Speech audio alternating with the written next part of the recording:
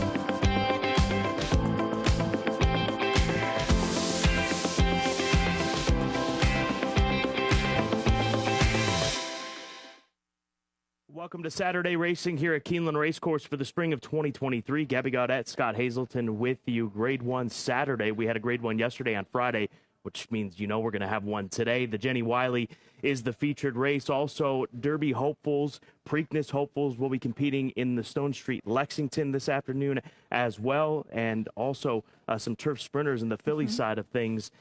Looking forward to that. So a big day, 11 race card today here at Keeneland. And it was a wild day yesterday in terms of the results. I think the pick 4 paid over $8,000. Modern Games was the heavy favorite in the Grade 1 Maker's Mark Mile, and he did not deliver. I think it might have been the conditions of the turf course, very firm yesterday. Quick, yeah. But, yeah, crazy results, especially in the second half of the portion of the card yesterday. And because of that, we have a pick 6 carryover, and it's a big carryover, $93,613,000.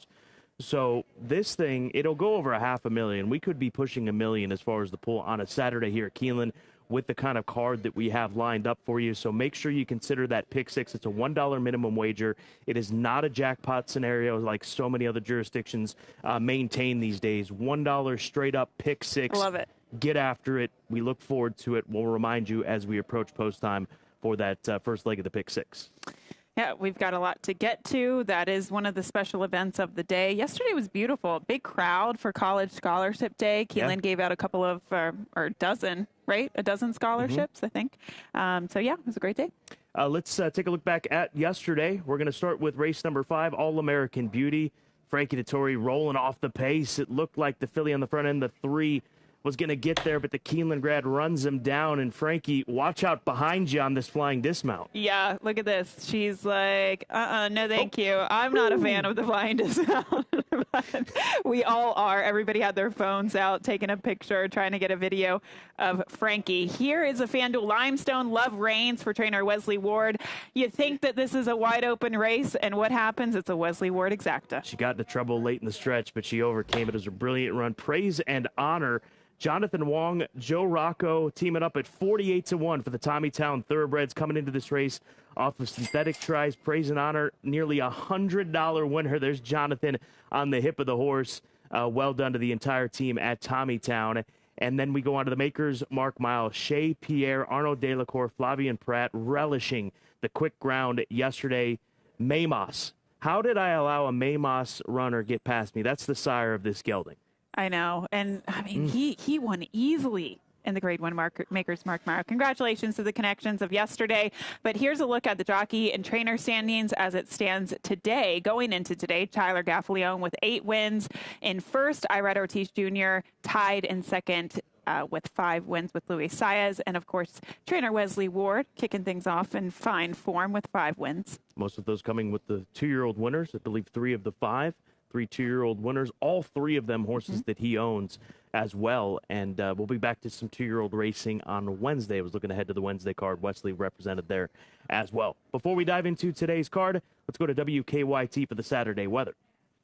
Hey there, friends. WKYT meteorologist Shane Smith here, and we have absolutely gorgeous weather on tap today here at Keeneland. Plenty of sunshine and some so warm temperatures. We should be in the upper 60s this time of year.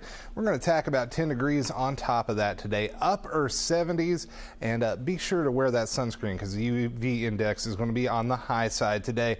And we will see that sunshine continue throughout the entirety of today. If you're heading out to the track tomorrow, though, be sure to pack some rain gear as scattered showers will be out and about. Have a great day and enjoy the races. The weather gods are smiling kindly upon you because you still have yet to find that umbrella that they gave us a few years back. But we were supposed to get rain the last couple of days, and it hasn't materialized. I mean, I was, you know why? Because I was prepared yesterday. I brought boots. I'm not prepared for today because it's not on the forecast. Okay. I'm prepared for a beautiful day. That's what I'm prepared for. But you got a 50-pound bag sitting over there carrying tote bag, whatever it is. I don't know what you've got in that thing. I really don't know. Neither do I, but it's heavy. Full card selections. Let's take a look at them for this 11-race card. All right, we agree on in the opener, race number 1. We both agree on the 3. I liked the 2. 2 is out, so I default to the 3. Outside of that, we agree on In Italian and the Jenny Wiley, and that's about it. So there you go. There's the full card selections. Check them out at Keeneland.com. Also, you can check them out on our various social media outlets, at Keeneland Racing on Twitter, at Keeneland on Facebook, on Instagram, at Keeneland, and make sure you give FanDuel TV a follow, at FanDuel TV. And for those of you that want to check out Today at Keeneland while you're not at the race course, we know many of you are right now from home, you can watch Today at Keeneland each and every day on FanDuel TV Plus. That's an app you can download on Roku, Amazon Fire TV, Apple TV. You'll have access to on-demand content as well as FanDuel TV and FanDuel Racing and Today at Keeneland there each and every day, as we'll be ramping up for Derby, which is not too far away. What, 3 weeks from today? Is my math correct? Are we 3 weeks out from the first Saturday in May? Yeah, because Lexington is usually 3 weeks out. Less than a month. Thank you. You said you weren't good at math, so I'm just trying to help you. I'm not. And a month is generally 4 weeks. What does 9 to 5 pay, Gabby? We just had a patron come up, and I think you gave him the right answer. I think so. 380? Does that sound right to you? We should know that. I think there's a cheat sheet in the program. Let's move along and not embarrass ourselves even further. We've done this before, I think. Jenny Wiley, grade 1 Jenny Wiley. Scratch Speak of the Devil. That's a big scratch. Henrietta Topham and Freedom Speaks, a scratch as well. But the biggest of those three, Speak of the Devil. In Italian, 7 to 5. Handicapping this race a few days back with the prediction of weather, I thought that would make her a little bit vulnerable. But I still ultimately went with the daughter of Dubawi for Peter Brandt. And I think that things are perfect for her today with the quick round, the way that we saw Shea Pierre win the Grade 1 Makers Mark Mile. And this is a mare trained by Chad Brown who's won the Jenny Wiley 5 times. He's looking for his 6th. She's won here at Keeneland in the past. We're going to take you back to one of her more recent efforts, and this was in the Breeders' Cup Filly and Mare Turf, where Tuesday that brilliant Coolmore filly is going to run her down. She strikes the lead. She maintains the lead throughout most of this race, opens up by 2.5 lengths, but just a touch too far at 1 mile and 3/16. The cutback in distance. This is a good group of fillies, no question about it, but there is no Tuesday in this race, nor Lady Spitespear. So it's in Italian's race to lose. As mentioned, she won here before. She won in the First Lady back in October, the fall of last year. So she comes back to Keeneland for a spring date for Mr. Peter Brandt. She'll be the hot favorite and deserves to be with her speed. Queen Goddess, she should track right off of her. And then don't sleep on Charlie Appleby. And with Moonlight, looking for some Grade 1 redemption after Modern Games failed to win. He still finished second, but with the expectations riding on him and the way in which he was defeated, little disappointing effort for Modern Games, their 2-time Breeders' Cup winner. Yeah, I agree with you, Scott. I just think, especially with some of the scratches, an Italian's going to be very tough to beat. And I always feel this way, whether it be with dirt horses or turf horses. Sometimes when fillies turn to mares at the age of 5, they peak. Their best form is at the age of 5. And I get the feeling that that's going to be the case with an Italian because of the way she improved last year as a 4-year-old. By far her best race in her career was her final race of the season in the Breeders' Cup. I think that sets her up for a really big year this year. I'm not trying to beat her whatsoever, but I think it's worth talking about the 5 with the Moonlight for Charlie Appleby, as you mentioned, bringing over Modern Games and this filly who could be setting herself up for a big year ahead. We'll take you back to her Grade 3 victory in the stakes. This was last August at Saratoga, going 1 mile and 3/16 in the Grade 3 Saratoga Oaks Invitational. She got it done as the favorite, and she beat McCulloch in that event. She stalked from off of the pace. She has a little bit of natural speed. I think, it might be a little bit different at this distance. I think her speed is a little bit easier the farther she goes, even up to 1.25 miles like she was in the Belmont Oaks. But she's not slow, and that's key for her. Sometimes we see Europeans come over here, their speed doesn't always translate to North American racing. She can't be too far off of an Italian if she's going to win this race. She needs to be It'll close. be the same thing that happened in Modern Games yesterday. I respect her. I scratched into her in third because I had Speak of the Devil as my 3rd selection. I just question the competition. She did what she had to do. Let's face it. She did what she had to do at Maidan during the Carnival. I just question those races in the lead up to World Cup night. That's all I say. And that's any race. And even last year, in Dubai, she was facing 3-year-olds. This is a different caliber of competition. White Frost, even, I think she's a very nice horse for Bill Mott. If you liked speak with the devil, I think you have to like White Frost because she finished a little bit better than her. I personally thought White Frost just loves Gulfstream. I don't know if that is going to translate. I try to beat her with Chad's runner that scratched, Speak of the Devil. But yeah, I used With the Moonlight in second. But again, as I said yesterday, and I wrongly said, I thought there was a very big gap between Modern Games and the rest of the field. I feel that that is the case today with an Italian and the rest of the field. Let's go to Tom Leach for more on today's Grade 1 Jenny Wiley. Red Ortiz riding full-time here at Keeneland for the first time. Enjoying it? Are you enjoying it? Yeah, I do. It's beautiful here in good racing, good horses. Nick crowd every single day. I love it. Here reunited with an Italian for the Grade 1 Jenny Wiley. Is she a horse that is pretty easy for Chad to get ready off a layoff? Chad is always, when he comes from layoff, he's scary. You know, he comes to a race of red and they 100%. No matter how long they've been without running from a layoff, I rather we coach them because all the time I'm right out of him. Of a layoff, they're so big, so I'm not afraid of that, and I'm pretty sure the filly's doing good. If when I won the filly, I'm positive. It's a nice filly. I remember I used to ride her, and she's a nice filly. She always tried. She gave everything to me every time, and to close her out. Anything in particular about her that impressed you when you rode her to her best performances? She can break fast, and she can keep going. She hold the pace. She stay all day. I mean, that speed, and it's very impressive. So what she can do, so I'm pretty excited in it.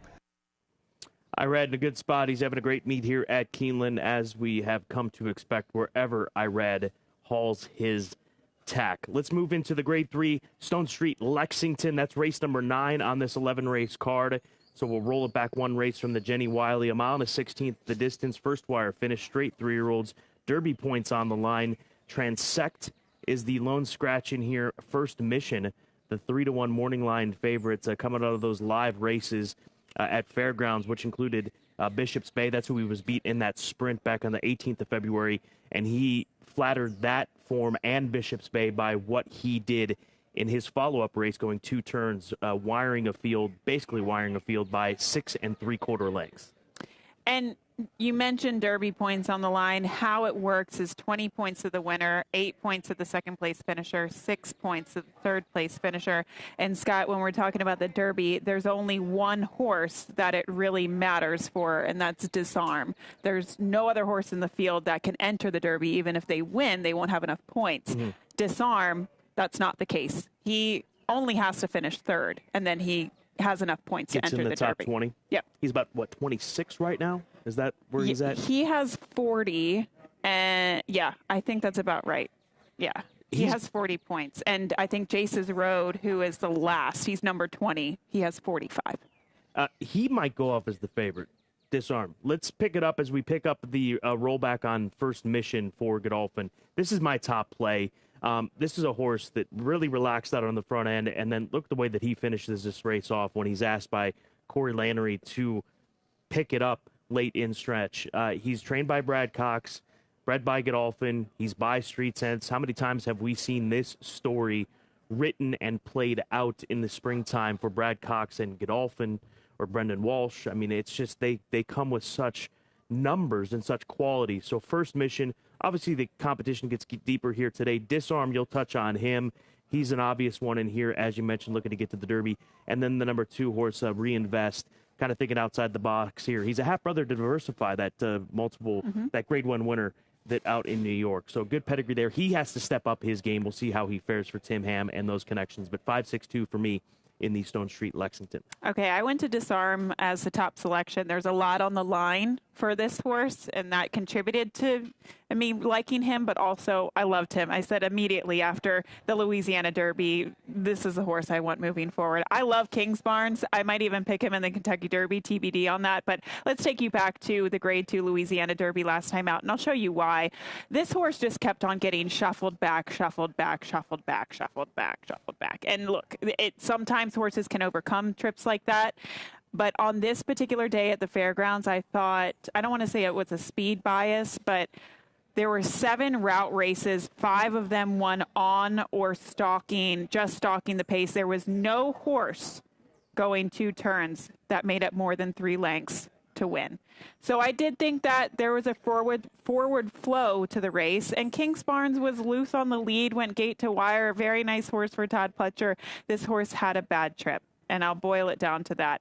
He has to be a little bit closer. I think he can be with a cleaner break and kind of getting himself into the flow of the race. I love him. I loved him after the Louisiana Derby. I'm going in that direction. I'm sorry. And First Mission, I mean, he's very nice. So I'm using him in second. Arabian Lion in third. As you mentioned, this is probably a prep for the Preakness. Don't sleep on Demolition Duke. I was at the fairgrounds after the race, and Brad was very impressed with this horse's performance. I was kind of talking about Bishop's Bay, and he's like, yeah, but Demolition Duke closed into a slow pace set by Bishop's Bay. So I think the connections really like him, and I would pay attention to him a little bit. Bob Baffert just saying to me that he for Arabian Lion, that they want to give him one more chance at 2 turns. So if it doesn't work out today, then it seems like a cutback would be something that would come up. The Chick Lang, right, at Preakness would be. He's always had a nice sprint runner in there, it seems. And obviously there's big graded stakes races for straight 3-year-olds. Alan Jerkins would come to mind immediately this summer at Saratoga. Don't apologize for liking Disarm. You don't have to apologize. We'll take your money. We'll take your money. Right, Andy? Race 8, Giants Causeway Stakes. Scratch out the outside 2. Amy C. is scratch. Happy Soul 4-1 on the morning line. Should we try? Should we try to beat Wesley? I mean, was it worth it? Have we not learned our lesson yet at Keeneland? I'm so angry that Amy C. scratched. This was the type of race that I had such a strong opinion on one horse, and now she's out. I'm like, meh. Anybody could really win. Probably Wesley. Yeah. I hate to be like that, but sometimes you get really upset when you really like a horse and they scratch. She's coming off the hill to 5.5 furlongs. I liked her. All right. I had Fair my enough. reasons. There's a horse that I love in here, and I love her for a number of reasons. She's talented. Little Jewel is who I'm talking about. She's well related. This is the half sister to Little Mike for the Vaccarezza family. I've got a long-standing friendship with Carlo Vaccarezza and his family, and this mare, to take 2 years off and come back in the form that she has just shows the quality that she is and how good she is. She missed all of 2021, all of 2022, took her a race to get into the rhythm of things, and then she broke through with a stakes win last time out. She will come from off the pace. It doesn't matter who rides her. This will be the 5th different rider in 5 races that she has on her back in this stakes race. I love this filly. She does have to step up, I think, versus a group like this. But the half-sister to the Breeders' Cup winner, multiple Grade 1 winner, Arlington Million winner, Little Mike, who's over at Old Friends. If you want to go visit him, tell him that Little Sister's running today. Little Jewel is my top selection for Mike Vaccarezza, the son of Carlo. The number 10 horse, my second choice, that is Twilight Gleaming for Wesley Ward. Caravel franks her form, I think. And off these layoffs with Wesley Ward coming into the Keeneland meet, don't worry about it. They're ready to roll. And then Ouvray. To get to the bottom of this one, I'm trying to get a hold of Chris Block to figure out exactly how to say this. You can't sleep on her. She's 10 for 16. She's won 5 in a row. We saw her win at Fairgrounds. She just knows how to win races, and she's got Jay Love in the saddle. That's why I picked her. I scratched into her. I did pick her on top. I liked the 5 Amy C. With her out, I'm going to take a shot with Ouv. I'm going to call it. Ouv? I have no idea. She's so good. She's won 10 out of her 16 starts. She's never finished off the board. And all of her turf starts, she's 6 for 6 in the money on the turf. And she takes her talents on the road anywhere she winds up. She has speed. She doesn't need the lead. She can compete at 5 furlongs, 6.5 furlongs, anywhere in between. She is just such an honest mare. And when you see her, or filly, I should say, her performances on the dirt turf, the consistency, the versatility of this filly, it just must be respected. So I go to her on top. Really good to see Jareth Loveberry here for the meet. She's going to be my top selection. And then the 10 Twilight Gleaming. We have a replay for this filly going back to her last race in the Grade 3 Franklin. This was at Keeneland in the fall, the 16th of October, where she finished 4th. And you mentioned Caravel. She came back And she impressed big time. She just showed so much heart in her stakes victory here at Keeneland off the layoff for trainer Brad Cox, of course, winner of the Breeders' Cup Turf Sprint as well. You could see that Caravel was in a league of her own this day. There's no Caravel in this Turf Sprint, so Twilight Gleaming, I think, in many ways is a class standout and the horse to beat. I also use the 3 Happy Soul in here because I think she's maybe a little bit better on the turf. I don't know about this distance. She's quick. She was very good at Kentucky Downs. That is a good race. The Giants Causeway Race 8 listed stake today. Clocker report now. We're going to move to race number 6 and 7. So get those pens out to mark the Clocker report selections for this Saturday. Nikki MP, race number 6, 101 is the time for the 5 furlong workout. That was second best at 20 Sharp Barn. Off to a great start, 2 for 2, stable, 17% with the layoff type. And then Barber Road. I don't think there's any knocking Barber Road in race number 7, a horse that was multiple graded stakes place last year at the age of 3. He worked in 46 and 4, working lights out since his rival, Johnny Ortiz, 19% in layoffs like this. So the 2 in race number 6 for Brendan Walsh, and then John Ortiz with Barber Road in race number 7. Crazy that horse is still eligible for the A other than. That's a good point. He's done so much in his career, but he just than. hasn't won since, what is it, starter race? Late pick 4, combo pick. 40 from me, 40 from Gabby. It's a lot. It's probably going to end up being more 60-20. I'll come up with the 60. She'll come up with the 20 because she'll shortchange it. I'll have you explain why we used the 5. Why did we use the 5? Because I originally said let's use just There's an 2 5s Italian. on here. Oh, okay. In race number 10? Yeah. So we've got people, right? We got people around, Yeah. friends, people that we work with, said that all they could hear about yesterday when they were in the paddock for Modern Games in the Maker's Mark Mile was this discussion of the filly that was running today. So that is the reason that we throw her on the ticket, and I'm forgetting her name already. With this the is Moonlight? terrible. In With the the Moonlight? Moonlight. So in the Jenny Wiley, with the Moonlight, the daughter of Frankel. That's why we threw her on their ticket and doubled it up, which is going to ultimately end up costing me more money. So that is the ticket, $80 investment. It's Gabby and I splitting it today, late pick 4. It's going to be a phenomenal pool. There's a lot. When we get touts and tips, we call it steam. Mm-hmm. How far has steam taken you over the course of your professional life? I don't know. It takes you up, and then it takes a while to get back to that point, but it always draws you back in because that thrill Sure of that does. inside info, it always takes you back, right? Yes. It always reels you back in. Best angle for me, race number 7. This is the race featuring Barber Road, who was very good last year, as I mentioned, on the road to the Kentucky Derby, multiple graded stakes place and races down at Oaklawn Park. But I'm going to go elsewhere with Principe d'Oro. We talked about this horse earlier in the week, and we're going to roll back his most recent race on the 25th of February at Gulfstream Park. He was part of a wicked pace going a one-turn mile.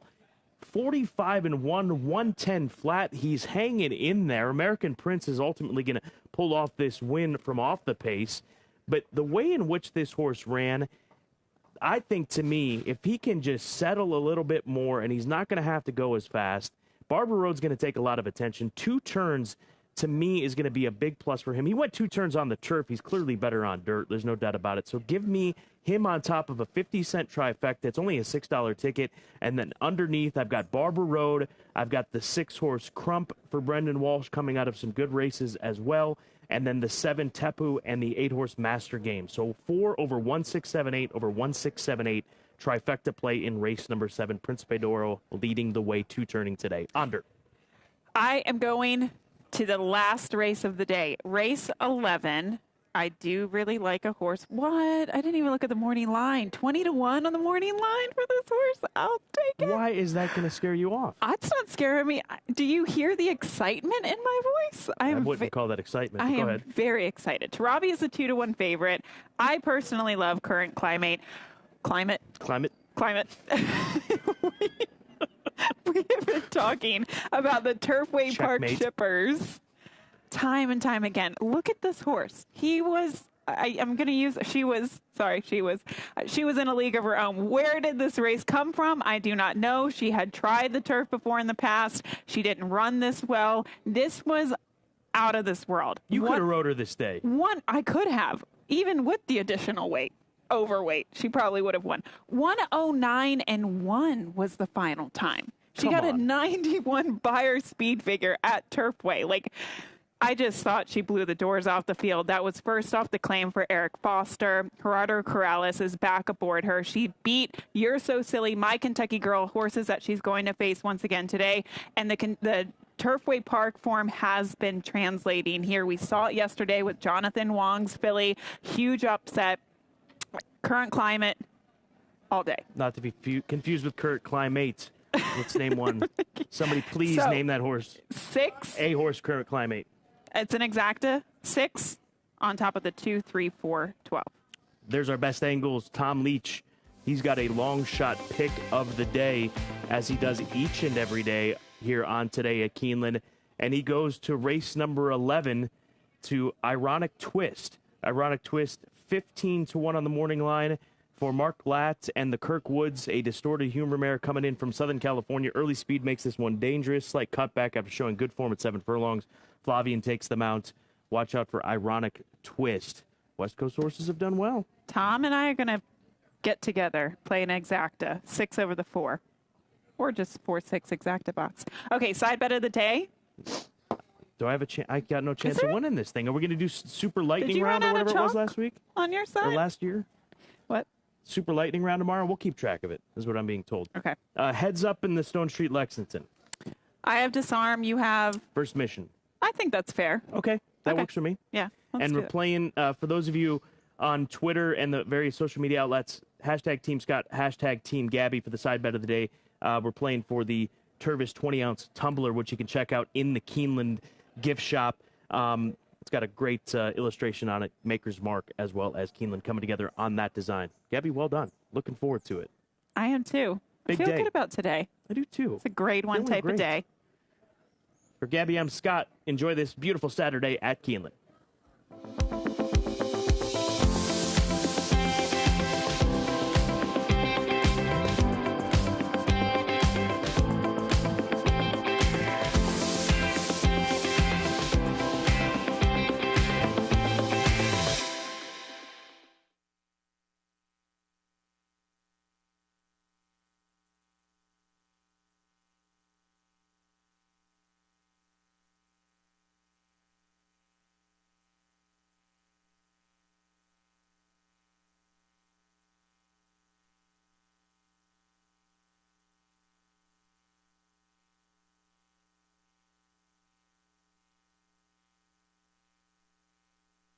In this industry, timing is everything.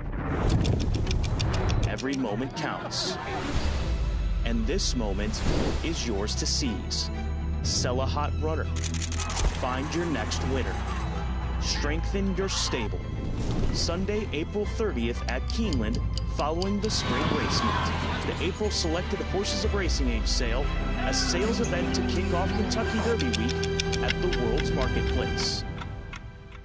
New Toyota Tundra is amazing. It's rugged and capable. Designed, engineered, and built right here in the USA. And Tundra is more powerful and more fuel efficient. The iForce Max hybrid powertrain delivers 437 horsepower. And with the multi-terrain select, no matter what the conditions are, it automatically adjusts the engine throttle and traction. While the crawl control modulates the throttle and brakes. When we say you can go anywhere and do anything, Tundra really means it. Yeah. Toyota.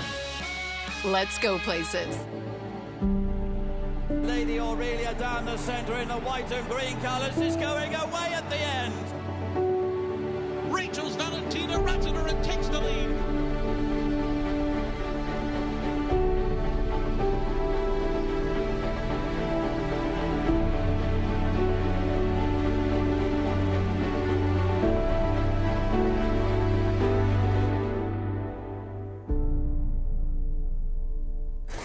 It's been 154 days, 5 long months. And now, the wait is over. Finally. Racing is back at Keeneland, April 7th through 28th.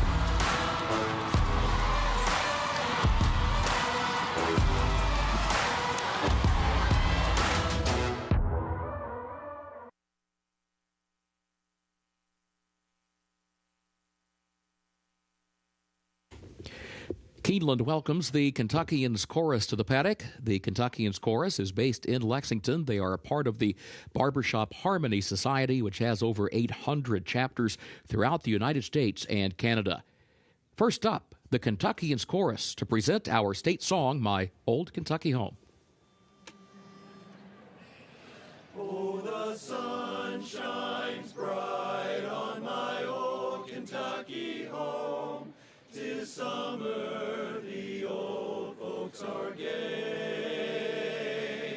The corn tops ripe and the meadows in the blue, and the birds make music all the day. Oh, the young folks roll on my little cabin floor, all merry, all happy and bright. By and by, hard times come a-knocking at the door. Then my old Kentucky home, good night. Weep no more, my lady. Oh, weep no more today. We will sing one song for my old Kentucky home. For my old Kentucky home. Far away, far away.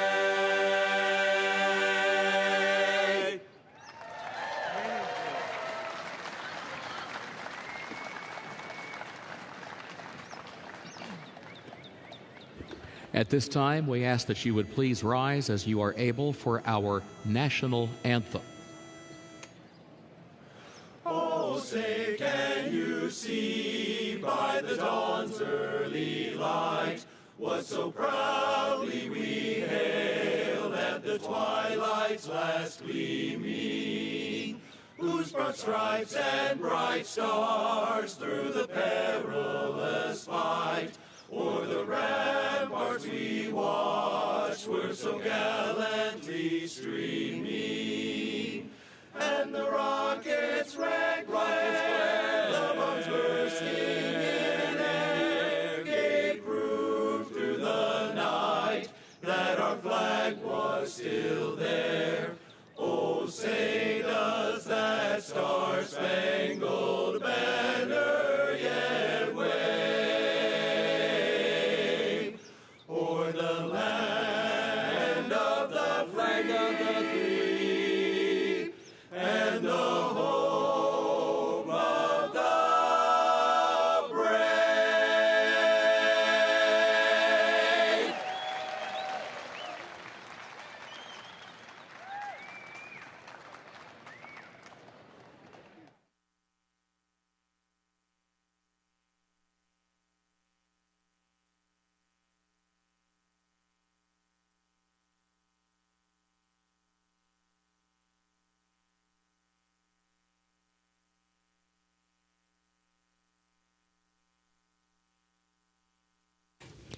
Keeneland is proud to recognize Allison McBride from dining as the Employee of the Day. Congratulations, Allison.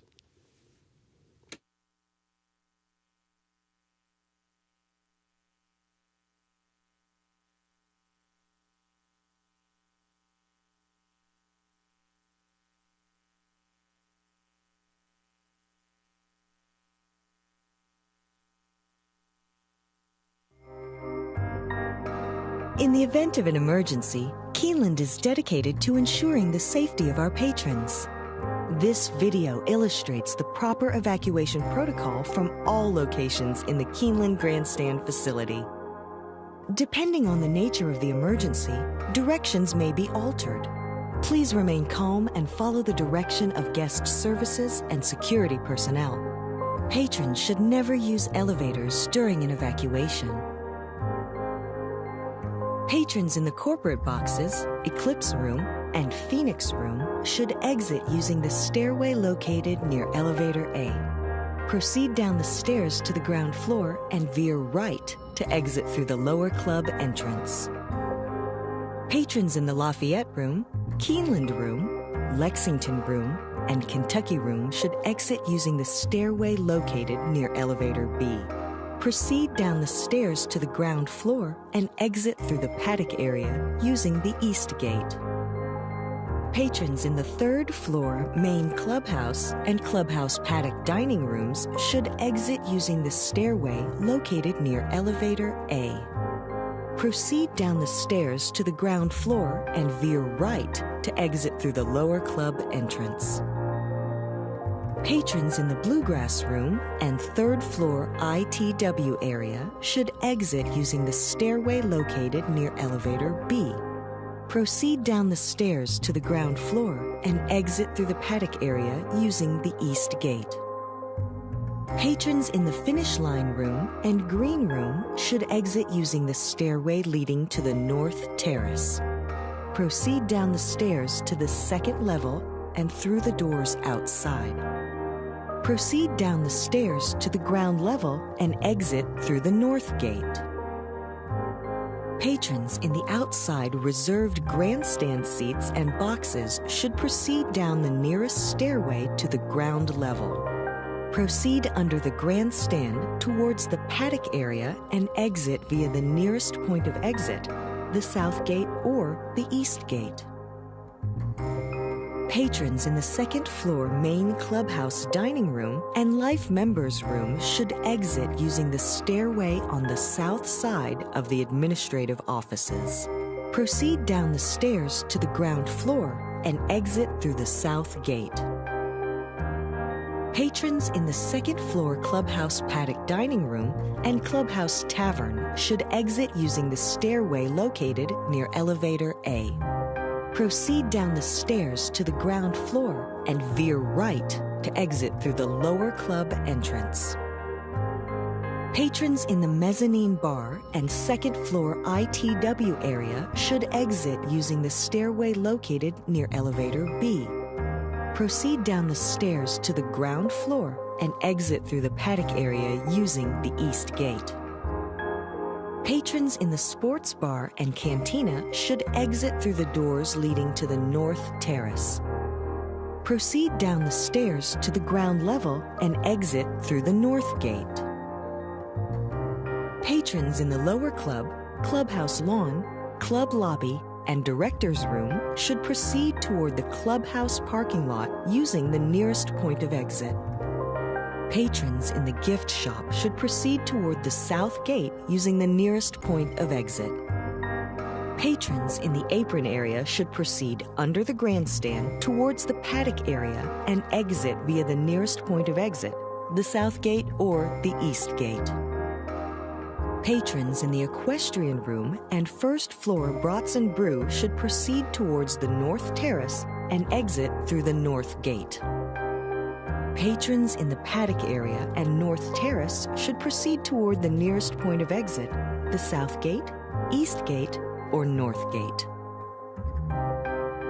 After evacuating the facility, please remain calm and follow the direction of guest services and security personnel in the safest route to return to your vehicle. Thank you for your attention and cooperation.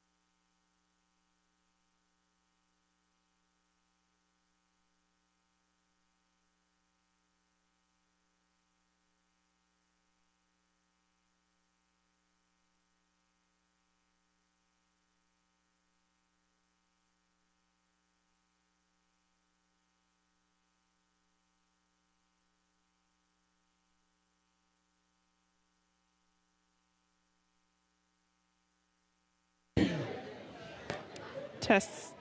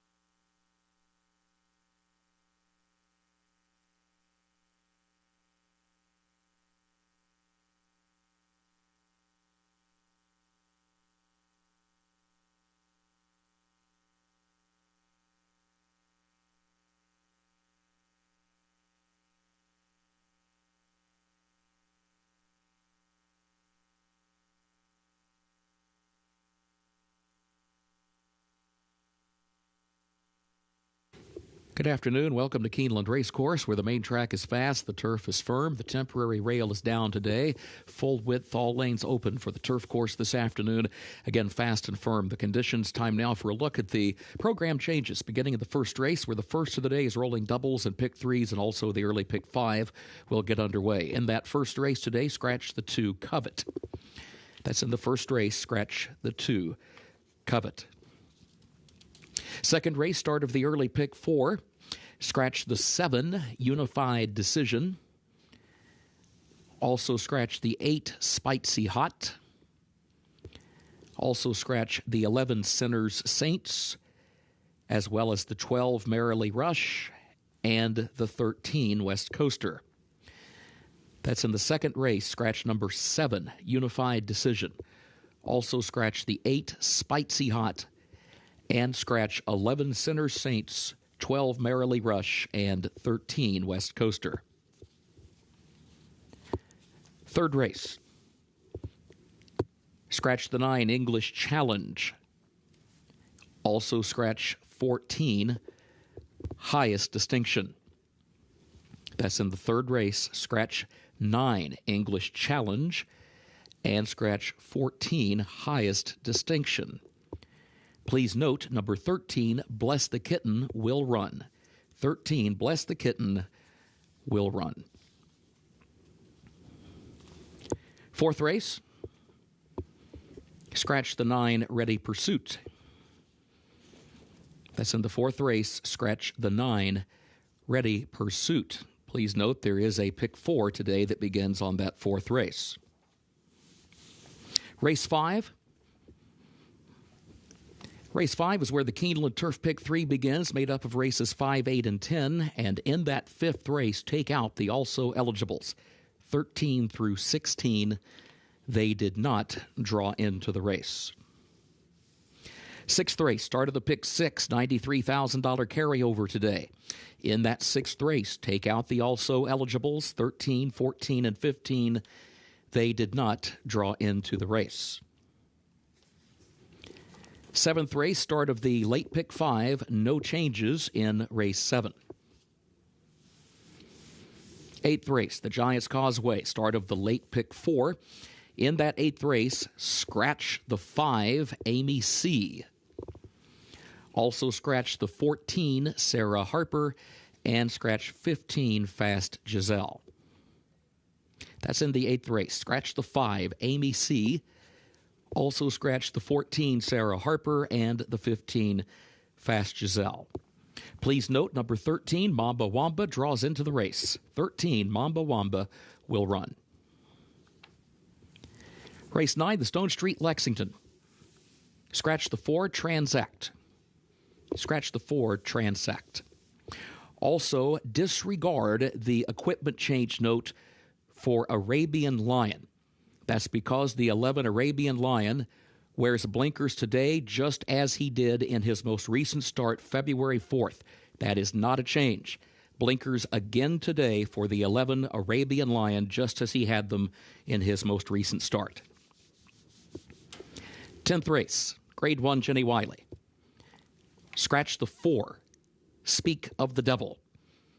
Also scratch the 7, Henrietta Topham, and scratch the 8, Freedom Speaks. That's in the 10th race. Scratch 4, Speak of the Devil.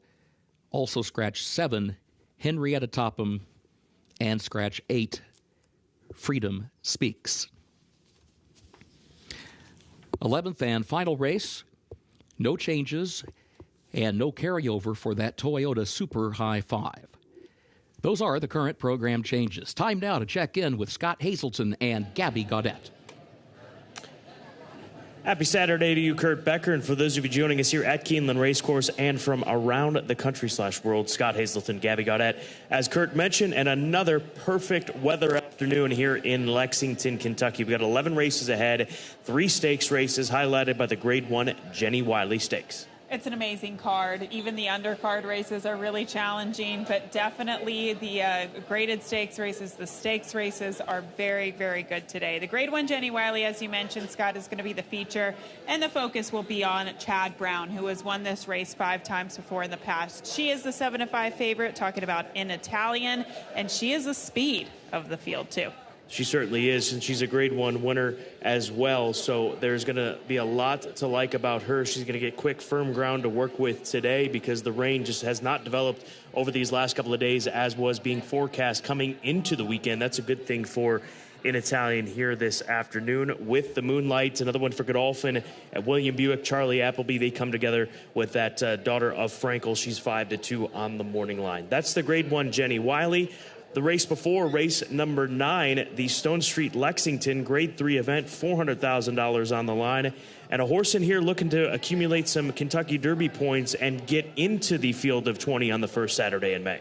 And that's Disarm for trainer Steve Asmussen and Winchell Thoroughbreds. This horse currently has 40 points, or I should say 40 points, yes. And if he wins, that will get him into the race. If he finishes second, that will get him into the race, even if he finishes third. So a lot of pressure on Disarm, but he's going to have to beat a horse by the name of First Mission, who's your lukewarm favorite on the morning line at 3-1, who certainly impressed last time out for Brad Cox. Certainly did. Arabian Lion coming in from the West Coast for Zidane Racing, and trainer Bob Baffert giving him another chance at the 2-turn distance.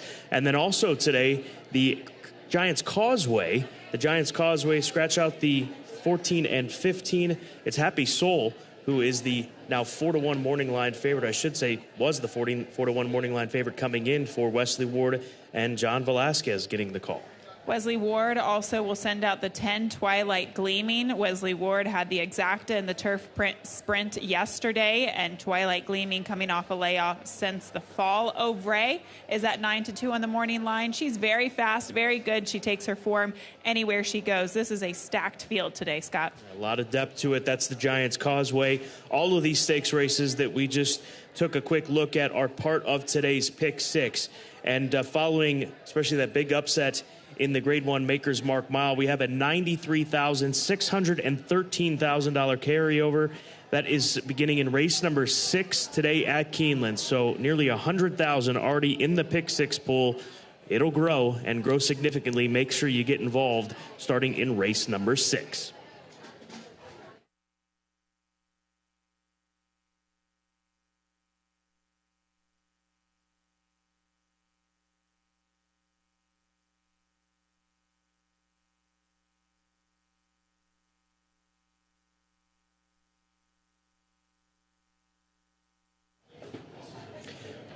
Race number 1 in the Paddock, maiden special weight race worth $100,000. They'll be going a mile and a 16th. Covet is the scratch. The outside horse, Magical Power, is the pretty hot favorite right now for Stone Street Racing and Ammo Racing. Beaten favorite on debut. And we'll see how Magical Power fares here today. I go to the number 3 horse, Oglethorpe, on top. This is an Arrogate colt for Danny Gargan, who adds blinkers, a horse that has only one race on dirt. That was in an off-the-turf event, one-turn mile event at Belmont Park on debut. Then 2 turf tries, blinkers on, back to dirt. That's the angle here on Oglethorpe with that pedigree by Arrogate out of a Street Cry first stand. I will say, Scott, that I loved the 2 Covet in here, but with him out, I defaulted into the number 3 Oglethorpe. But he is fast. His races on the turf have been very fast, but judging by his pedigree, he probably will be even faster on the dirt. And if that's the case, then I think in many ways he is the horse to beat. He ran really well first time out. The winner that day went wire to wire and became stakes placed, whereas Oglethorpe just kind of had to chase into that wire to wire winner. So I'm expecting a good performance from this horse. Blinkers on, coming back to the dirt today. There's a horse I like later on today, Principe Doro, who's making a very similar move to that of Magical Power, and that's coming out of a quickly run one-turn mile race and now going 2 turns. Principe Doro has more seasoning, more racing experience. For Magical Power, the 7, the 1-2 favorite, this is just start 2 of his career. Ran quick, passed late, favorite that day, but has 2-turn pedigree by the Grade 1 winner, Good Magic, out of a Malibu Moon first dam. Finished second to that winner who ran an 84 Beyer speed figure for that victory. But you have to like the fact that he was really into the race. Generally speaking, that's how Todd's horses run at Gulfstream Park, because that's how races are won at Gulfstream Park. Time and time again do we hear trainers kind of reference the kickback. So that was the only thing with this horse. I mean, he's going to be forwardly placed today, and I think he'll be just fine working out a trip from that outside draw, considering the size of the field and also considering his natural ability to be forwardly placed. Braggadocious Gunrunner Gelding, he's 4 years old, making his debut for Calumet, Homebred, and Rusty Arnold. Rusty, horses tend to get better second, third start. What led you in the direction of the 6, Braggadocious? Some of his works have been okay, including that 4 furlong drill in 47-2, best out of 41 that day. That was back in March. He's had some slower drills since then, but I don't think that, he needs to put on these bullet and flashy workouts, every single one. He's a son of Gunrunner, and he's a half to Bravazzo, Scott, who won the Risen Star, and of course was second to Justify in the Preakness Stakes. One of my favorite horses. He was a hard-knocking horse. Yeah, he was. There's no question about that. And then finally, the 4-horse Boone's Path, my third selection, Walter Rodriguez, the Bug Rider, 5-pound apprentice, getting this colt a weight break here today for Terry Young. Going to lean on his speed. He lacks in class from the competition and the venue that he comes from versus these other horses, but he should be quick, and maybe that first wire finish will allow him to hold on for a piece of it. Yeah, he does have speed. I just fear that he's going to take pressure from the favorite Magical Power throughout, and we'll see if he can withstand that pace pressure. Race number 1 coming up here at Keeneland, less than 12 minutes to post, start of the early pick 5.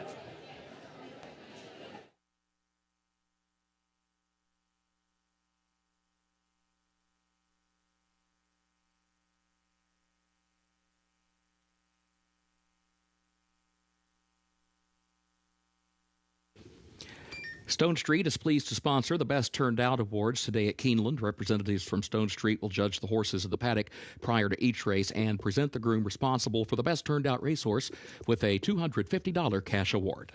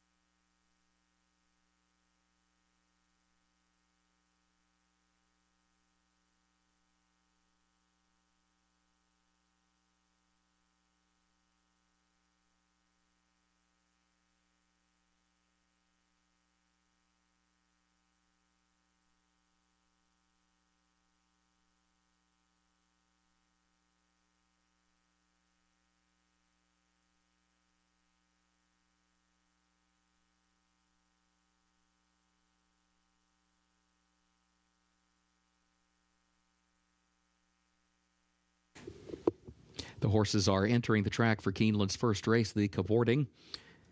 A maiden special weight for 3-year-olds and up, 1 1/16 over the fast main track. This race will finish in the short stretch of the first wire. Scratch the 2, Covet. Scratch the 2, Covet. Double and pick 3 wagering. Start of the early pick 5. Fast track firm turf. Post time at 8 minutes.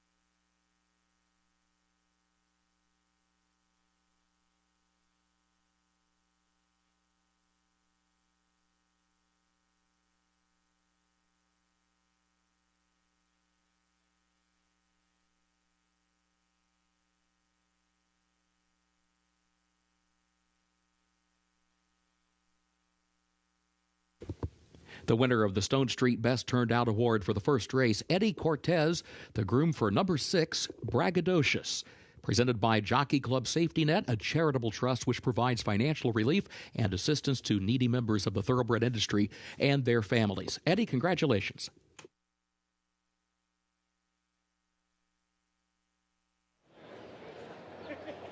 Kicking off this beautiful Saturday afternoon at Keeneland Racecourse with a nice maiden special weight. And here's the favorite, the 7 Magical Power for trainer Todd Pletcher and Ammo Racing in Stone Street Stable. A Son of Good Magic out of a Malibu Moon mare, Follow the Moon. This horse ran very well first time out. It was bet down to the favorite. He lost to a winner that produced an 84 Beyer speed figure for that victory. And judging by the looks of him, he's only going to improve at 2 turns. This horse was a cool customer as well. He walked out to the track like nothing was fazing him whatsoever. He just looks like he has a really good mind. At least he's behaving like that this afternoon. And also just physically a very long, very large-bodied horse that I think will benefit from the added distance. The 1-turn mile can be tricky for bigger horses at Gulfstream Park. He handled it. He was fine. But I do think he's going to be a better horse at 2 turns, a mile and a 16th, where he finds himself today. The 3 Oglethorpe. It's funny because he's he's half the size of the 7. He's not very big, but he is very racy looking. Sometimes when I look at horses with his type of stature, I think they're more inclined, better suited for the turf. He's been on that surface in the last 2 starts, so we will see how he can translate that form back to the main track. He's been on the dirt before in the past, but it was on a muddy sealed track. Sealed tracks, usually turf horses, like sealed tracks on the dirt. It's a completely different story when it's a harrowed open track. That'll be the biggest question for Oglethorpe, but he looks very fit coming into today with the blinkers on. And then finally, the 1 Trumtastic is a horse that we didn't mention track side, or paddock side, I should say. Ran well in his second start, closing from off the pace to get up to lose by 3/4 of a length that day. But physically, he looks like a horse that will benefit from 2 turns. And I love the approach here, 2 sprints to a route. Many people do like that angle, and that'll that would lead to him being very fit to try the 2 turns today. But physically, like I said, it looks like he'll only improve with the added distance this afternoon. It'll just be a question of what kind of trip he works out from that inside draw, as it looks like he doesn't really have a lot of natural early speed sprinting. Could be a completely different scenario today at a mile and a 16th. We'll see what happens, as the 7 Magical Power is your 2-5 favorite in the opener.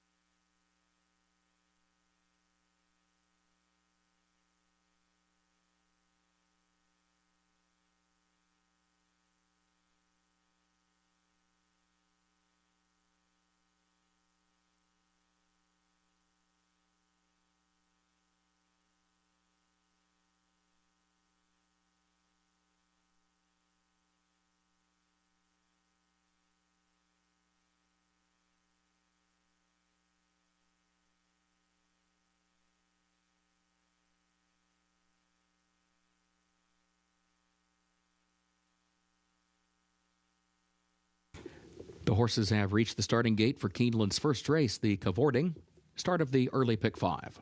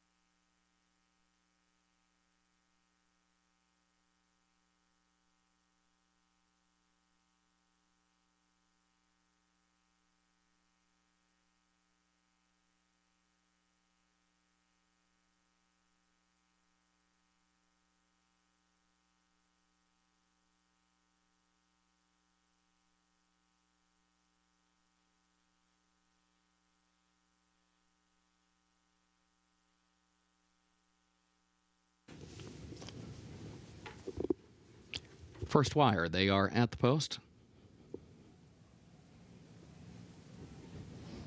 And they're off. There goes Oglethorpe from the inside, along with Trump-tastic. These two come to the front of the opening strides. Boone's Path is away running in third. Artwell is in fourth. Magical Power fifth. Braggadocious sixth as they head down into the first turn. Trump-tastic along the rail has the lead. Trump-tastic leads it by a length, but now Boone's Path is moving forward. Just off the leader's flank. Takes over second from Oglethorpe, who's content to settle back a lane off the rail in third. Artwell fourth to his inside. Then a break of 2.5 more lengths to Braggadocious. Moves up one spot from last just inside of Magical Power. 23.74 seconds the time for that opening quarter.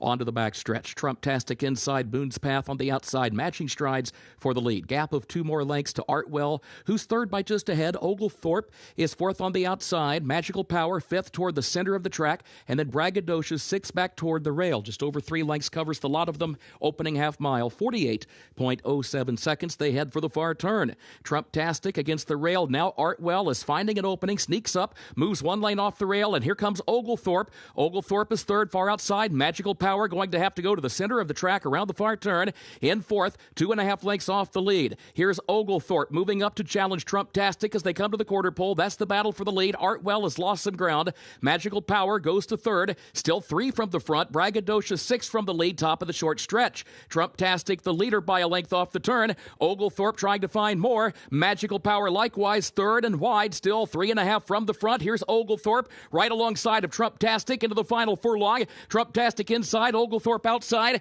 Magical Power still far back in third, along with Braggadocious fourth. Trump-tastic a neck in front from Oglethorpe. Trump-tastic, Oglethorpe.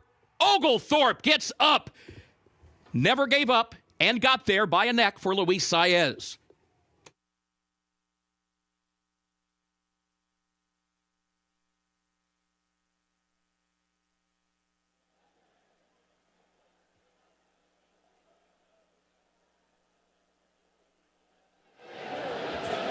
Just an old school racehorse throwdown here in race number 1 as Trump-tastic and Oglethorpe hook up around that turn. And you want to talk about somebody who never gives up. Luis Saez, he never stopped on this horse and lifts the son of Arrogate to the winner's circle for Danny Gargan, West Pace Racing, and R.A. Hill Stable. Yeah, Saez gets the most out of every horse he rides. I joke about this all the time, that he must be the fittest rider in America. He was laying down on this horse and wouldn't take defeat as an ending today. He gets up for the victory at 9-5 over the one who ran a valiant race, Trump-tastic, at 10-1.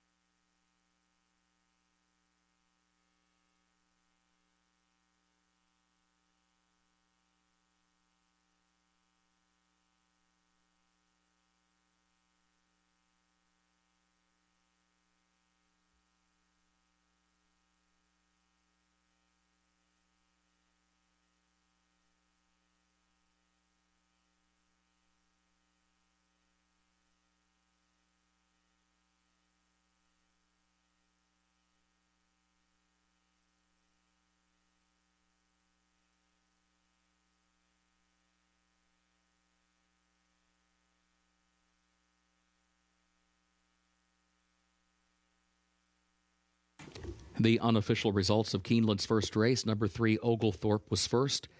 Number 1, Trump-tastic, was second. Number 7, Magical Power, third. Number 6, Braggadocious, fourth. 3-1-7-6, unofficial.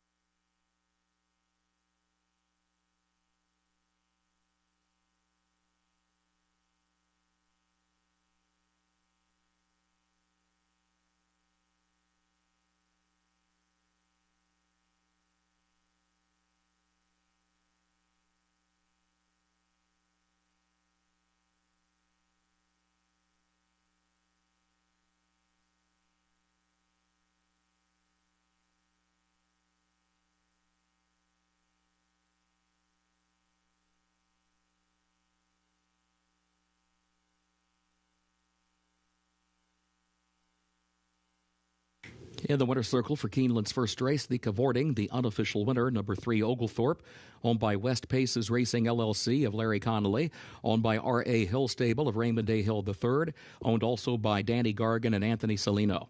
Trained by Danny Gargan, Luis Saez, the winning jockey, Oglethorpe, a 4-year-old son of Arrogate out of Star Act by Street Cry. The winner bred in Kentucky by George Gregorian. This Keeneland September sales graduate gets the mile and a 16th over the fast main track in 1 minute 46.22 seconds.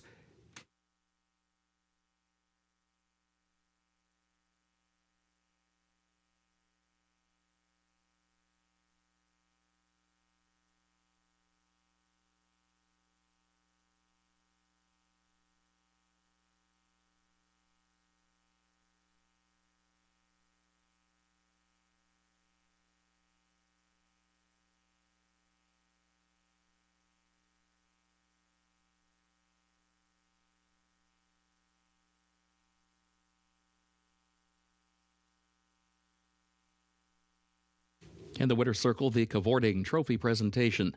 Helen Alexander presents to the connections of Oglethorpe, who is now the official winner of race 1. 3-1-7-6, the official results.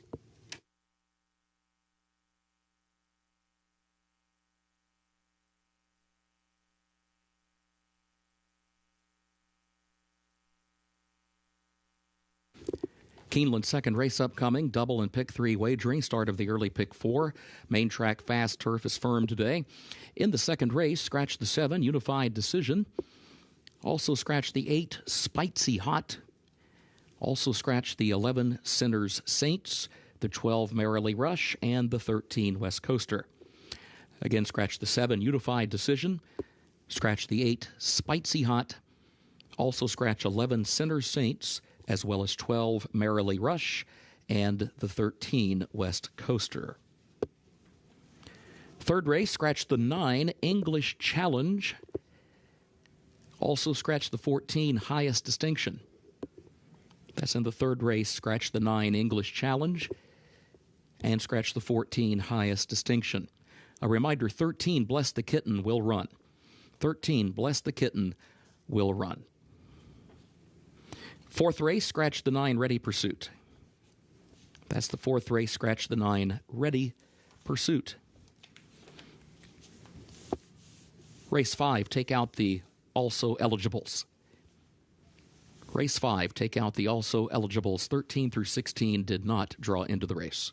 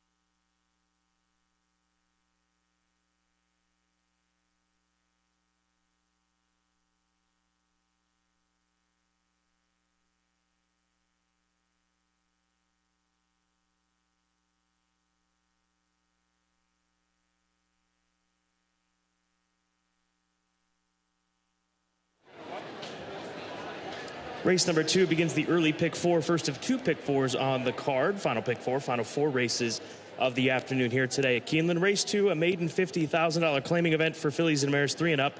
3/4 of a mile, 6 furlongs the distance. Zippin' Pippin is the filly that I'm going with in here, the daughter of the champion Run Happy.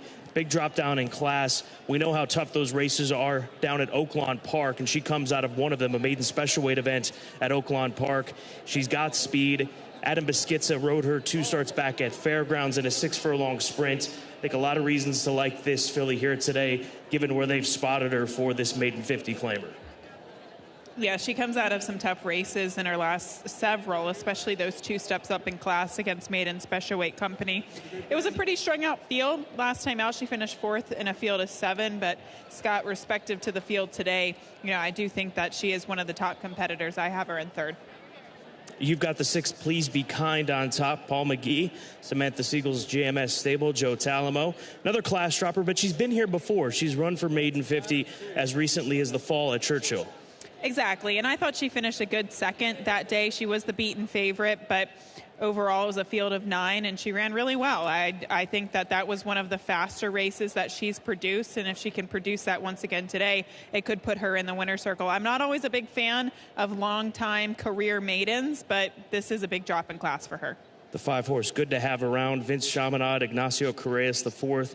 This is just her 2nd start, and it's been some time since we've seen her. She was debuted close to 6 months ago at Churchill Downs and well beaten on that afternoon, also in a maiden 50. And we'll see how the Good Samaritan filly fares here today. I don't think you can get really a lot of information from her first race, Scott. It was at Churchill Downs in the fall. She had a bad trip. She didn't get out of the gate. Once she did get out of the gate, she was bumped around. So you just kind of have to look at her as a first-time starter for Nacho Correa. She gets Lasix for the first time today, a filly by Good Samaritan. And then the 10-horse Kate's Concerto, 7-2 right now. That's short enough to make her the 2nd choice in this race. She finished 2nd in a maiden 15,000 claimer at Turfway Park. Her best races have come sprinting, and she's sprinted well on the dirt as well. She did so up at Horseshoe Indianapolis and start 2 of her career. So we'll see what she's able to do from this outside draw. I would imagine that she's going to be coming from off the pace or possibly hung wide if she tries to press the pace with this outside post position. But you cannot ignore the tote board right now as she sits as the 2nd choice.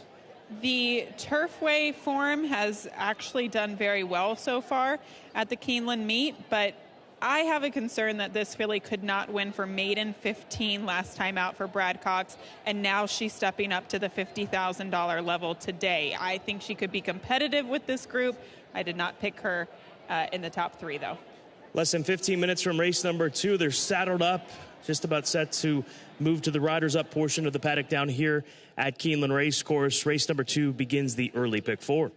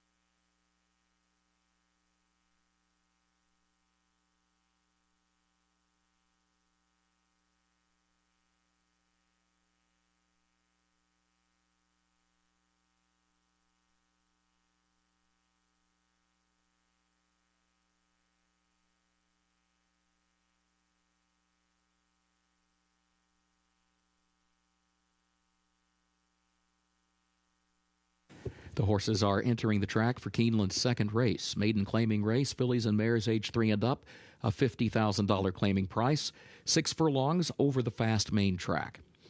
Scratch the 7, Unified Decision. Also scratch the 8, Spicy Hot. Also scratch the 11, Sinner Saints, the 12, Merrily Rush, and the 13, West Coaster. Double and pick 3 wagering start of the early pick 4. Fast track firm turf, 7 minutes to post.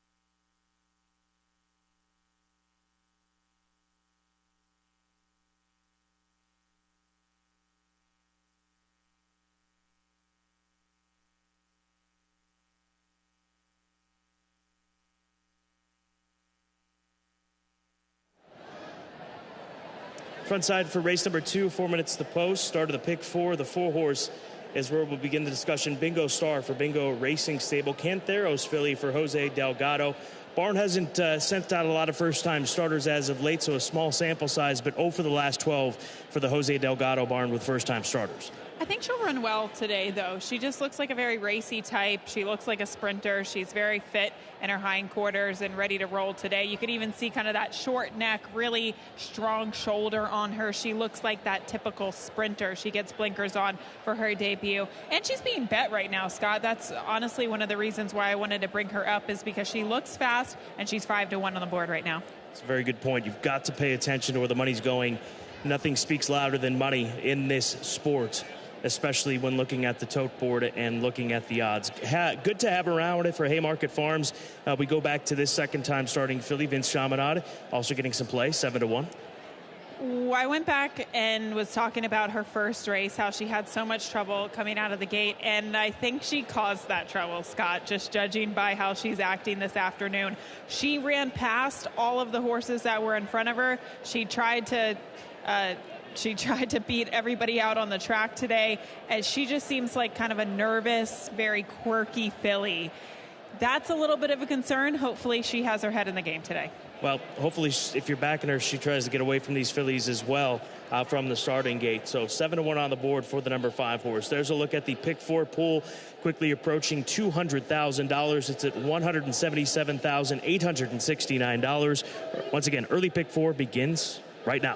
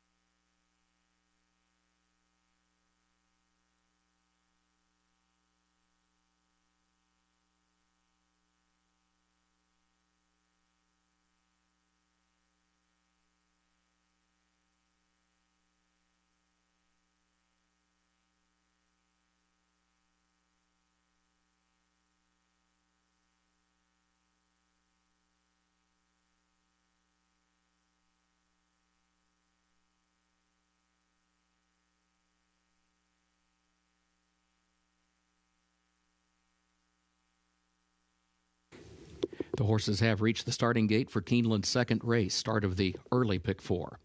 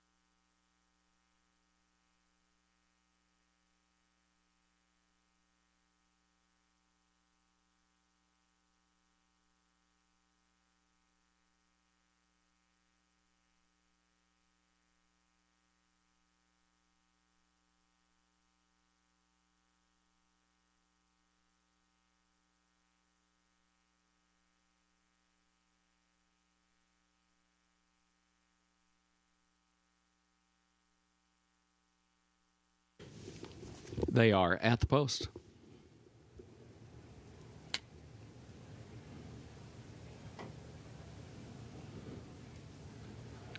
And they're off. Midnight Grind comes out for the lead. Please Be Kind has early speed as well. Zippin' Pippin kicks in down toward the rail. Zippin' Pippin up to challenge. Midnight Grind for the lead. Please Be Kind is third. Kate's Concerto is in fourth. It's a Bling Thing down toward the inside fifth. Bingo Star is between horses in sixth. Good to Have Around is in seventh. Dot Marie wide in last, nearly 5 lengths off the lead as this group heads on to the far turn. Midnight Grind alongside Zippin' Pippin, joined by Please Be Kind, opening quarter 23.727. seconds. Please Be Kind is still third, less than a length off the lead, though. It's a Bling Thing is fourth down toward the inside. Kate's Concerto fifth on the outside. Good to Have Around. Bingo Star Dot Marie is now toward the rail, but last. Still five from the front. Top of the stretch. Midnight Grind just to the outside of Zippin' Pippin. It's a Bling Thing. Looks for running room. Please Be Kind is there. Good to Have Around. Kate's Concerto swings out to the center of the track. Still wide open here. Please Be Kind has a narrow lead coming past the eighth pole. It's a Bling Thing is second. Good to Have Around goes to third. Final furlong, Please Be Kind has a 3.5 length lead. It's the Bling Thing. And then comes Good to Have Around, who's now taking second, but well behind Please Be Kind, who wins it for Joe Talamo. Good to Have Around was home second. It's a Bling Thing third, multiple horse photo for fourth.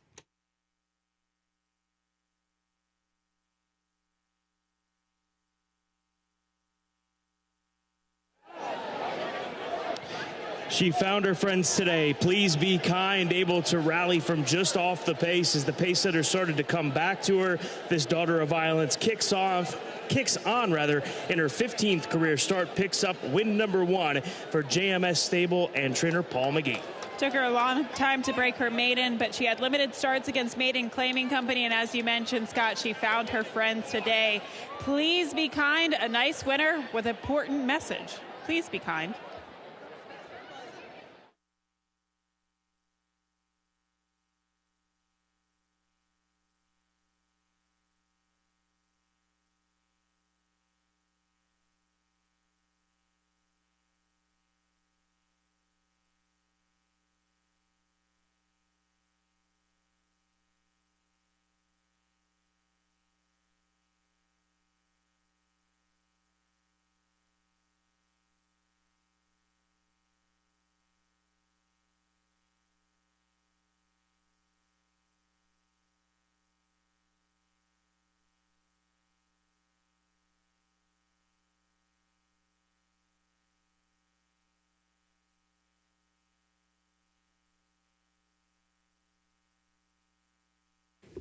The unofficial results of Keeneland's second race. Number 6, Please Be Kind, was first.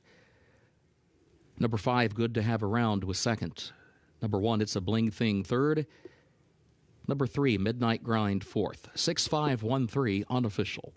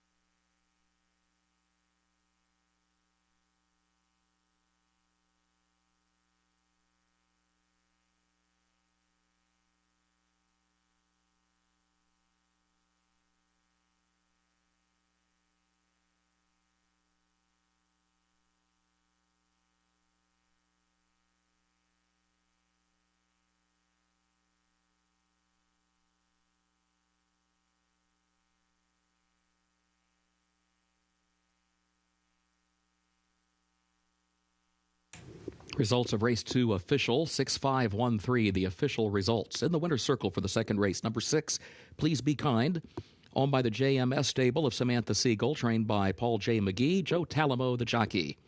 Please Be Kind, a 4-year-old filly by Violence, out of Include Me Out by Include, bred in Kentucky by Samantha Siegel. 6 furlongs over the fast main track, 1 minute 12.76 seconds.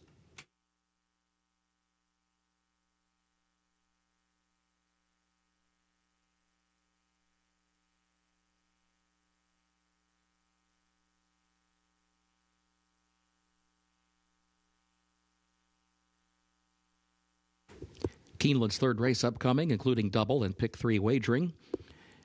The turf is listed firm. Temporary rail is down today. Firm turf course. Scratch the 9, English Challenge, and scratch the 14, Highest Distinction. Again, scratch 9, English Challenge, and scratch 14, Highest Distinction. A reminder, number 13 will run. Bless the Kitten, 13 will run. Fourth race, scratch 9, Ready Pursuit. Fourth race, scratch 9, Ready Pursuit. Race 5, take out the also eligibles. That's race 5. Take out the also eligibles. 13 through 16 did not draw into the race.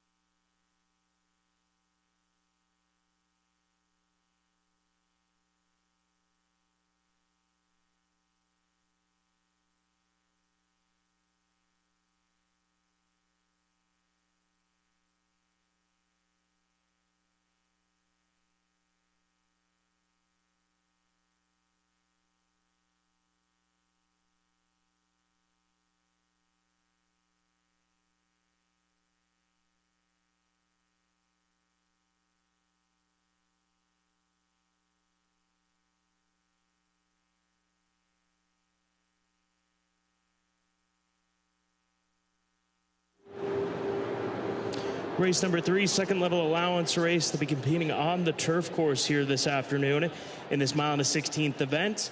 And we're looking at the number 3 horse. My top play, 3-1 on James Aloysius. Trainer Danny Gargan looking for his second win this card. He took the opener narrowly, and this is a colt that's looking for his 3rd win in a row. Hasn't run a bad race to date.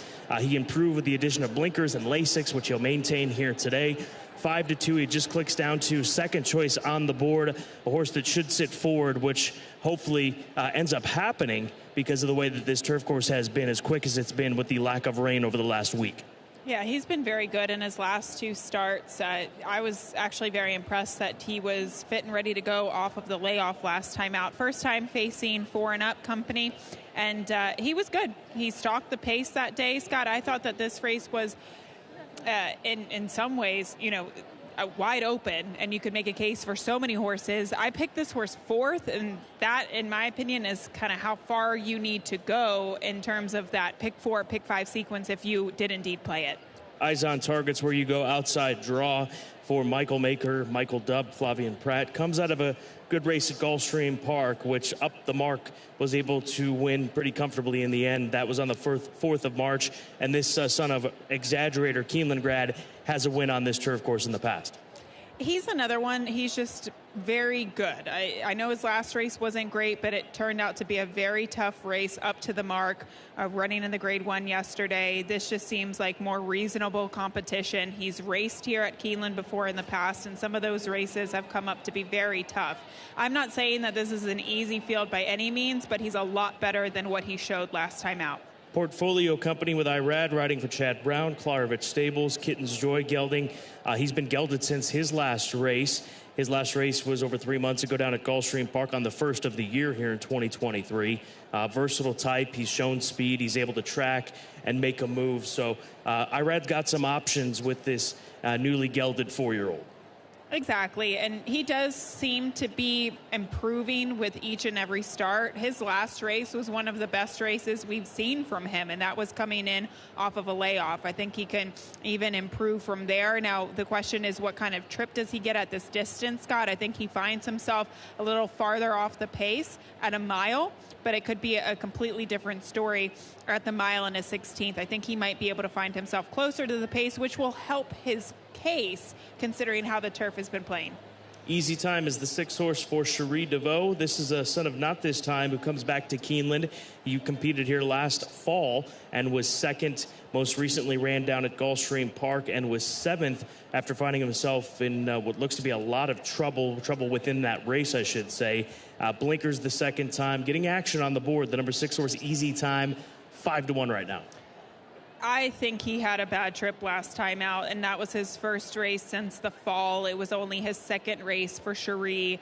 There was just nothing that really went his way, and I do like the fact that he stretches back out in distance. The last time he was here at Keeneland in the fall, he ran really well. He almost won that race, and that too was coming in off of a layoff. But at least it's not a layoff, it's a freshening. His last race was on the 1st of January, and I think that could be a good stepping stone to a big performance today.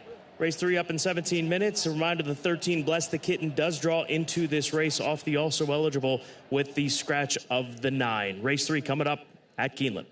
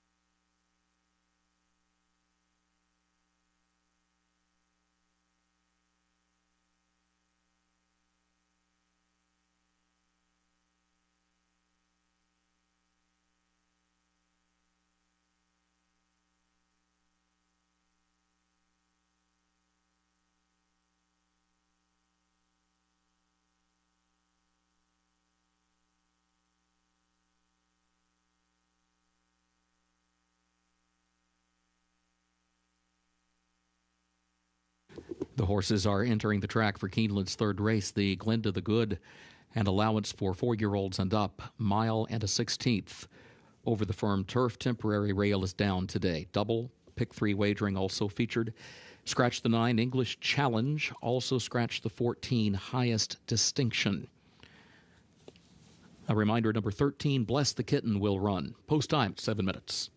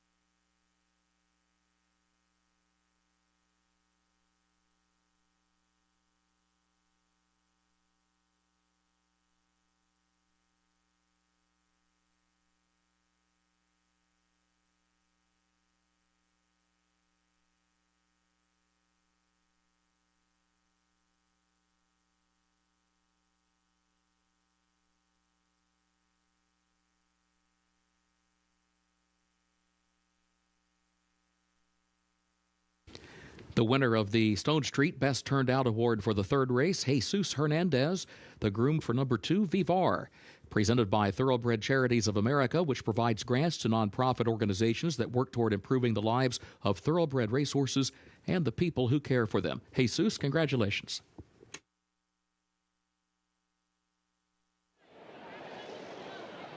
Race 3 is 5 minutes out. Horses are warming up on the track, and here's a look at the 11 Portfolio Company, who's your even money favorite.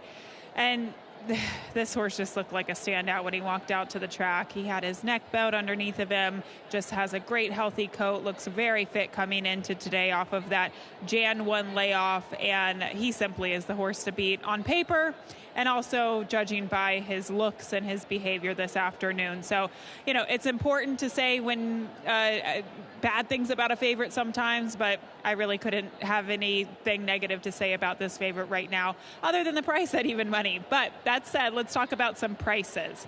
And I want to start with the one, My Romeo Lima, for Jose Camejo. The blinkers going on. I love the post position for this horse with the blinkers on, and considering that he is very quick. And he's another one that made a nice appearance out on the track. He's 28-1. We know how the turf has been playing. It's been kind to speed. Yes, his last race wasn't great, but some horses like the turf course this winter at the fairgrounds, and some horses did not. So you kind of have to look to other turf races on his form, and the only other turf race was a race he won at Ellis. I think he's got a sneaky shot in here at a big price, 28-1. And then one other horse, the 4 Bullseye Bun. I didn't really consider his past performances. He's a hard horse to like off of his past performances. You kind of have to go back to his turf races, and they weren't bad. He was beaten a little over a length in some of those really tough allowance races on the turf. His turfway form has not been great, but I will say this horse, outside of the favorite, did make a very nice appearance to me on the track. He was just presenting himself very nicely this afternoon, very professionally as well. So we'll see if Bullseye Bun can make an impact at a big price at 25-1. We're 3 minutes out from this nice allowance race. Race 3 is next.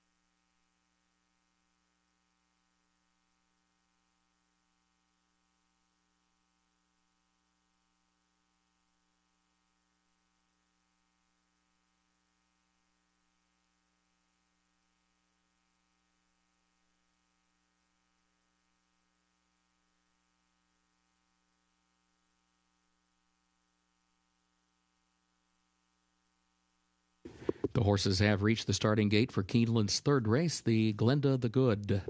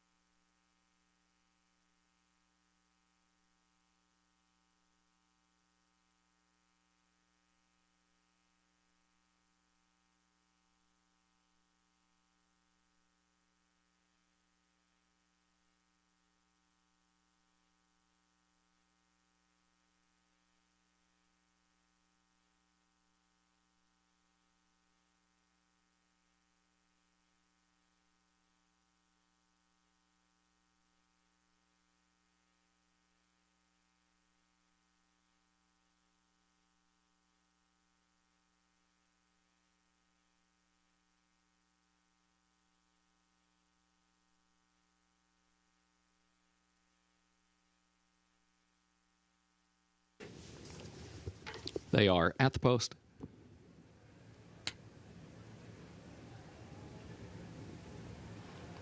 And they're off.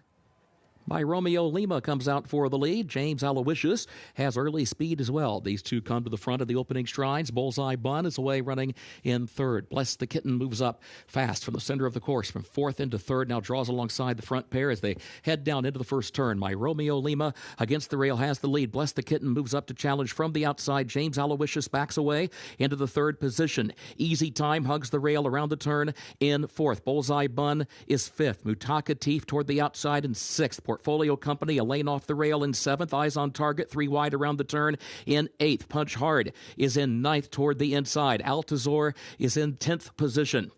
And then Common Bond next to last, and Vivar is the trailer. Opening quarter went in 22.61 seconds. Bless the Kitten against the rail. Leads it by a length. My Romeo Lima, second by just a neck. Bullseye Bun, third ahead to the far outside. James Aloysius, fourth between horses. Easy Time, fifth back toward the rail. 46.6, the time for the first half mile.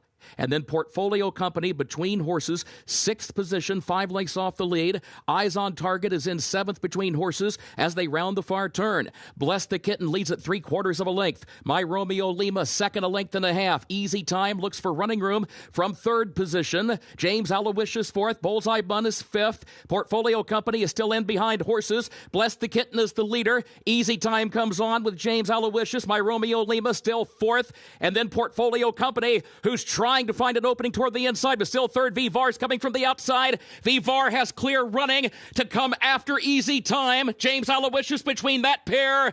Vivar rallies up for the victory under Jose Ortiz. 1 minute, 40.38 seconds.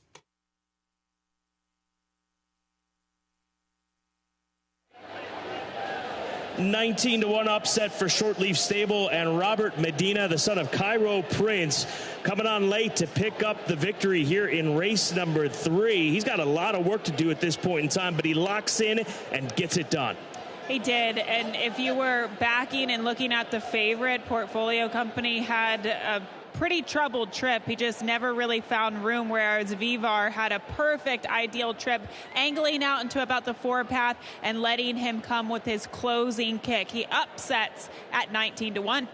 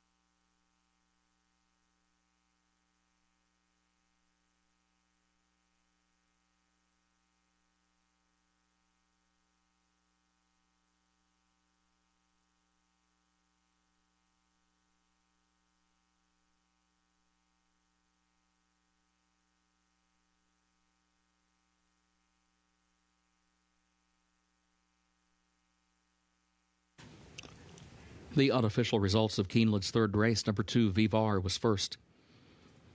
Number 3, James Aloysius, second.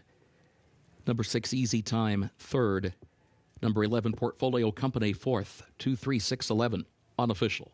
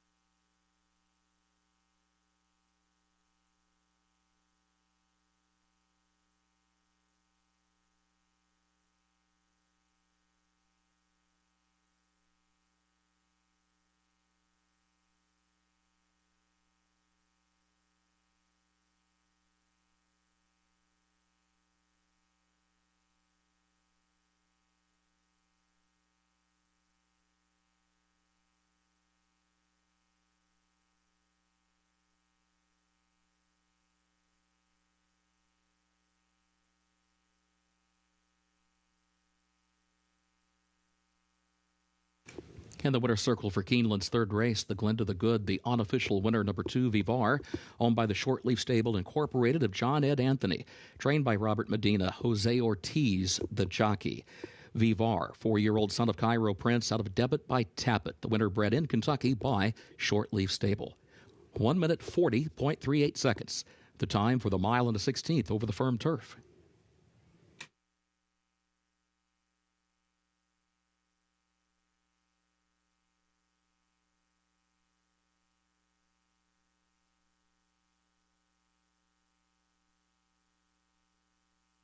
Third race results official, 2:36.11, the official results.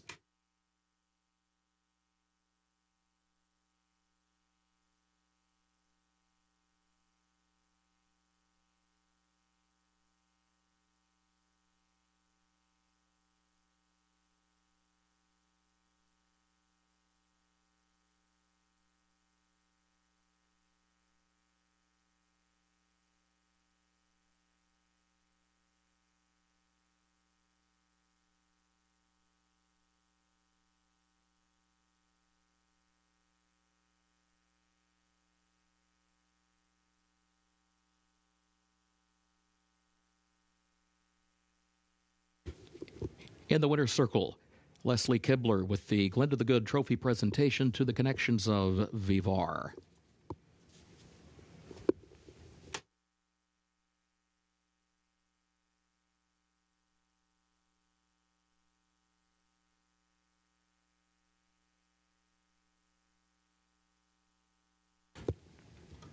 Keeneland's fourth race upcoming, double and pick 3 and also pick 4 wagering here. Main track is fast.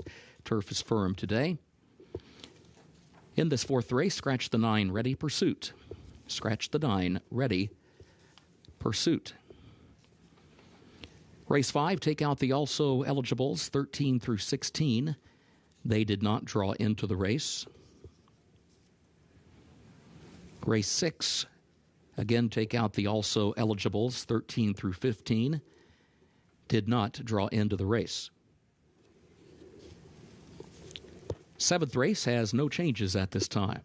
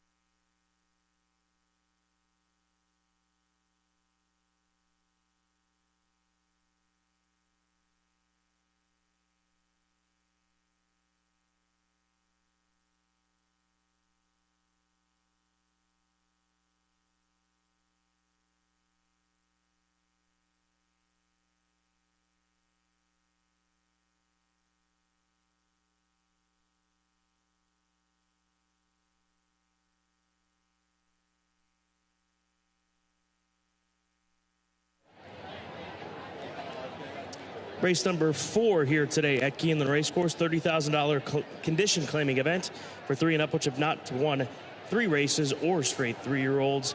Inside Stunt, the number 1 horse, is where I go. I hope that he can show some speed from the inside. He's 15-1.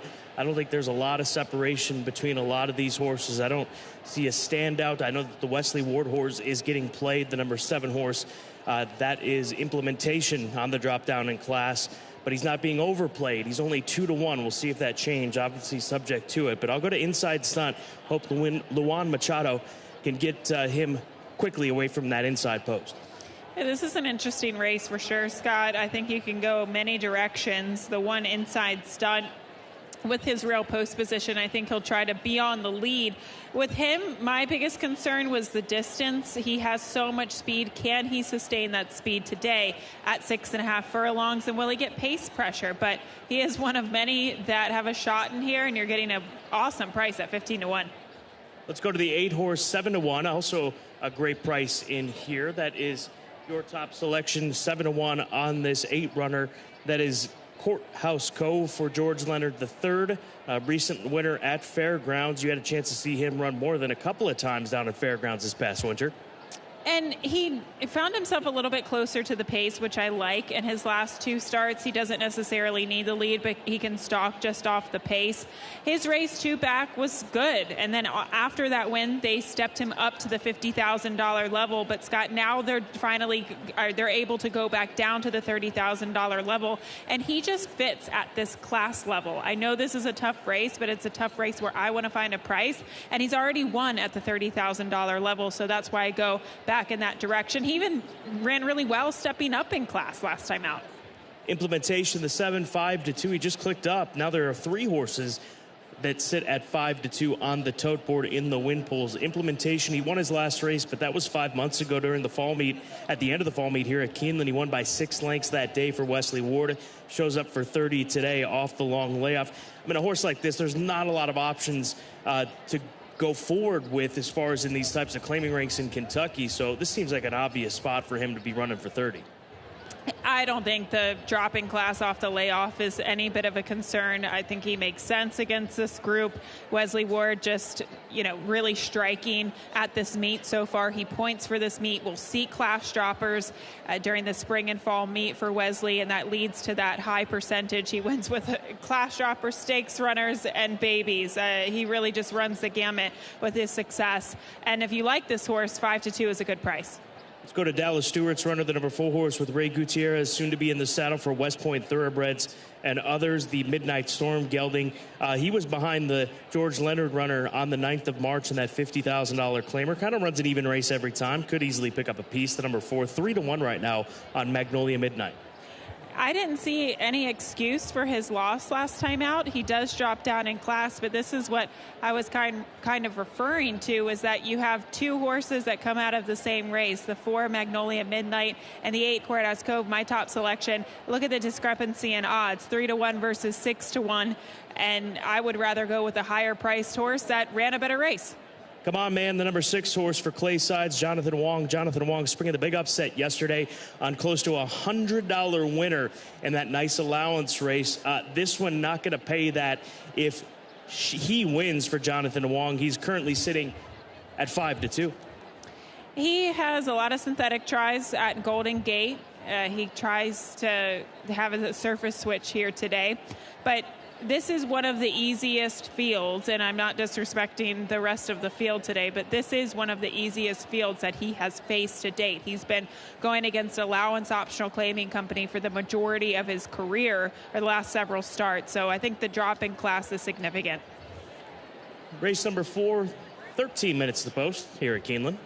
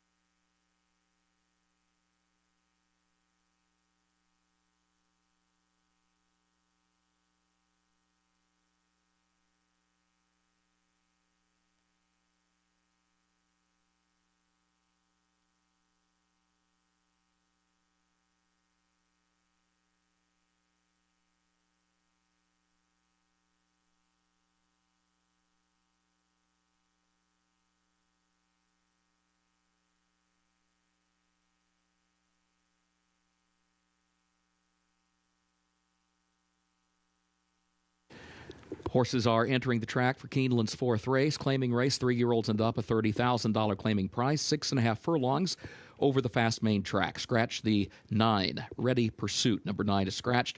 Double, pick 3, pick 4 wagering. Main track is fast, turf is firm. Post time is 7 minutes.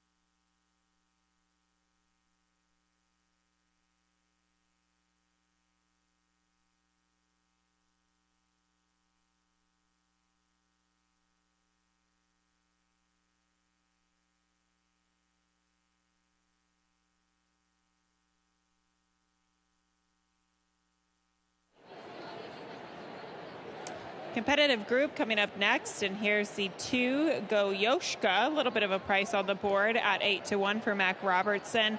This horse looks really fit off of the layoff, and I just like his demeanor that he's showing this afternoon. His last race was not great. He didn't show up, but he was also 31-1 in that event.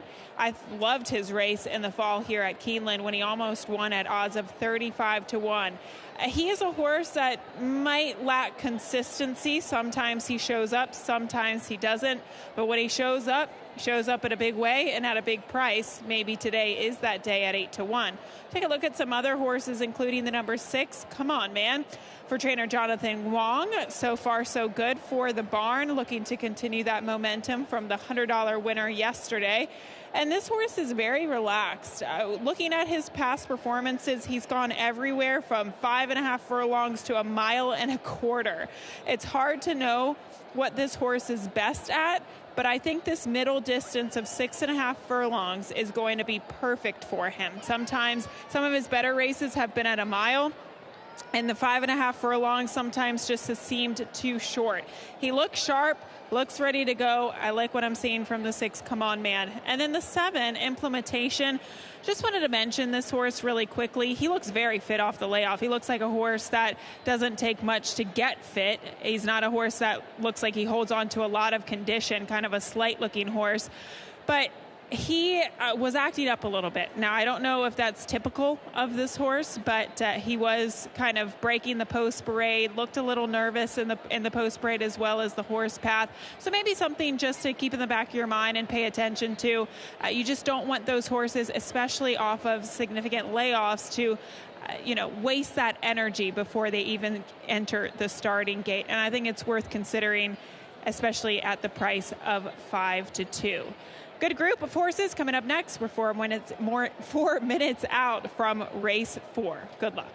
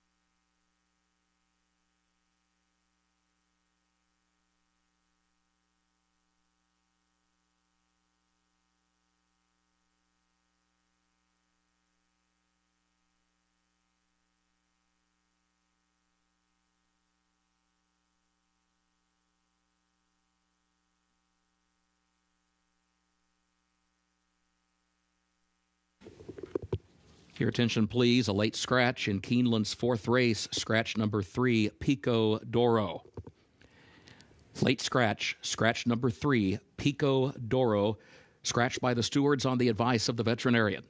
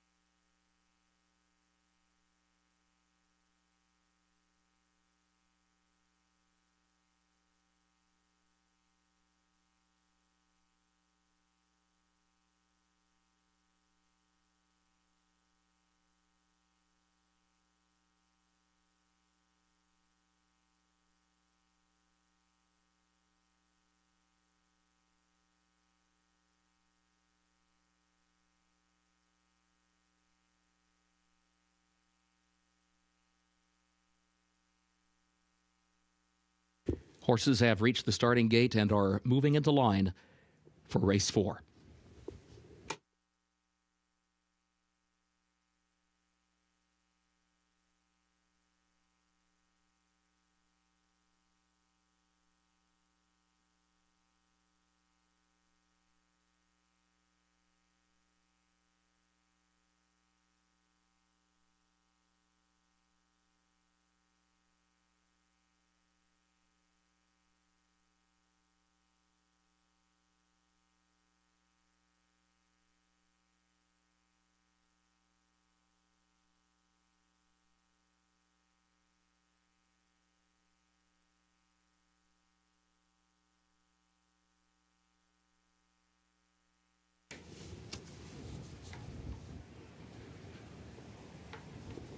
They are at the post.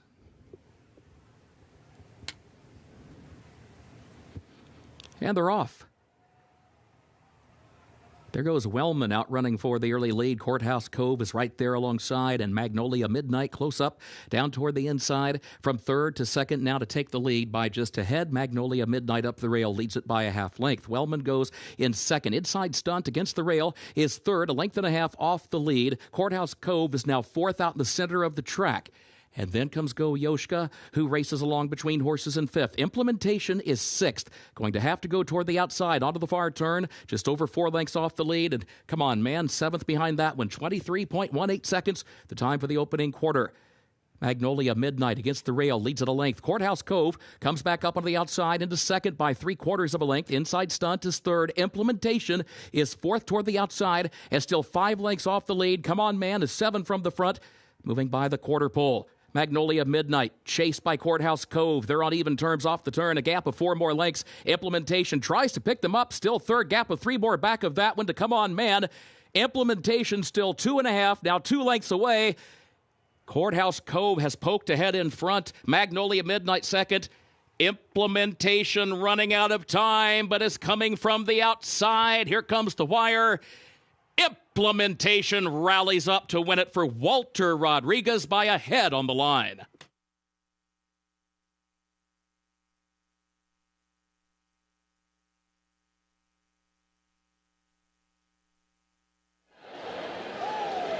Even in situations where it looks like Wesley Ward is beat, he is not. Implementation rallying from off the pace after the 8 Courthouse Cove. The Grayson of Speitster strikes the lead within his battle with the horse down to the inside with the number 4 horse over the top. Comes the bug rider Walter Rodriguez for Wesley Ward. You can try to beat him, but you just can't at any point. Congratulations to Wesley Ward. This was a nice return to the races for Implementation and a great runner-up performance by the 8 Courthouse Cove to finish second at 5-1.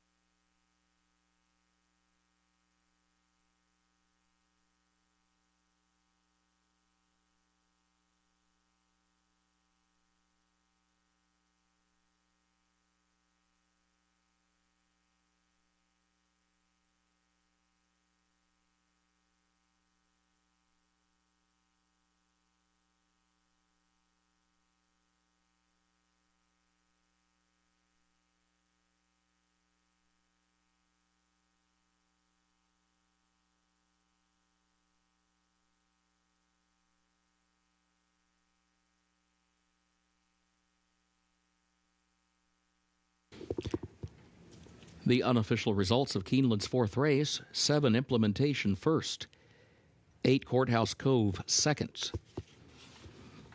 4, Magnolia Midnight third, 6, Come On Man fourth, 7, 8, 4, 6, unofficial.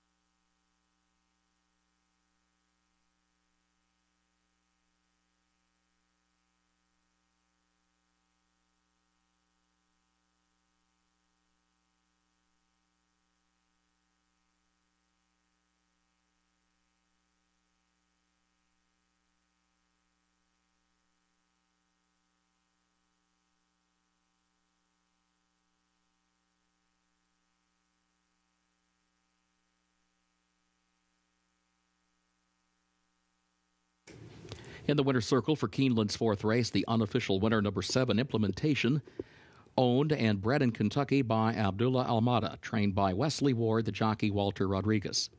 Implementation, a 4-year-old gelded son of Constitution out of Elegant by Nature by Footsteps in the Sand. 6.5 furlongs over the fast main track, 1 minute 18.23 seconds, and the results are official. 7, 8, 4, 6, the official results.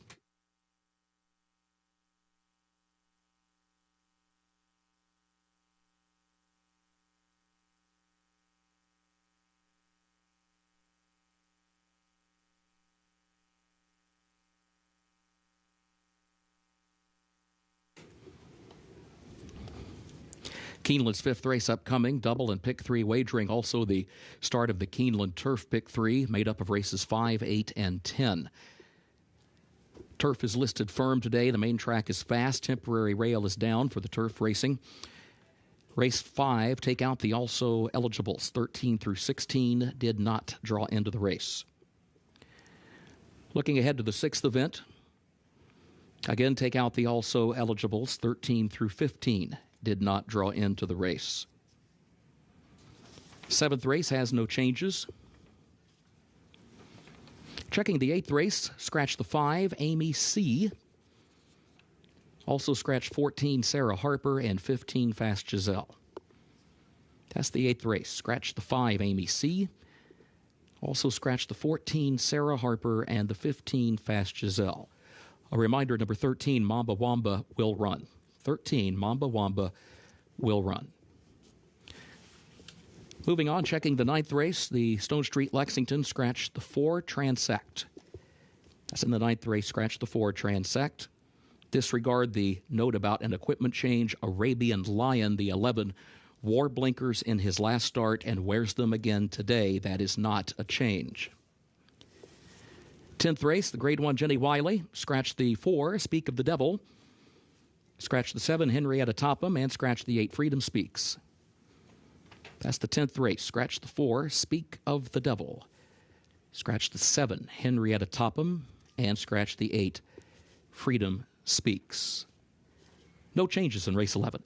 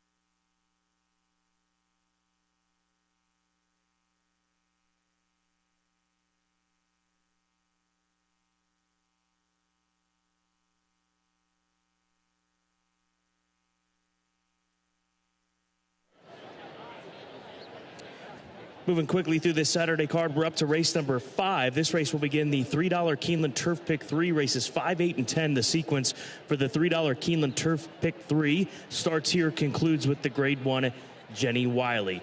The number 12 horse is my top play. That is Dark Side for Qatar Racing, the son of Zoffany for Brendan Walsh. Started his career off in Ireland. A couple of seconds in those 2 of those 3 attempts. Well, heavy ground, yielding ground, soft ground is what he encountered over in Ireland on the turf course. Took to the all-weather nicely at Turfway Park at the beginning of March and shows up here on the grass, which will be quick. Frankie Dettori, he's rolling in these grass races. He won yesterday with a horse from a far outside post that drew on off the also eligible. Blinkers being added to this colt. I like him, like the price. Let's hope the Dark Side can improve just a touch, I would think, from that race at Turfway Park to hang with this kind. With this post position, he's going to have to try to save some ground going into the first turn. The blinkers go on, and I'm not sure if that's just to get him to focus, get him out of the gate quicker, or to promote speed. So that will be the question. But yeah, Frankie Dettori has figured it out from those outside post positions before in the past. But this horse did have a beautiful trip last time out. It might be a little bit more complicated with this post today. The 8-horse Clever Thought, Rapoli Stable, Phipps Stable, St. Elias, bred by the Phipps Stable, colt by Quality Road. 2 runs over the course of his career, a win in his most recent start as he stretched out to the 9 furlongs, the same distance that he'll be running at today. Exactly, and I think he's a horse that can get covered up down on the inside under Irad Ortiz Jr. He has a pedigree that would suggest he can run all day, but I was very impressed by his turn of foot last time out, Scott. Those are the types of accelerations that you hope for and that you look for. Now, it's always tough going from your maiden breaking score to facing winners for the first time, but he looked like he won with enough left in the tank to take that step forward today. Really good is the 9-horse Mike Maker, Paradise Farms, David Studeker, a colt by Hardspun, Lasix for the first time here today. This will be his 3-year-old debut. Had a very productive 2-year-old campaign. Broke his maiden first out at Saratoga. Stakes placed at Kentucky Downs in the Juvenile and the Grade 2 Castle and Key Bourbon Stakes here at Keeneland. Couldn't hang in the Breeders' Cup Juvenile Turf. That was the last time we saw him some 5 months ago behind Victoria Road. But at odds of 8-1, that seems like a really inflated number on a horse that was very good at the age of 2. And he was good early. He won his first race at Saratoga, and sometimes that's a good inclination that horses will return in good form off of layoffs. He's also a horse that I think should be able to close him off of the pace. 1 1/8 is maybe a little bit of a question mark for him, but we'll see how his return to the races is this afternoon. I agree. That's a great price on a horse like this who faced some of the top horses in his division last year. Escapologist, the 7, he's 29-1. He comes out of the Jeff Ruby Stakes, that Grade 3 event, which 2 Phils was able to dominate in the end and punching his ticket to the Kentucky Derby. So back on grass, drop down in class for Escapologist if you're convinced that he can be that much better on the turf today. His pedigree doesn't scream turf, so I do wonder if that one turf race was a little bit of a fluke, but I'm willing to take a shot at 29-1. His race on the turf, Scott, he found himself much closer to the pace, and to me it just seemed like he was traveling easier. He found himself closer to the pace. Everything just came together for him that day, and that was his lone turf try. I'm so curious about him coming back to the turf today, especially here at Keeneland, and I'm willing to use him in the exacta at that price. Emperor's Appeal, the full horse Empire Maker colt. He's steadily gotten better over the course of his career, progressed in 4 starts. He broke his maiden in start 2, going the 1-turn mile, and then really outran his odds at Gulfstream Park in his most recent effort. He was 22-1, and he ended up finishing 3rd that day for Brian Lynch, who we've talked about is very good at transitioning horses from dirt to turf, as you see with the form of the number 4 horse Emperor's Appeal. He had to face the likes of Tappet Trice, who's going to be heading to the Kentucky Derby on the dirt. 2 starts back at Gulfstream Park. His transition to the turf, I thought, was a good one. He drew the rail that day. He found himself kind of evenly paced that day behind a fast pace. But I think at the 1 1/8, Scott, he's going to be able to maybe even make the lead today, which I think could make him really dangerous. It's an extremely wide open race. Any right idea is going to handsomely reward you from a wagering perspective. as we got 14 minutes to post. Again, start of the $3 Keeneland Turf Pick 3. That sequence races 5, 8, and 10.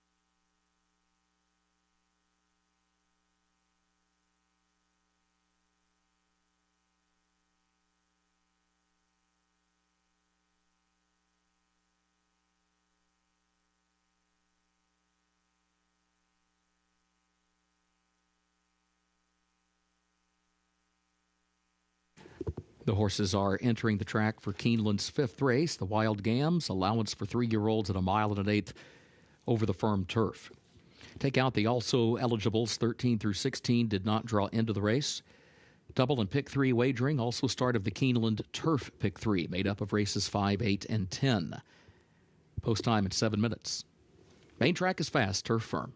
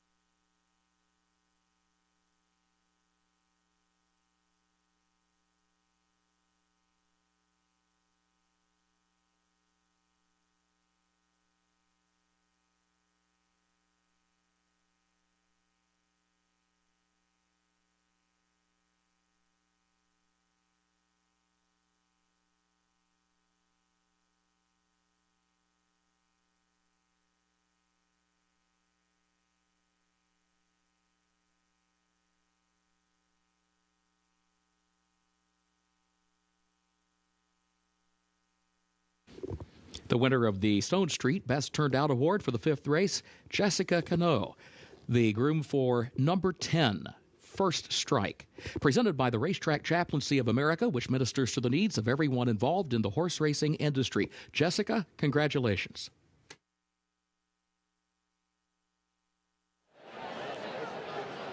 There's Emperor's Appeal, the full horse in the Susan and Jim Hill Silks for Brian Lynch, saying that he felt that his best race was his most recent start, and given the distance, he should sit a little bit closer. He's got some natural speed. I really like this colt here even more, and especially when you look at his form with the price that you're getting, but every one of these prices is good here in race number 5. And when I really start to think about it, Scott, he's so big. He kind of just looks like an evenly paced horse, and usually, at least in my opinion, I like those types of horses with that running style going long distances on the turf, so he can find himself forwardly placed and just not that much to do at 1 1/8. I like him as well, especially after looking at him. Billy Baby also comes out of an attempt in the Grade 3 Jeff Ruby Stakes. He was 7th in that field of 10. That's the number 6 horse. Blinkers come back off. Last time he raced without blinkers was 2 starts back, and he was able to break his maiden at this same distance.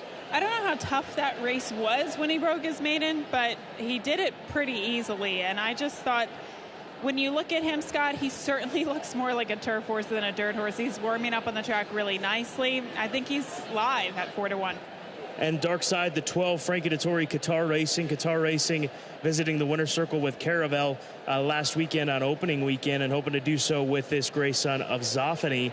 A lot of the, just thinking about this, a lot of the good horses for Qatar Racing have been grays. Roaring Lion, Caravel, just thinking out loud, but this is my top play, and a little on edge right now. I don't think in a bad way as we approach post time. He looks like a little firecracker out there. I love the way this horse looked in the paddock. He is a little on edge on the track, and it's probably because of the size of the crowd this afternoon. It's very warm, it's very loud. But this horse, if you just kind of get up close to him in his stride and his jog and his walk, he looks like he could possibly cover a lot of ground. He was one of my favorite horses that I saw, at least walking out from the paddock today. There's a lot to like in here. 7-2, one of the biggest things to like on the favorite. That is on Clever Thought, the number 8 horse in the Phipps Black and Cherry Silks. We're closing in on post time, start of the $3 Keeneland Turf Pick 3.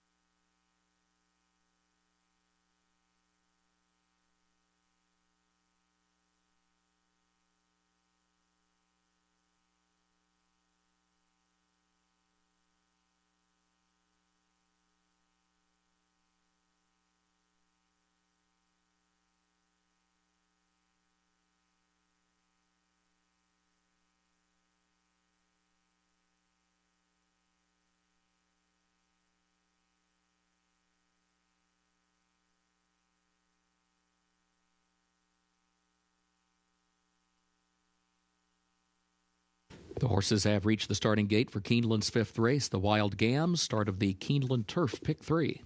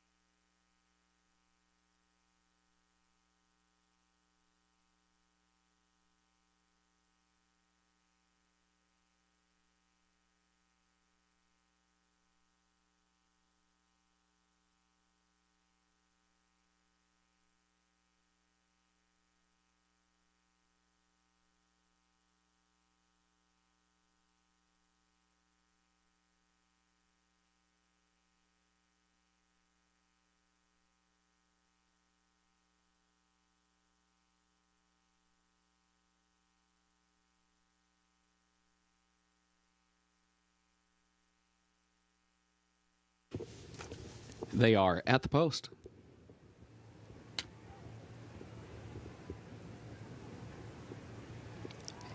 And they're off. There goes Desert Duke out for the lead. 3 on the Tree has speed as well. These two come forward. Desert Duke with a neck in front of the opening strides. 3 on the Tree goes in second position. Dark Side going to move up out in the center of the course. Classic Creation is there in fourth back toward the inside. Emperor's Appeal, a lane off the rail in fifth. Escapeologist 3 wide in sixth position. Baby Billy is seventh. Stonemont Reunion is eighth around the turn. Really Good, a lane off the rail in ninth, running 7 lengths off the early lead. Then a gap of 2 more lengths back to Clever Thought in 10th, and my Red, White, and Blue 11th, joined by First Strike, who moves up 1 spot on the outside from 12th. 23.81 seconds the time for the opening quarter. Desert Duke the leader. Desert Duke leads it by a length and a half. 3 on the Tree is second by just a length. Classic Creation is third. Dark Side is fourth toward the far outside. Emperor's Appeal is fifth in between that pair. Stonemont Reunion sixth against the rail. Escapeologist seventh on the outside, just over 5 lengths off the lead. That first half mile went in 48.28 seconds. Onto the far turn, Desert Duke, the leader, leads it by just 1 length. 3 on the Tree, just off the leader's flank and second by a length. Classic Creation is third. Dark Side is fourth. Stonemont Reunion fifth, 5 lengths off the lead toward the inside. Escapeologist a wide sixth around the turn with 6 lengths to make up. Emperor's Appeal is in seventh. Clever Thought is still next to last. A quarter mile to go. Desert Duke is the leader. 3 on the Tree is second on the outside. Desert Duke, 3 on the Tree. And then Classic Creation changing lanes toward the outside from third. Desert Duke opens up 4 lengths to the good. 3 on the Tree is second. Classic Creation third. And then Stonemont Reunion and my Red, White, and Blue well behind Desert Duke. Second win on the card for Jose Ortiz. Classic Creation second. Multiple horse photo for third.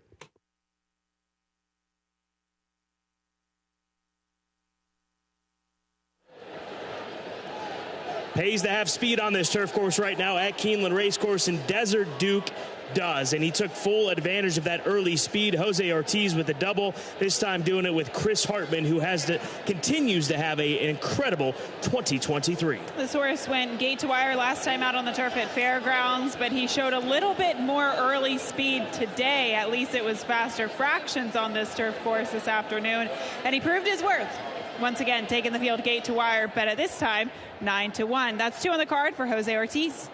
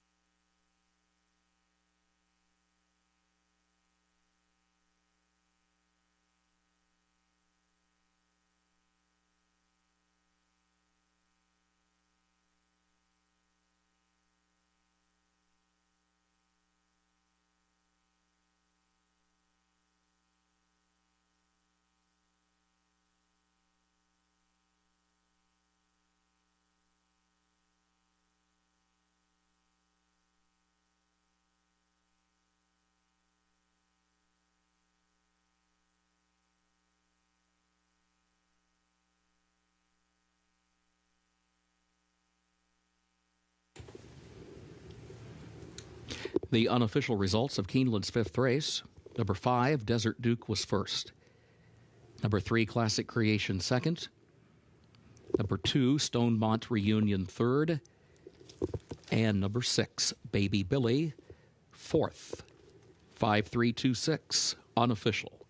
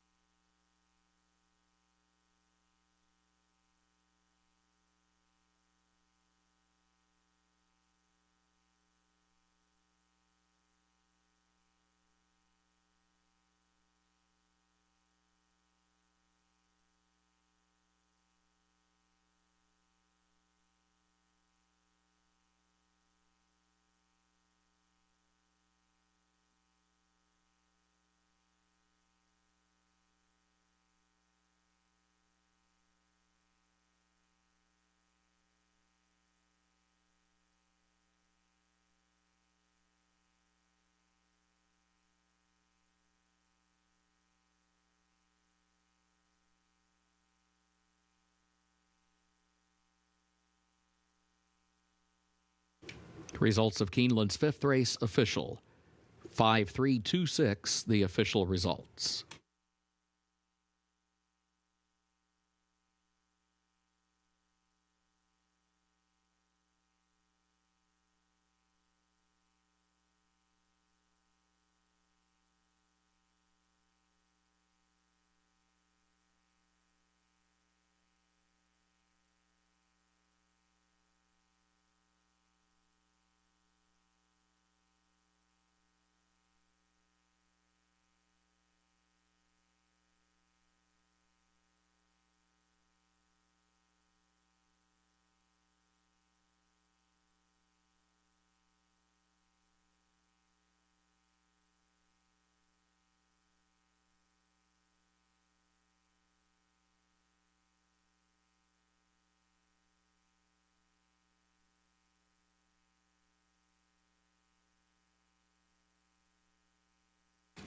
In the winner's circle, the official winner of Keeneland's fifth race, the Wild Gams, number 5, Desert Duke. Owned by William Brooke Henderson, trained by Chris Hartman. 2 wins today for jockey Jose Ortiz. Desert Duke, a 3-year-old son of Kitten's Joy out of Desert Duchess by Hard Spun, bred in Kentucky by Sam Henderson. Mile and an eighth over the firm turf, 1 minute 48.2 seconds.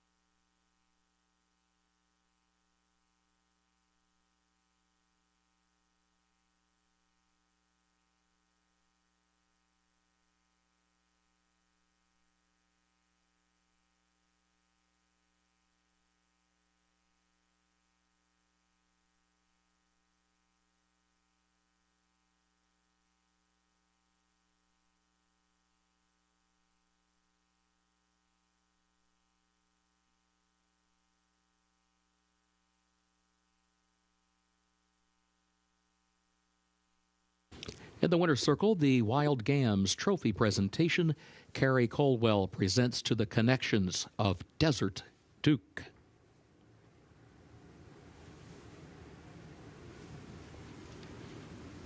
Early pick 5 pays on 5 of 5 with a consolation 4 of 5. Race 6 is on the way. Double and pick 3 wagering start of the pick 6. $93,000 carryover. Main track is fast. The turf is firm today. In race 6, take out the also eligibles. 13 through 15 did not draw into the race. No changes in race 7. 8th race, the Giants Causeway. Scratch 5, Amy C. Also scratch the 14, Sarah Harper, and scratch the 15, Fast Giselle. That's in the 8th race. Scratch 5, Amy C. Also scratch the 14, Sarah Harper, and the 15, Fast Giselle. A reminder, number 13, Mamba Wamba will run. 13, Mamba Wamba will run. 9th race, the Stone Street Lexington. Scratch the 4, Transect. That's in the 9th race. Scratch the 4, Transect. Disregard the program note about an equipment change for Arabian Lion. He wears the blinkers today just as he did in his most recent start. That is not a change. 10th race, the Jenny Wiley. Scratch the 4, Speak of the Devil. Scratch the 7, Henrietta Topham. Scratch the 8, Freedom Speaks. Again, that's in the 10th race. Scratch 4, Speak of the Devil. Scratch 7, Henrietta Topham. And scratch 8, Freedom Speaks. 11th and final race has no changes. Fast track, firm turf.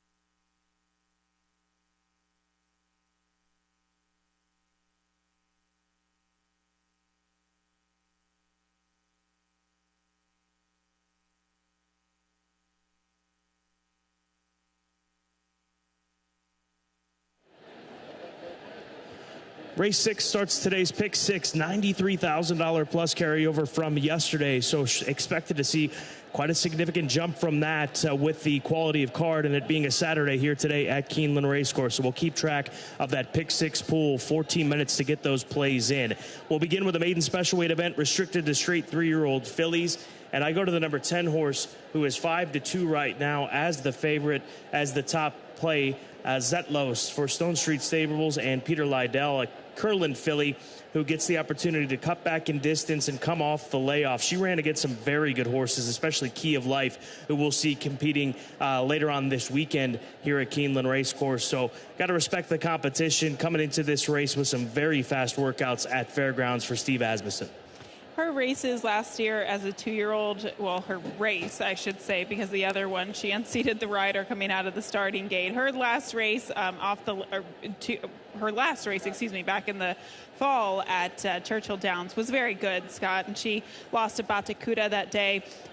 It's really just a question of whether or not she's going to improve as a 3-year-old, but generally speaking, those Keeneland fillies, they really thrive in their 3-year-old season. This is a very, very deep race. I know we continue to say that with these races, but we've also seen races produce nice price winners so far today.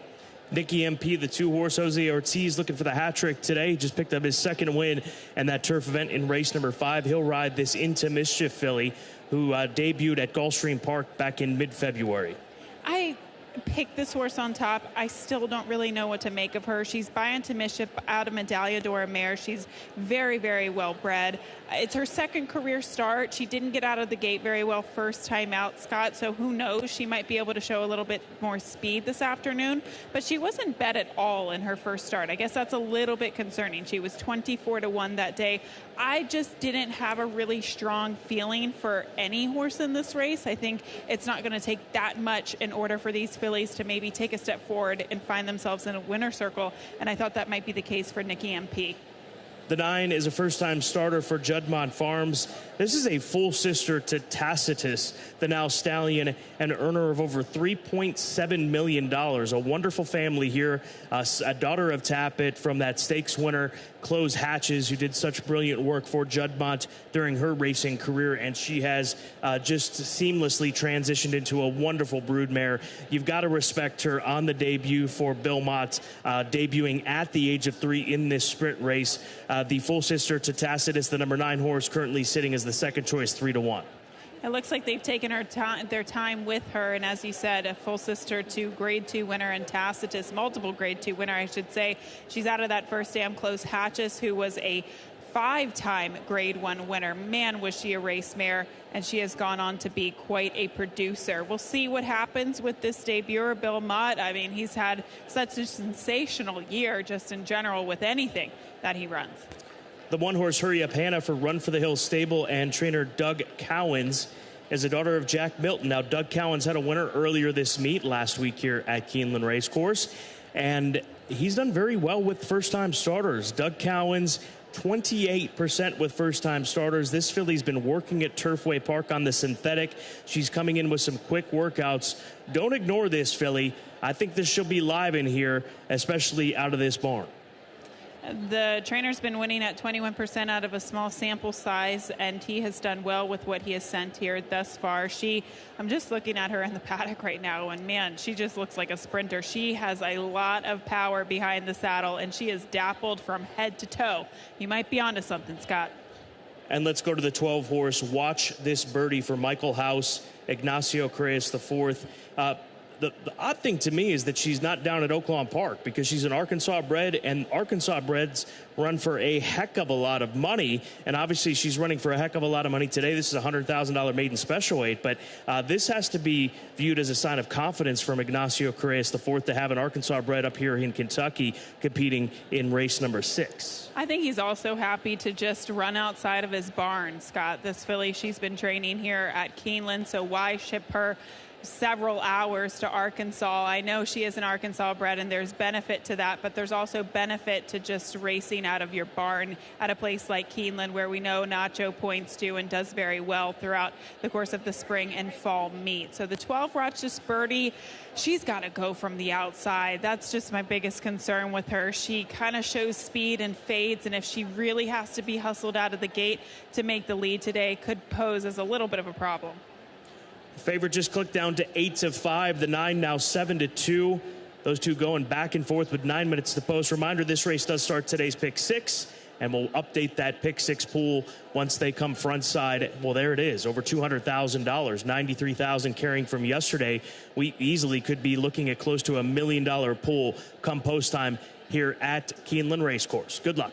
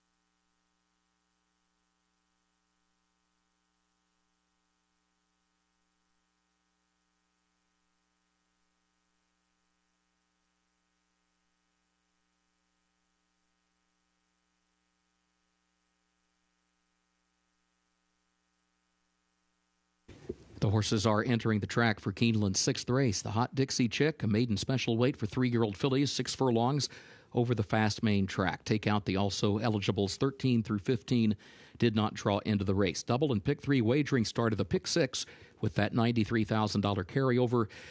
Less than 5 minutes until post time. Main track is fast, turf firm.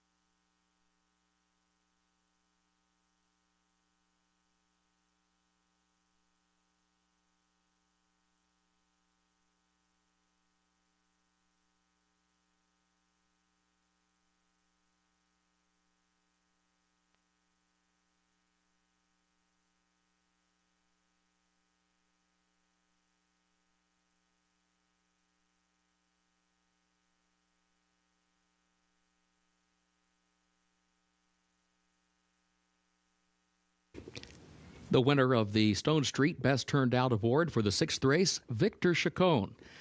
The groom for number 1, Hurry Up Hannah, presented by New Vocations, the country's largest racehorse adoption program. Congratulations, Victor.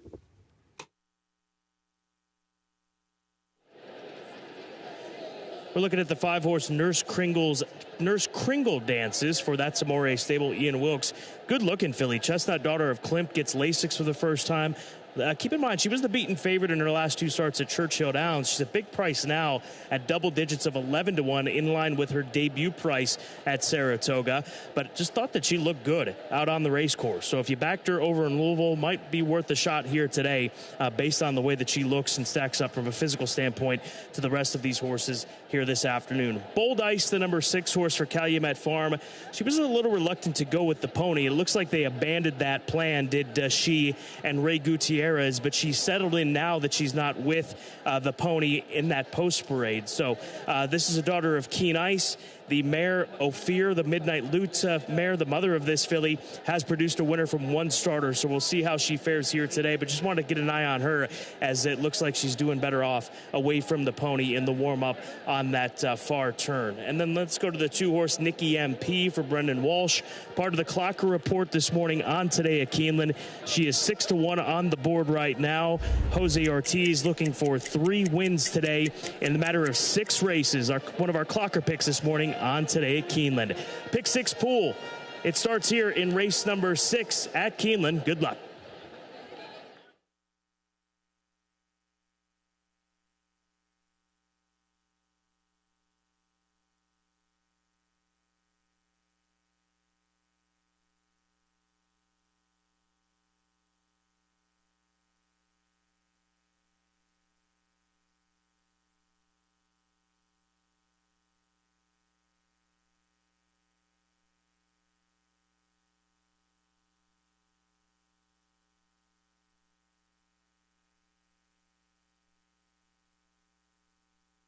The horses have reached the starting gate for Keeneland's 6th race, the Hot Dixie Chick, the start of the Pick 6.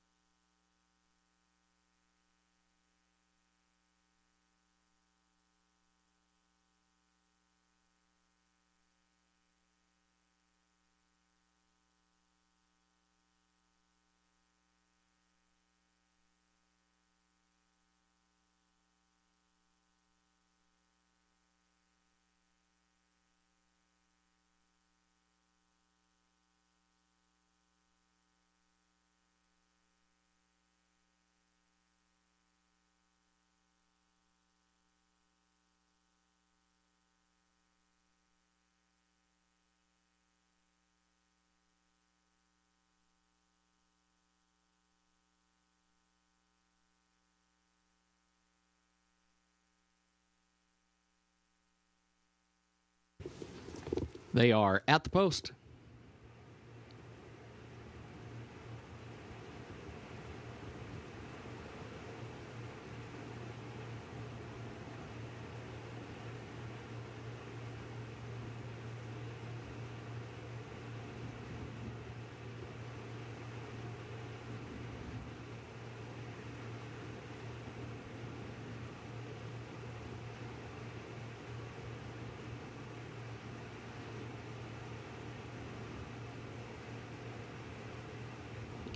Ready for a start. And they're off. Miss Arlington bounds out for the lead. Watch this birdie out second. There goes Zeitlos. Zeitlos now moves up into second from in between horses. Pick Me Girl is fourth. And then comes Nikki MP, fifth down toward the inside. Oldest Sister moves up from sixth. Scylla is between horses in seventh. Hurry Up Hannah is eighth down toward the inside. Brenda is in ninth position. And then American Maestra travels in 10th against the rail. Nurse Kringle dances 11th. Bold Ice, the distant trailer, 22.5 seconds.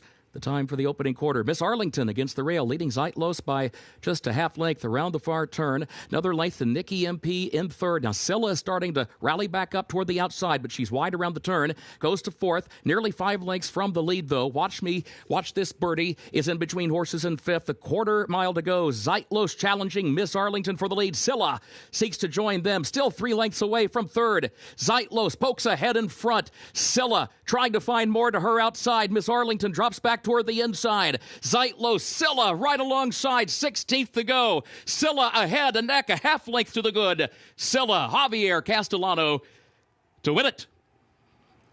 Zeitlos second, Miss Arlington third, Nikki MP was fourth.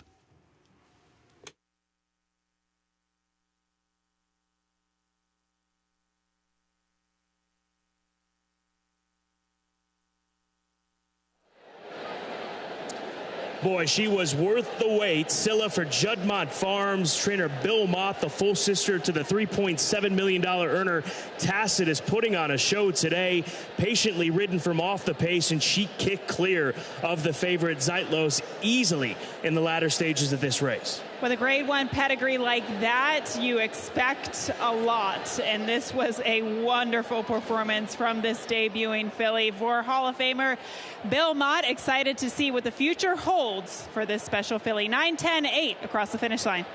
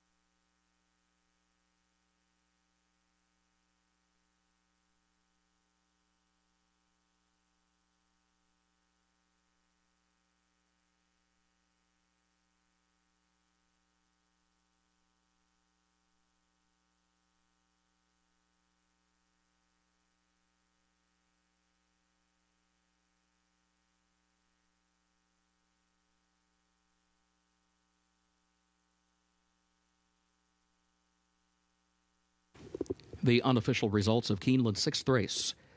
Number 9, Scylla, was first. Number 10, Zeitlos, was second. Number 8, Miss Arlington, third. Number 2, Nikki MP, was fourth. 9-10-8-2, unofficial.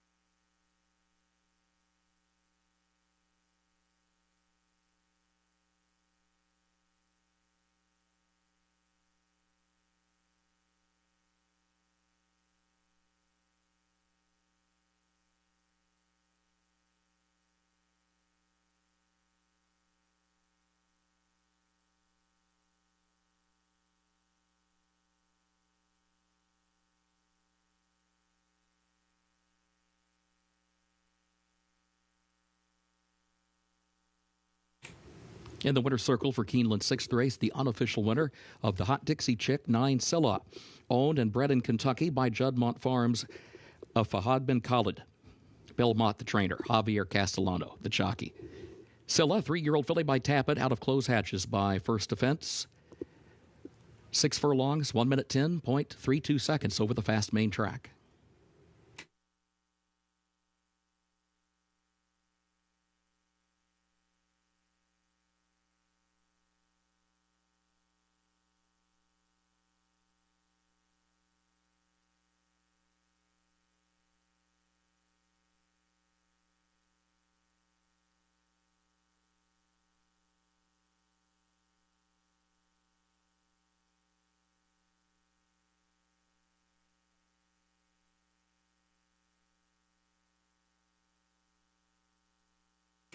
Results of race 6 official.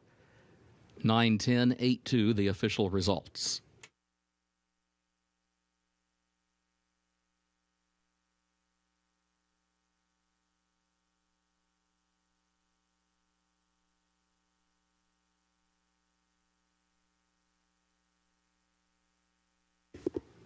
In the winner's circle, the Hot Dixie Chick Trophy presentation.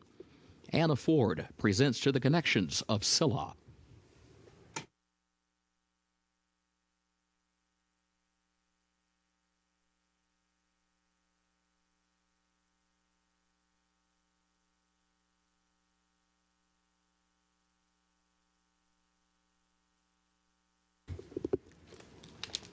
Keeneland's 7th race upcoming. Double and pick 3 wagering start of the late pick 5. Main track is fast. Turf is firm today. Race 7 will finish in the short stretch at the first wire. No changes in this 7th race. Looking ahead to the 8th race. In race 8, scratch the 5, Amy C. Also scratch the 14, Sarah Harper, and the 15, Fast Giselle. That's race 8. Scratch the 5, Amy C. Also scratch the 14, Sarah Harper, and the 15, Fast Giselle. A reminder, number 13, Mamba Wamba will run. 13, Mamba Wamba will run. Race 9, the Stone Street Lexington. Scratch the 4, Transect. That's in the 9th race. Scratch the 4, Transect. Disregard the program note about the equipment change. Arabian Lion wears blinkers just as he did in his most recent start on February 4th. That is not a change. 10th race, the Jenny Wiley. Scratch 4, Speak of the Devil. Scratch 7, Henrietta Topham. Scratch 8, Freedom Speaks. That's in the 10th race. Scratch 4, Speak of the Devil. Scratch 7, Henrietta Topham. And scratch 8, Freedom Speaks. 11th and final race, no changes.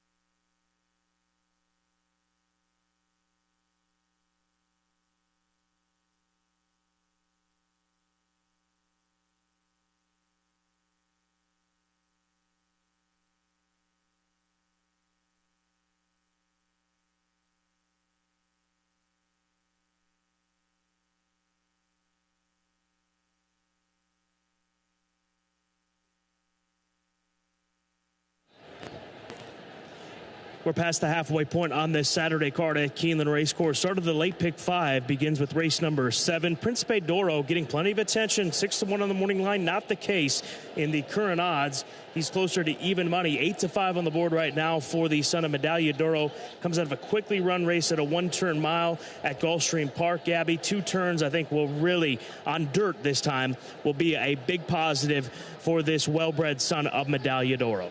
I think so, too. He's a very big horse, very rangy. Looks like he's got a long stride in the Paddock, Scott. So I think more distance will be beneficial to him just because he can kind of stretch his legs and get in a rhythm of things, given his natural speed. I anticipate him being on the lead.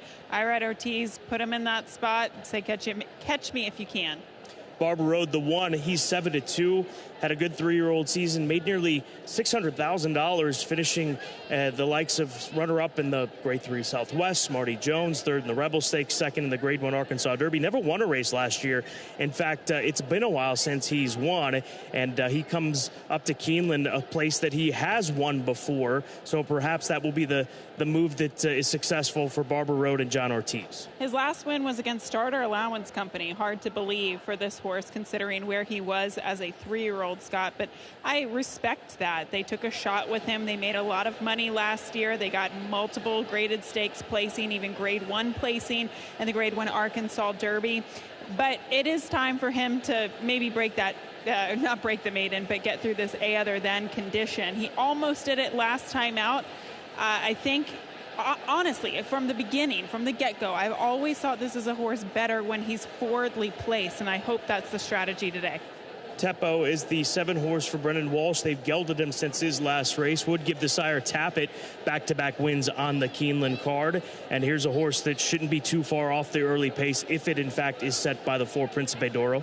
He's been pretty consistent throughout his 7-race career. I think one of his better races came back in August at Churchill Downs, but they've freshened him. They've given him some time. They gelded him off the layoff, and who knows? He might be a completely different horse today. And Master Game, he has won at Keeneland, but that was in a maiden 40 event going 7 furlongs.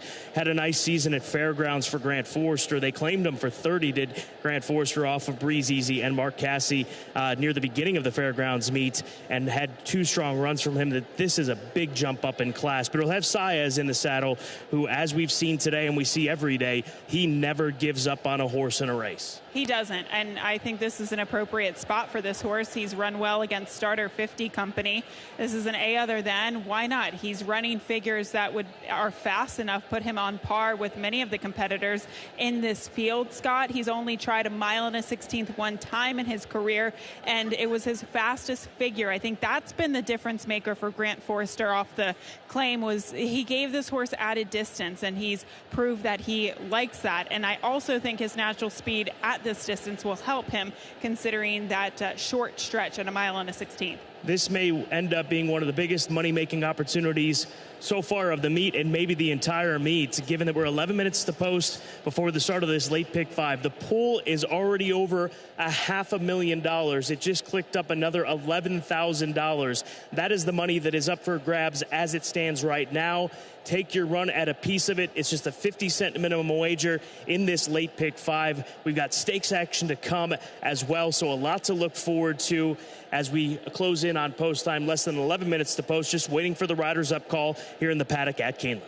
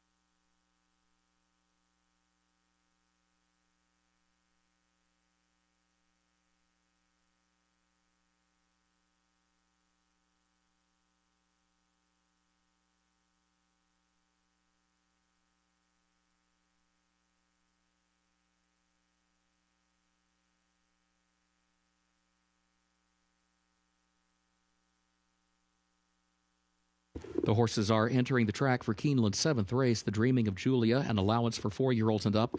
Mile and a 16th over the fast main track. Race will finish in the short stretch at the first wire. Double and pick 3 wagering start of the late pick 5. No changes in race 7. Fast track, firm turf today. Post time in 7 minutes.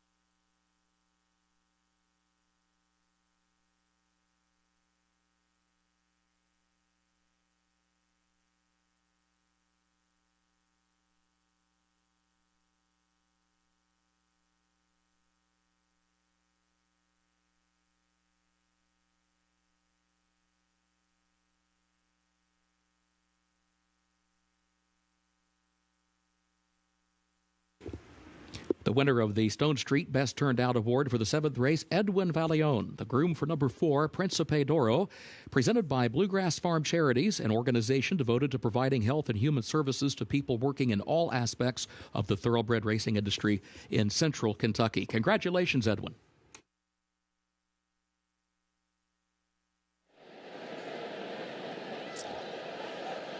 Front side for race number 7 started that late pick 5. There's York Tavern for Judy Hicks, Catherine Nickel, as well as Pegasus stud Melinda Smith for Cherie DeVoe. Like the presence of this colt. Maybe 2 turning is what is going to be what unleashes a little bit more for him over the course of his career, because his other dirt races all came at 1 turns and that sort of in-between configuration at Ellis Park, kind of the 1.5 turn when they run the mile on the dirt course over there. So the way that he walked and came out, the presence he has, like the looks of him, he's a big price, 27-1, maybe one to consider underneath in this spot. You just heard from Kurt, best turned out in this 7th race is the favorite, Principe d'Oro, who continues to take a significant amount of play. He's 9-5 on the board right now. This horse brought together some powerhouses in the game during the Keeneland September sale of 2020.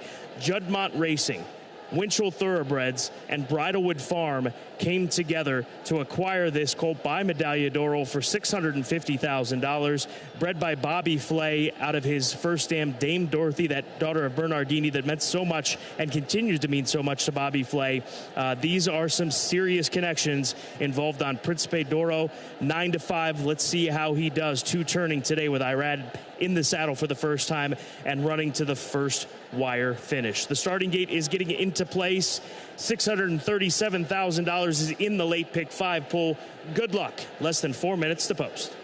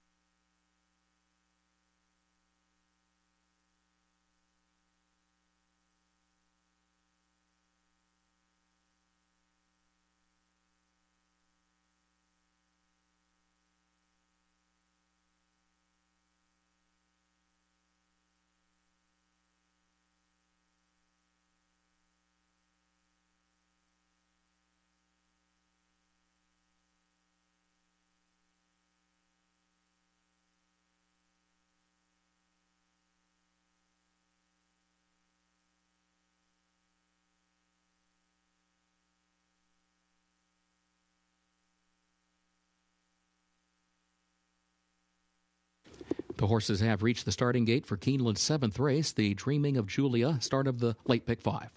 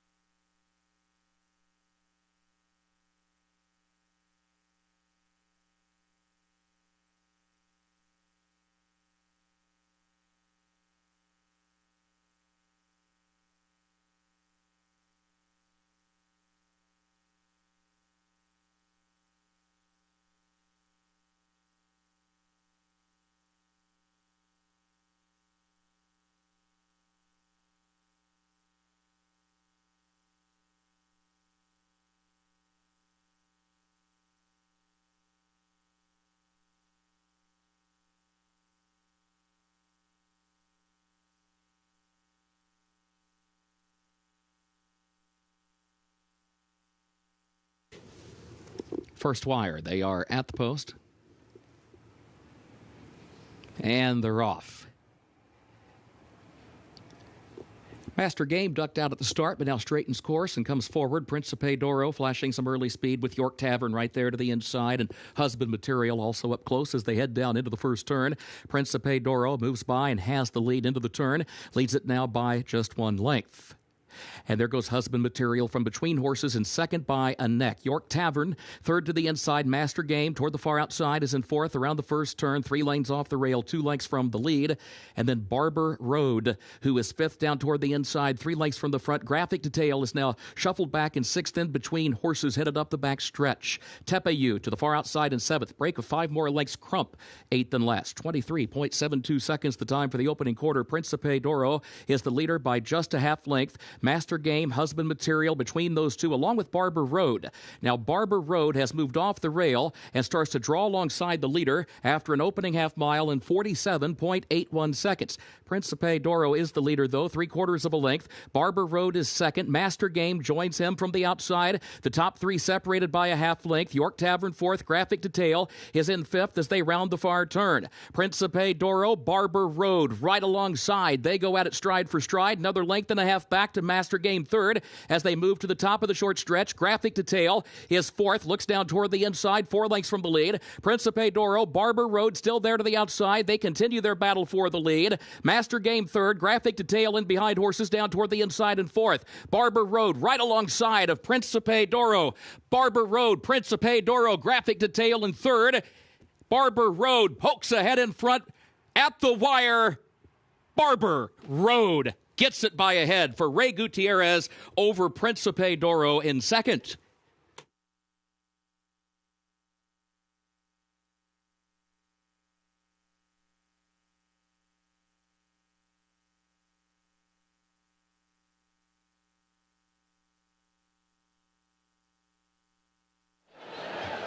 Well, Principe d'Oro gave him a fight, but Barber Road was up to the task here today.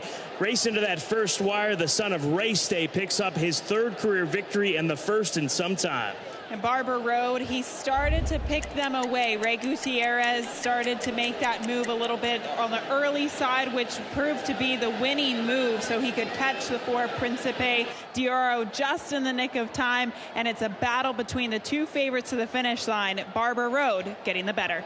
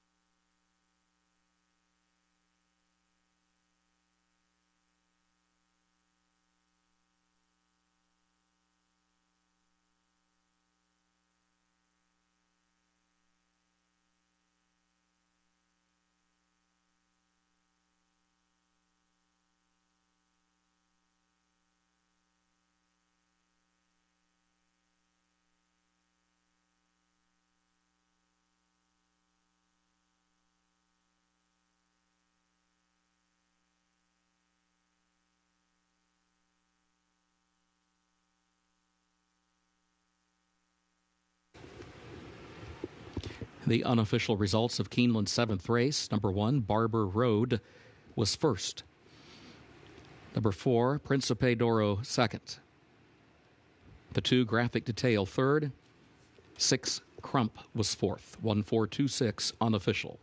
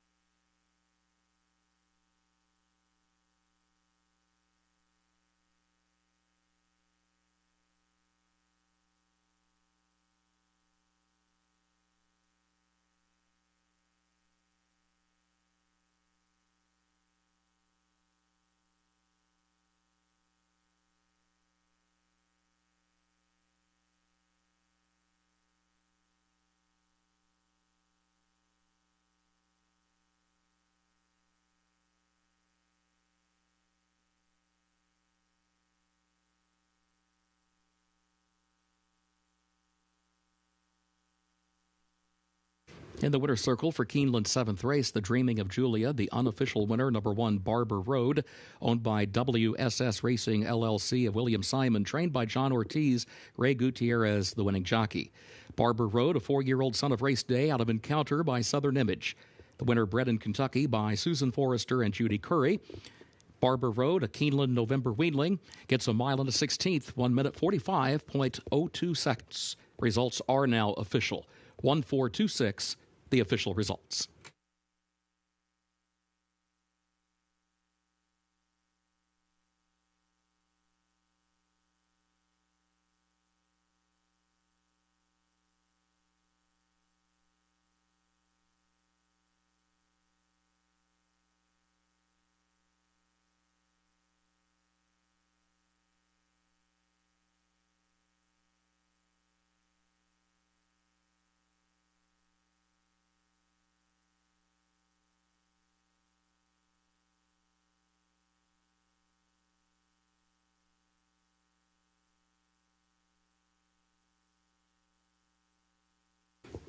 In the winner's circle, the Dreaming of Julia Trophy presentation. Julie Kwasniewski presents to the connections of Barber Road.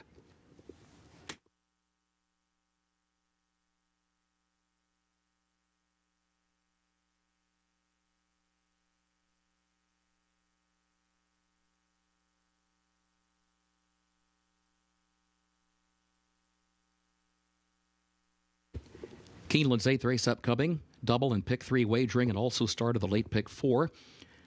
The turf is firm. Temporary rail is down today. In race 8, scratch the 5, Amy C. Also scratch the 14, Sarah Harper, and the 15, Fast Giselle. Again, scratch the 5, Amy C. Also scratch 14, Sarah Harper, and 15, Fast Giselle. A reminder, number 13, Mamba Wamba, will run. 13, Mamba Wamba, will run. Race 9, the Stone Street Lexington, scratch number 4, Transect. That's in the 9th race, scratch the 4, Transect. Disregard the program note about the equipment change for Arabian Lion. He wears the blinkers today just as he did on February 4th. That is not a change. 10th race, Jenny Wiley. Scratch the 4, Speak of the Devil. Scratch the 7, Henrietta Topham, and scratch the 8, Freedom Speaks. That's the 10th race. Scratch the 4, Speak of the Devil. Also scratch the 7, Henrietta Topham, and the 8, Freedom Speaks. No changes in race 11.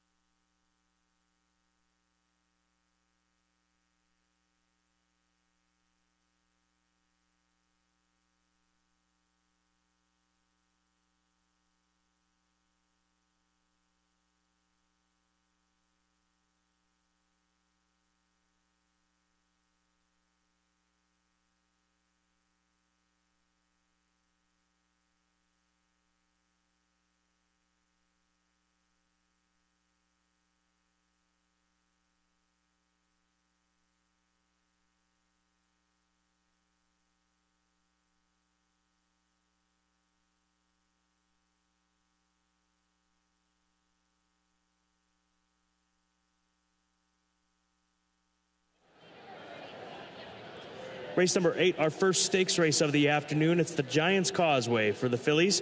3 and up. They'll be sprinting 5.5 furlongs on this fast turf course, firm listed going. And I'll go with Little Jewel, the mare by Liam's Map, the extremely well-related 5-year-old mare for owner Mike Vaccareza, who was the namesake of this mare's half-brother, the very accomplished Little Mike. Little Mike no longer little. Mike Vaccareza all growing up and out here with his friends, so good luck to the Vaccareza family. But nonetheless, this mare, she took all of 2021 and 2022 off. She has come back a better version, it appears. Picked up a stakes win in her most recent effort at Gulfstream Park. Javier Castellano in the saddle. We'll see what she does, though, early on in this race, because it's been a difficult turf course to really close over, given how quick it has been. So Javier Castellano's got some decisions to make very early on, and she sits at 6-1 right now.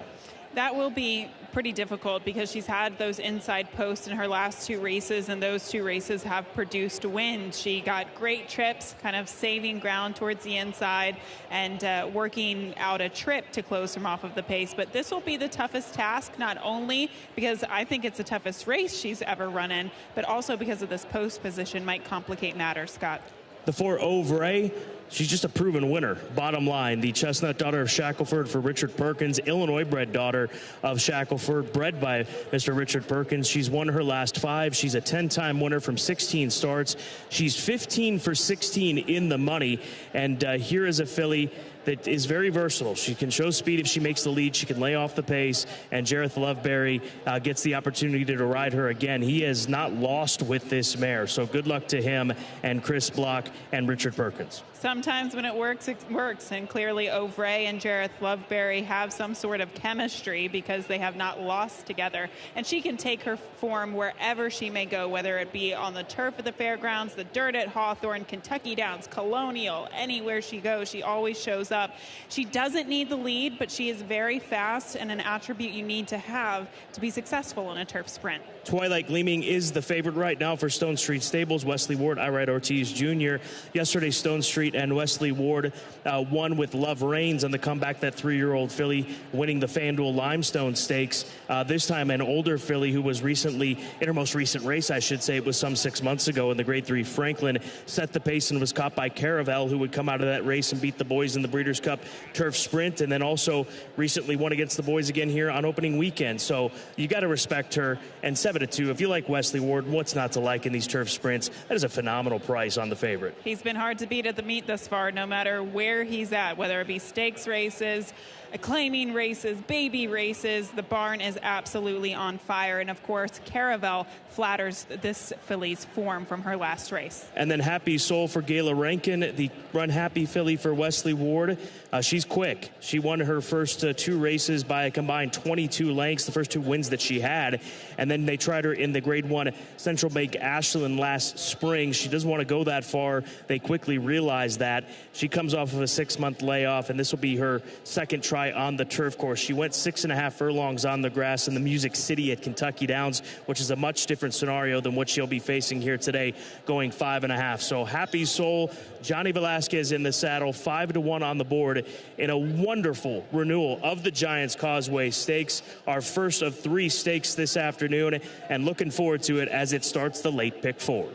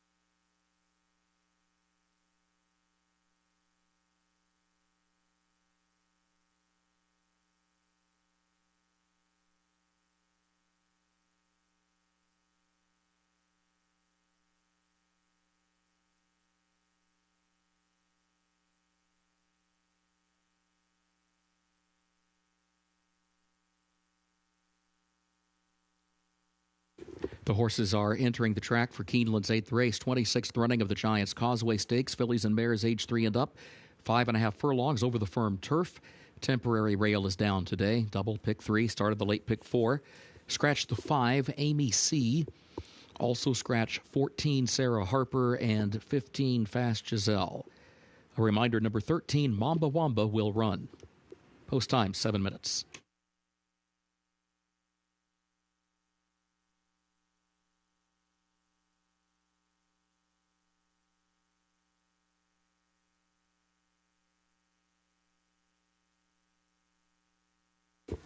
Now the post parade for the Giants Causeway. Number 1, Trained to Artemis, owned by M&W Stables LLC of John Martino. Trained by Kelly Breen. Frankie Dettori is up. 2, Creative Credit, owned by Richard Finucane. Trained by T.R. Hain. Perry Oots will ride. Happy Soul, number 3, owned by Gayla Rankin. Trained by Wesley Ward. The jockey, John Velasquez. 4, Ovray, owned by Richard Perkins, trained by Chris Block. The jockey, Jareth Loveberry. 5 is Scratch. 6, Manon, owned by Bradley Thoroughbreds of Peter Bradley. Iris Smith Stable LLC of Iris Smith. Rigney Racing LLC, Richard Rigney. Trained by Brendan Walsh, the jockey, Luis Saez. 7, Opening Buzz, owned by Tommytown Thoroughbreds LLC of Tommy Stoll. Trained by Jonathan Wong. Luan Machado to ride. 8, Cairo Ben Dorada, owned by Brownwood Farm LLC of Stanley Bergman, trained by Paulo Lobo, the jockey, Joe Talamo. 9, Miner's Queen, owned by Ed and Susie Orr, trained by Ray Hernandez, the jockey, Flavian Pratt. 10, Twilight Gleaming, owned by the Stone Street Stables LLC of Barbara Banke, trained by Wesley Ward, the jockey, Irad Ortiz Jr. 11, Little Jewel, owned by Michael Vacareza, trained by Carlo Vacareza, Javier Castellano aboard. 12, Star Divine, owned by Lawrence Goichman, trained by George Abreu. Jose Ortiz is the jockey. And drawing in, number 13, Mamba Wamba, owned by William K. Werner, owned also by Triton Stable of Lincoln Collins, trained by Brian Lynch, the jockey, Julien Leperoux. Post time in less than 5 minutes.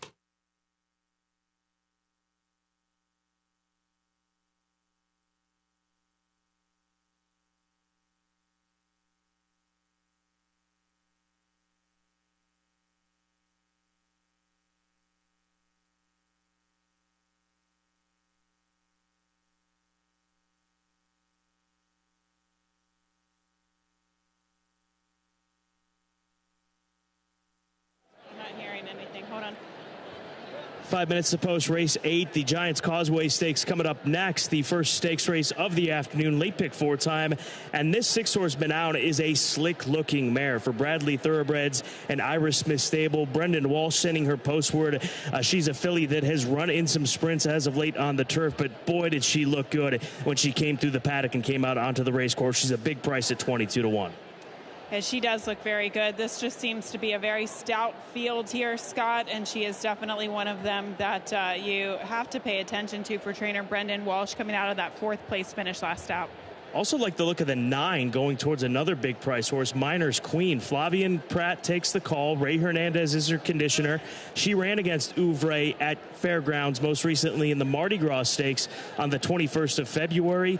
She had a productive year last year. That was just her first start of the year in a couple of months. She ran in December on the synthetic at Turfway Park, but she is a better horse on grass, and don't be shocked if she's able to outrun her odds because she was able to win here at Keeneland back in the fall.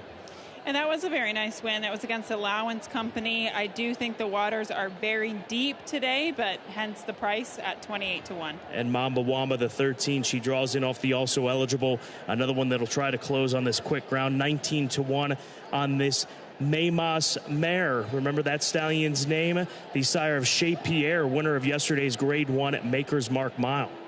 This is a crazy big price on this type of mare that she's going to have to work out a chip from that outside post closing.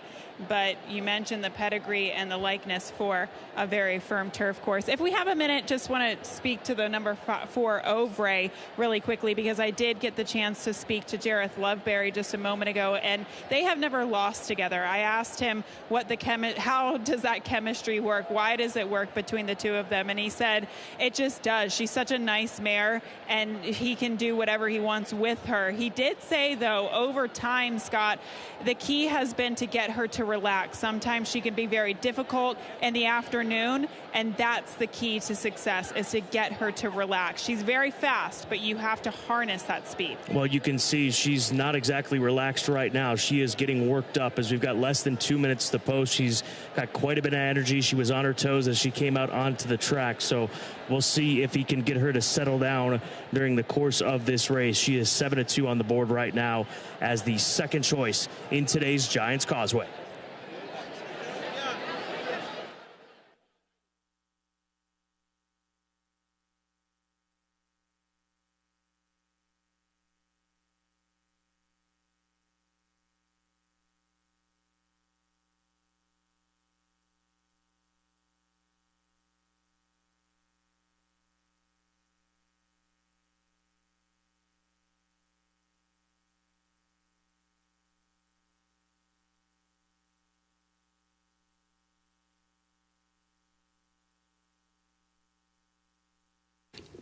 The horses have reached the starting gate for Keeneland's 8th race, 26th running of the Giants Causeway Stakes.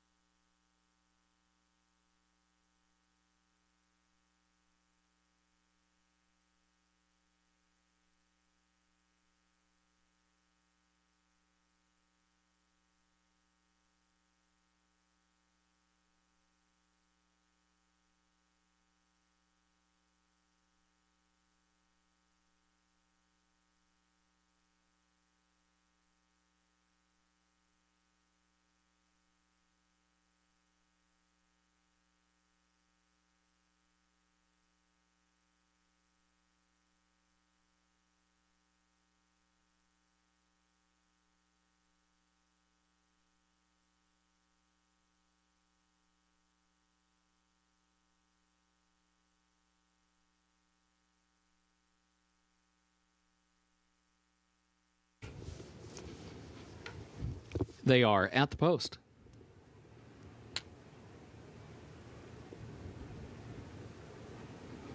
And they're off in the Giants Causeway Stakes. Twilight Gleaming, Miner's Queen. These two come out for the early lead. Creative Credit right there to the inside. In third, Happy Soul away running in fourth. Star Divine far outside. His fifth, Trained to Artemis. His sixth, Little Jewel goes seventh. Opening buzz between horses. Eighth, Ovray is down toward the inside in traffic. In ninth, Cairo Ben Dorada is in 10th. Manon is 11th. Mamba Wamba last of the 12. Miner's Queen, the leader, opening quarter 21.68 seconds. Miner's Queen against the rail leads at 3/4 of a length. Twilight Gleaming second up on the outside. Creative Credit, long shot right there between horses in third. Another length and a half. Star Divine is in fourth. Happy Soul fifth. Trained to Artemis is sixth. They turn for home. Miner's Queen, the leader. Twilight Gleaming still second. A length and a half separate them, but now here comes Twilight Gleaming again. Star Divine goes to third. Twilight Gleaming strikes the lead in the final furlong. Twilight Gleaming by 2 lengths clear of Miner's Queen, and then Star Divine. Twilight Gleaming in front. Twilight Gleaming down to the line for Irad Ortiz Jr.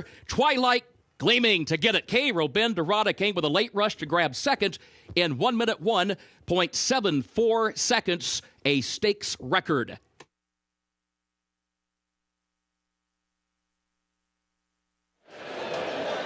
Yet another stakes record this weekend at Keeneland Racecourse, just showing you how quick this turf is right now here in Lexington, Kentucky.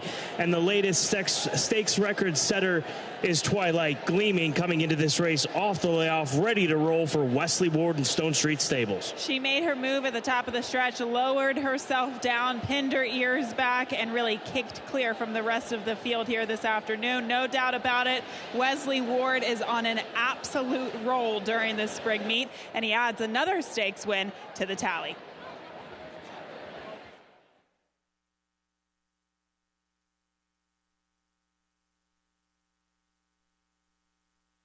Photo for play, sold all tickets.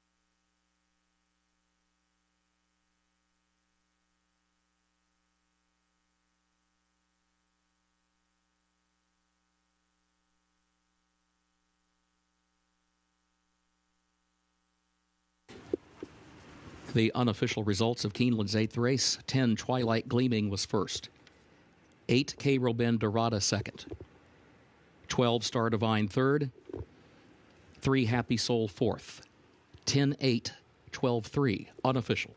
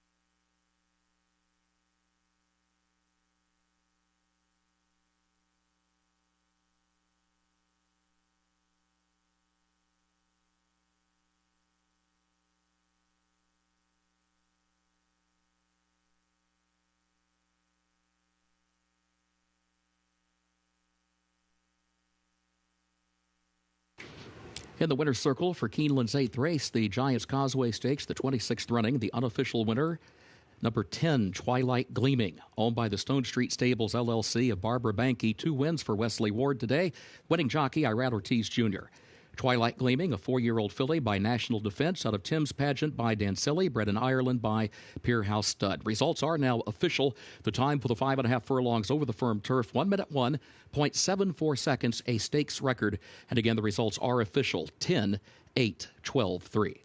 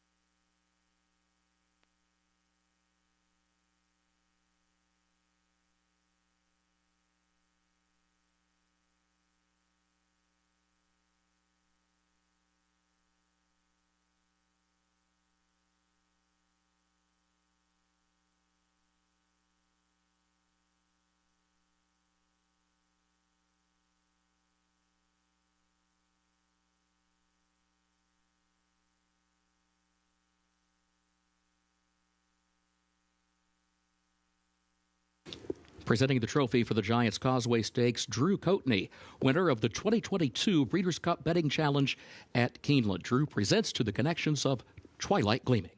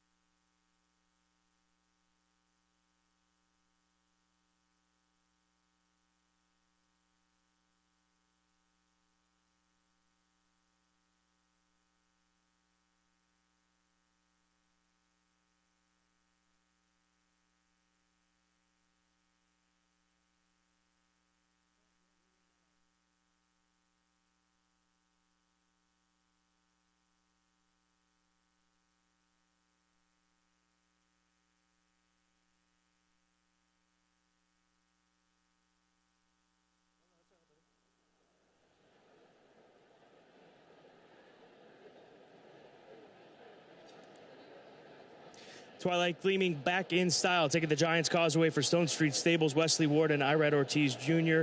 How were you able to establish such good position from that outside draw?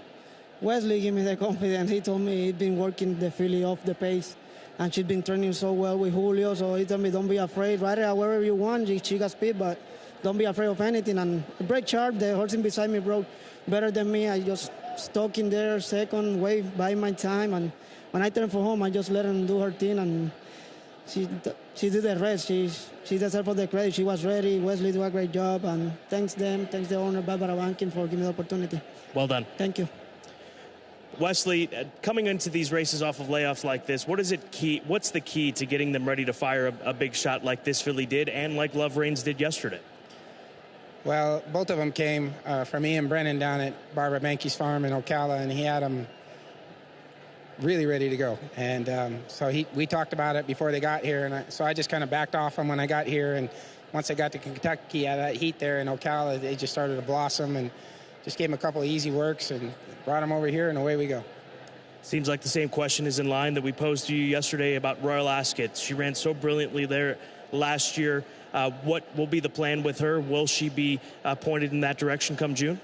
Yeah, I mean, both fillies certainly look like they would be really really well in the King's Stand. Of course, we're going to probably separate them. There's a couple different races there for 3-year-olds, as well as the King's Stand, which is 3 and up, that Lady Aurelia went. So we'll get home and we'll assess it with the team, but have a stakes record in this race, and there's been a lot of great fillies that run in it. That really says a lot. Congratulations. Thank you. Twilight Gleaming, brilliant here today in the Giants Causeway Stakes.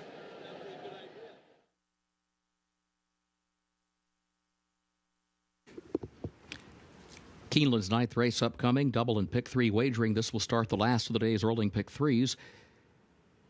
Main track is listed fast. Race 9, the 41st running of the Stone Street Lexington Stakes Grade 3. Race will finish in the short stretch at the first wire.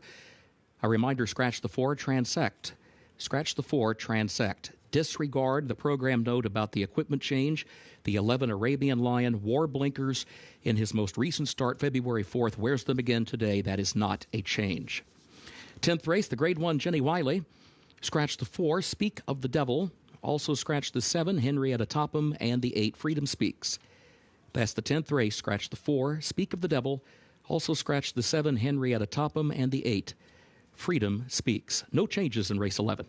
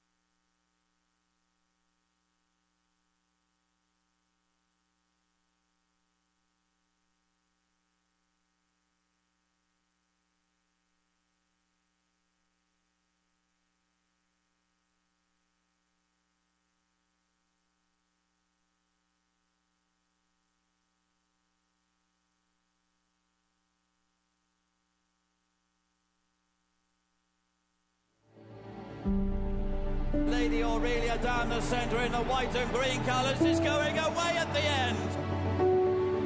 Rachel's Valentina Ratner and takes the lead.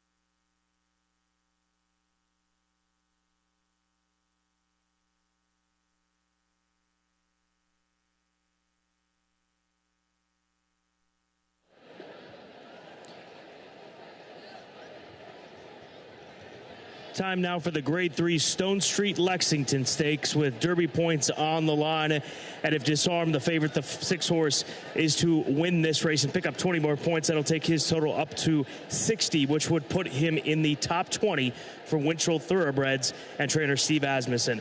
I'm going against the favorite to First Mission, impressed by his 2 races. He ran into a very good horse on debut in Bishop's Bay, and he came out of that race, went 2 turns brilliantly with ease under Corey Lannery for Godolphin and Brad Cox. Now gets Luis Saez. Give me First Mission on top. He's 5-2 right now.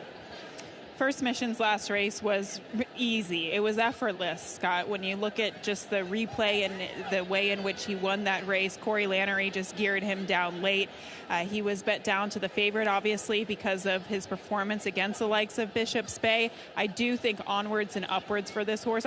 Honestly, in the early part of the race, too, he chased a long shot pace setter, which can be tough. To chase a long shot pace setter and then make the lead and then have that sustained bid at the fairgrounds, especially at a track like the fairgrounds.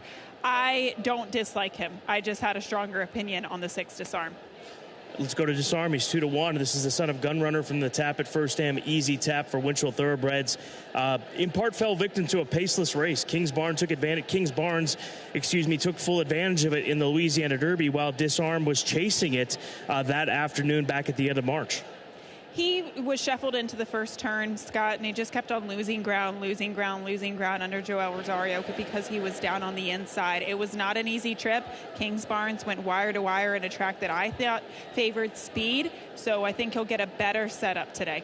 Let's go to the 2-horse Reinvest for Tim Ham, a Quality Road gelding. Half-brother to Diversify, that very talented runner. The 2-horse at 38-1. A big price for Blazing Meadows Farm and Fred Hertrick.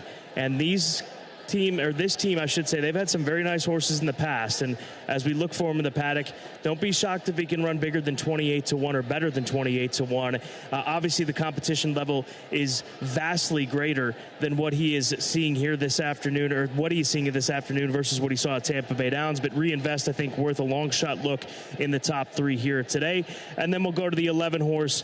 That is Arabian Lion for Bob Baffert. Bob Baffert telling me that he feels like this horse deserves one more opportunity at 2 turns before they pull the plug on that mindset. He says that he always has felt that he has the ability to go 2 turns, and he also informed me this morning that he has to wow them, quote, wow them, in order to justify a move towards the Preakness Stakes, the second jewel of the Triple Crown, which will take place 5 weeks from today. But Arabian Lion, a horse that was very impressive on debut, obviously highly thought of when you're able to win like that early on for Bob Baffert and Zidane Racing, and he is 6-1 on the board right now. Reminder that on Arabian Lion, there is no equipment change. He wore blinkers last time out in the Grade 3 Robert B. Lewis Stakes at Santa Anita, and he wears them again today. So that is standard equipment as of late for Arabian Lion on the outside. The Stone Street Lexington is coming up next with a Derby hopeful competing Disarm, who is the current 2-1 favorite.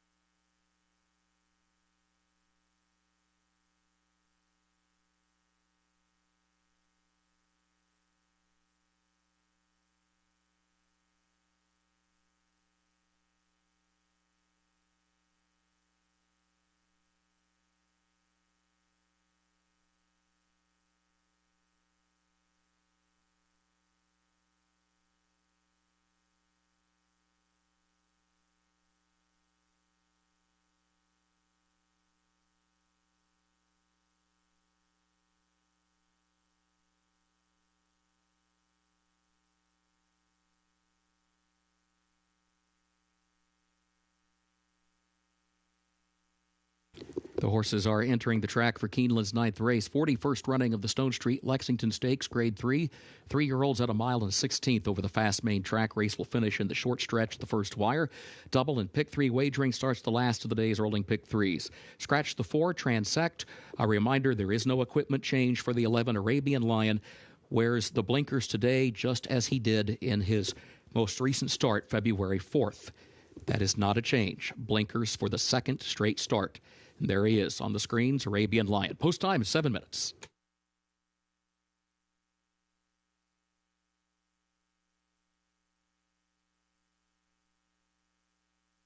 Let's meet the starters for the Stone Street Lexington. Number 1 is Baseline Beater, owned by Lothenbach Stables Incorporated of Bob Lothenbach, trained by Neil Pesson. The jockey is Corey Lannery. 2, Reinvest, owned by Blazing Meadows Farm, LLC, of trainer Tim Ham, owned also by Fred Hertrick and John Fielding, the jockey Joe Talamo. 3, Demolition Duke, owned by Thrash and Payne, of Ike Thrash, Don Thrash, Wilfred and Ab Payne, the trainer Brad Cox, the jockey Flavian Pratt. 4 is Scratched. 5 is First Mission, racing for Godolphin, LLC, of Mohammed Al Maktoum and others, the trainer Brad Cox, the jockey Luis Saez.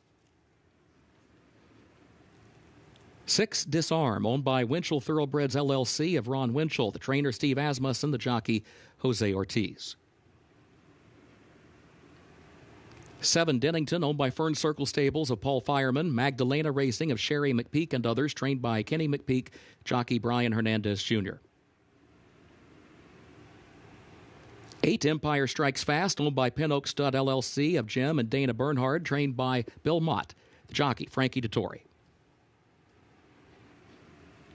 9, Prairie Hawk, owned by the Peachtree Stable of John Fort, owned by Windstar Farm LLC of Kenny Trout, trained by Saffy Joseph Jr., the jockey John Velasquez. 10, Curly, Larry, and Mo, owned by George Sharp, trained by Kyle Caramore, the jockey Ray Gutierrez. And 11, Arabian Lion, owned by Zidane Racing Stables of Amr Zidane, trained by Bob Baffert, the jockey Irad Ortiz Jr. Post time, 5 minutes.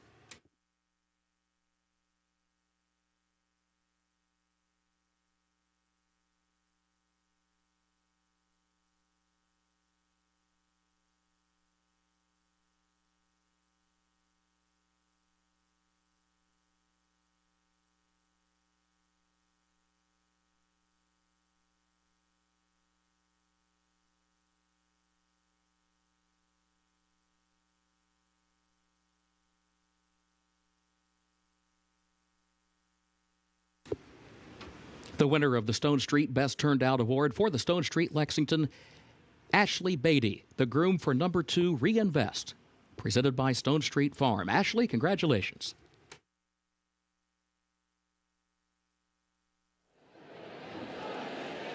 We're taking a look at this field warm-up for the Stone Street Lexington. We start with the 3-horse Demolition Duke for Thrash and Payne, Brad Cox, the conditioner of this Good Magic colt. We talked about First Mission and his runner-up finish behind Bishop's Bay. Well, the same applies to Demolition Duke, and it was in a route race in his most recent start. So if you like the 5 and you're playing that common game with Bishop's Bay, it works for Demolition Duke here this afternoon.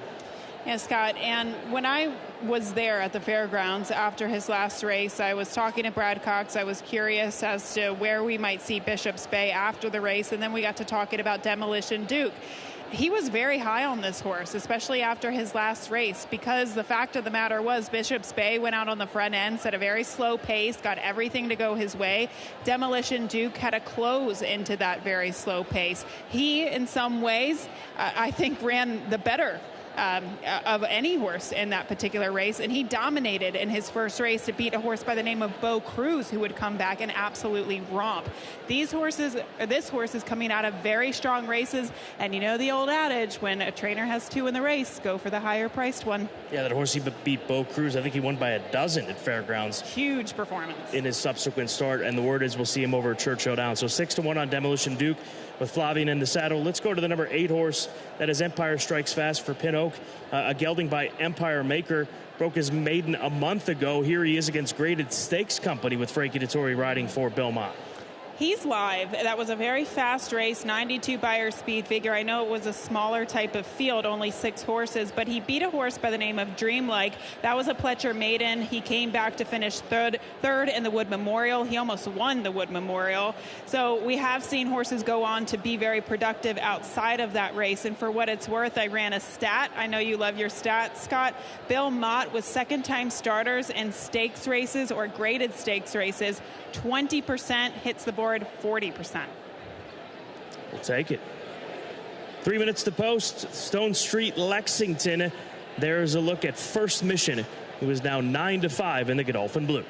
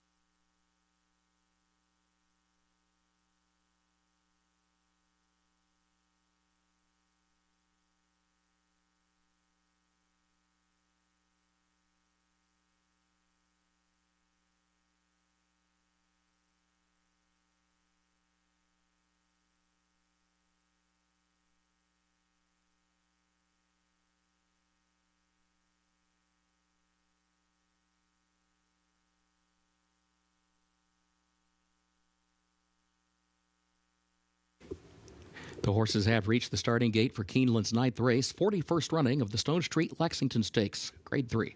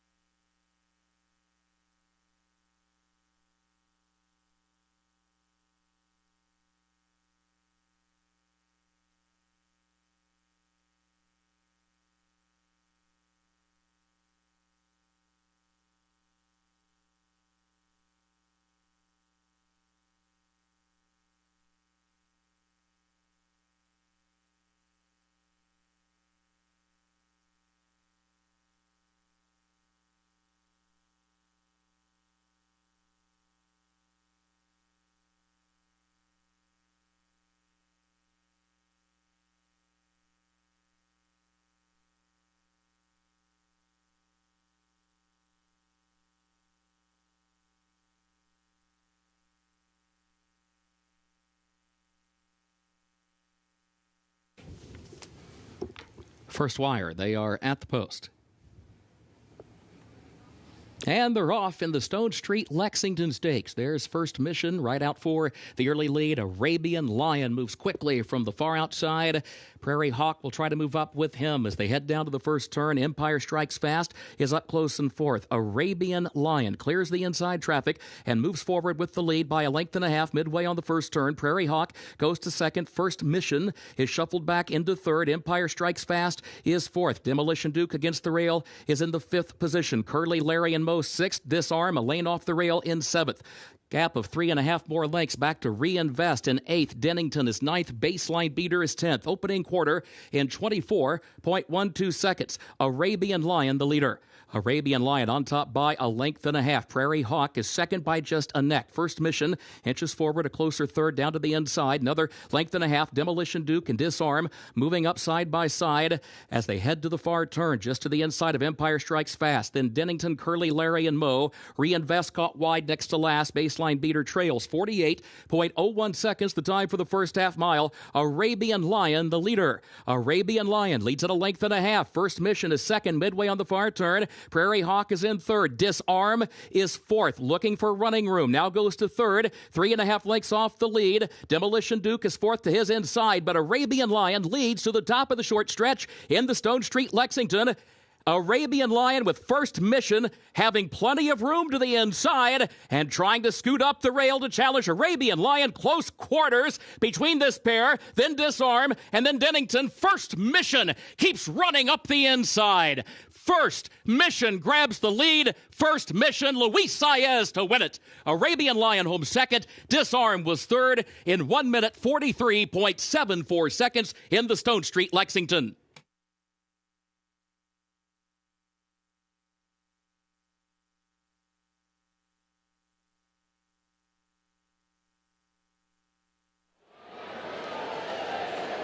Really at a loss for words to describe what Irad Ortiz Jr. and Luis Saez put together here in this race. And the way that Luis Saez was able to battle on the inside, this horse looked off the bridle coming around the turn, and it looked like Arabian Lion was just going to keep on going.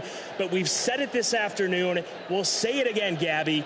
Saez never gives up, nor did he on First Mission down on the inside today in the Stone Street Lexington. He cornered at the quarter pole, Scott, and he said, yep, I'm going to go up the rail. There's a little bit of room for me there, and I'm going to try to sneak through. Irad Ortiz Jr. finally saw him and came over, tried to intimidate him.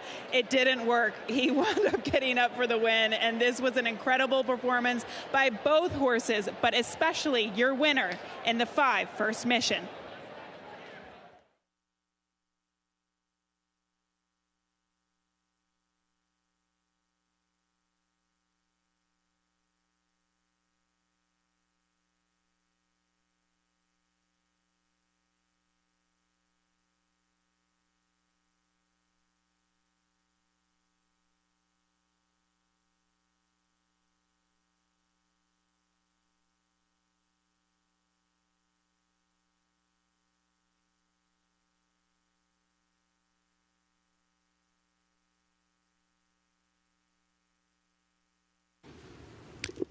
The unofficial results of Keeneland's ninth race: number 5, First Mission, was first.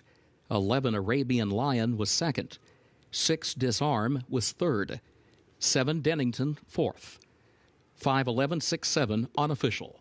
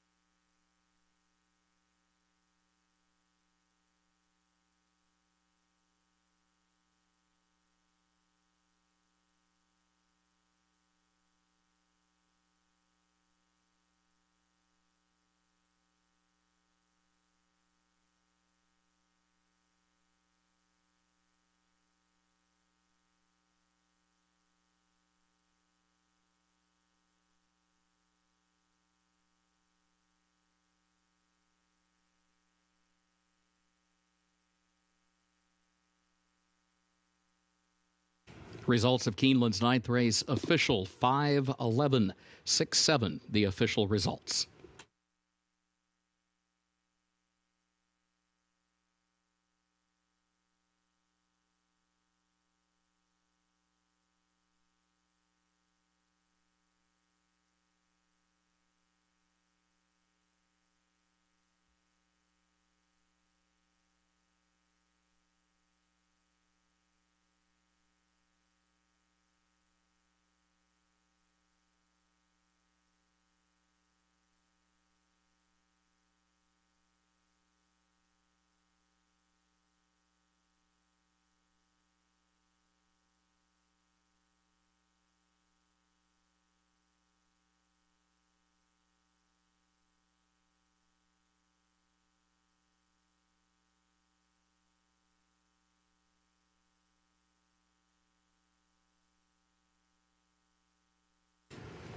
The official winner of race 9, the 41st running of the Stone Street Lexington Stakes Grade 3, number 5, First Mission.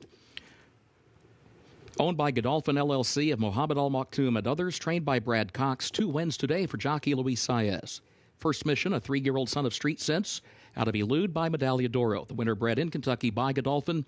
8.5 furlongs over the fast main track, 1 minute 43.74 seconds.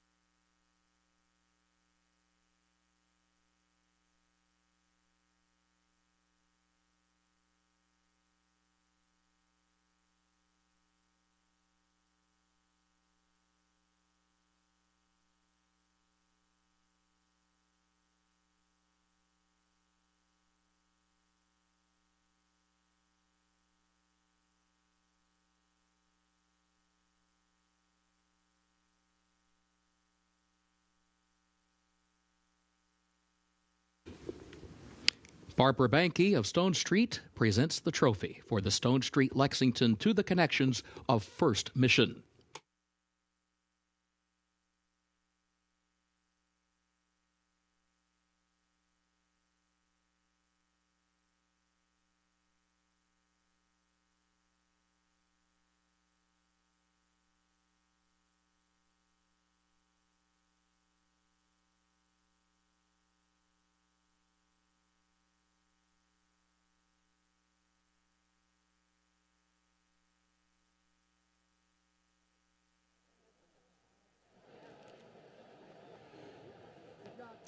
First Mission, all heart in the Stone Street Lexington Stakes for Godolphin and Luis Saez. And Luis, how much work did you have to put in to get this horse to re-rally down on the inside as you straighten for home?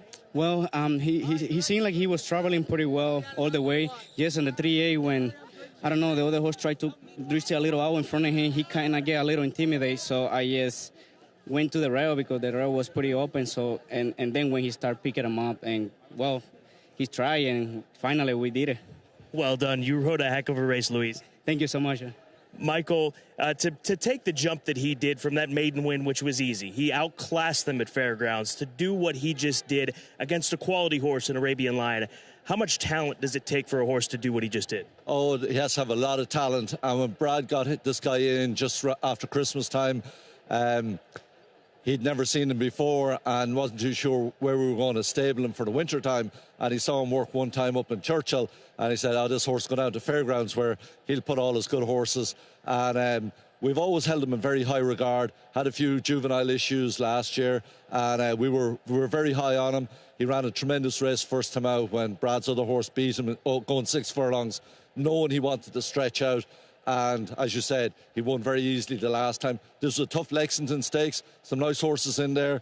The second out of the Louisiana Derby, and a lot of nice maidens. I know Bill Mott liked his horse quite a bit, and so we were very hopeful and confident that if he showed his talent that we thought he had, we had a big chance. So it's exceptionally nice to see that happen, and especially the experience he needed to get coming down in tight on the rail there. For an inexperienced horse, I think that'll hold well for the future with us. It certainly will, and obviously you look at a race, but you're always thinking ahead. Preakness Stakes. Where does your mind stand? I know you got to get together with the team at Godolphin and come up with a plan, but where do you stand on that 5-week turnaround? Well, I think it'll be ideal, really. And when he ran in his maiden race, we sort of thought, okay, let's come back a little bit quicker in the maiden, a little bit quicker back in here for what Brad would normally do, to see if he had enough talent to do that. I think he answered a lot of questions today, so we'll certainly look hard at that. We'll see how the Derby works out first, and but how he trains, how he comes out of the race. But I think we'll have a nice horse for down the road, even if we didn't make one of the classics. But I think we have a real nice horse in our hands. Well, congratulations to the entire team at Godolphin, as well as His Highness Sheikh Mohammed. Thanks very much, Scott. We appreciate it. First mission, very impressive today, taking a big step up in competition and responding in the Stone Street Lexington.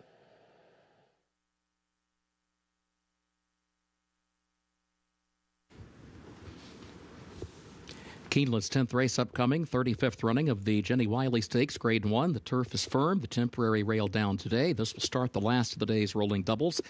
A reminder, scratch the 4, Speak of the Devil.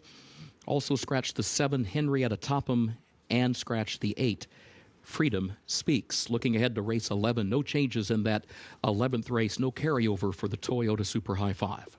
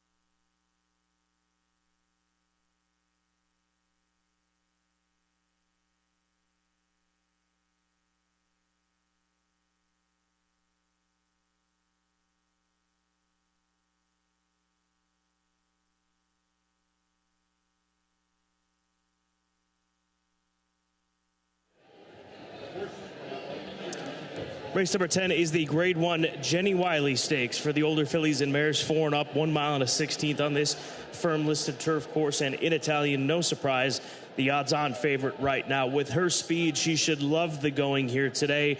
She is 4-5. She comes off of this 5-month layoff. She's run here at Keeneland in the past. She won the First Lady last fall and followed it up with a runner-up finish in the Breeders' Cup filly and mare turf. Just a touch too far on that afternoon for her, but 1 mile and a 16th is going to be an ideal condition and distance for this mare, and Chad Brown seeking his 6th win in the Grade 1 Jenny Wiley.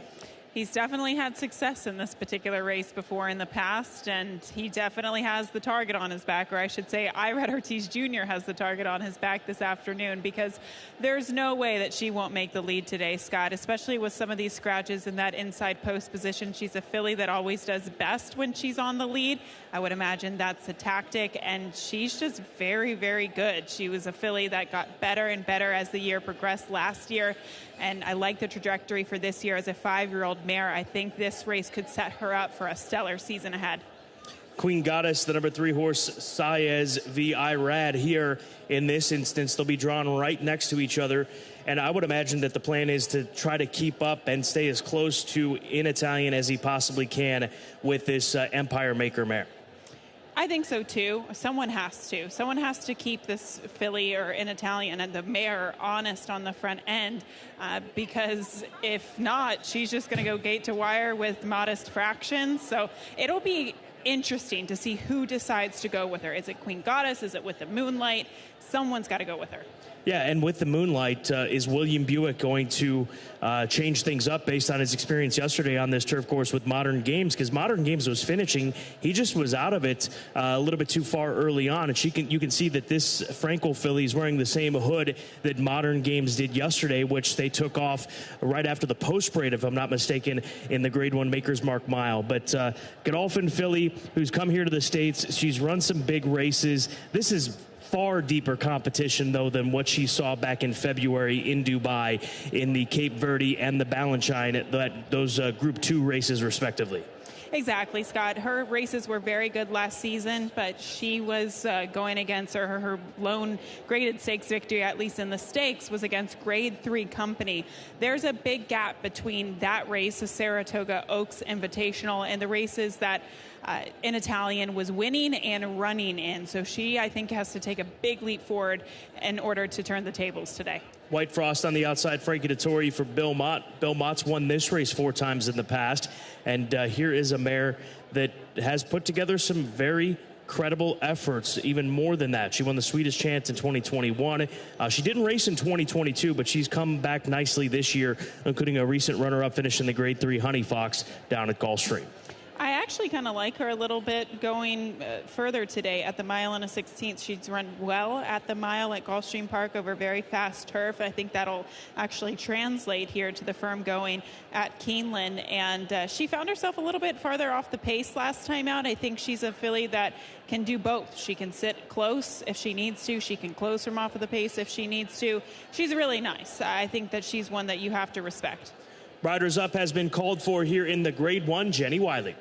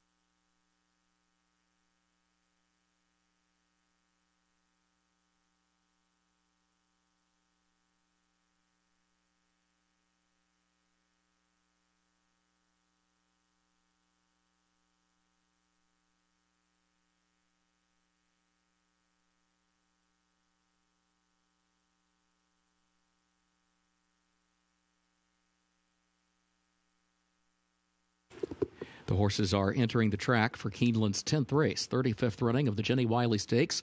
Grade 1 fillies and mares age 4 and up at 1 mile and a 16th over the firm turf. Starts the last of the day's rolling doubles. A reminder, scratch the 4, Speak of the Devil. Also scratch the 7, Henrietta Topham, and scratch the 8, Freedom Speaks. Post time in 7 minutes.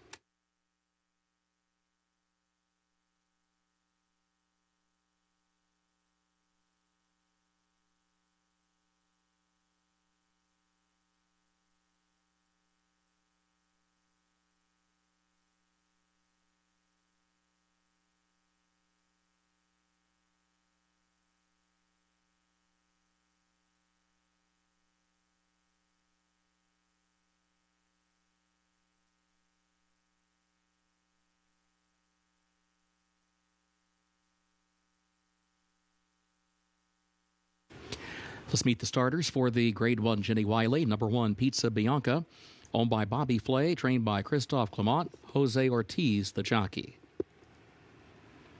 2, In Italian, owned by Peter Brandt, trained by Chad Brown, the jockey, Irad Ortiz Jr. 3, Queen Goddess, owned by Eclipse Thoroughbred Partners of Aaron Wellman, owned also by Gary Barber, trained by Michael McCarthy, the jockey, Luis Saez. 4 is scratched. 5, With the Moonlight. Races for Godolphin LLC of Mohammed Al Maktoum and others, trained by Charlie Appleby, the jockey, William Buick. 6, Skims, owned by Andrew Rosen, trained by Shug McGahee, John Velasquez to ride. 7 and 8 both scratched. 9 is White Frost, owned by the Gainesway stable of Anthony Beck. The trainer is Belmont and the jockey, Frankie Dettori. Post time in 5 minutes.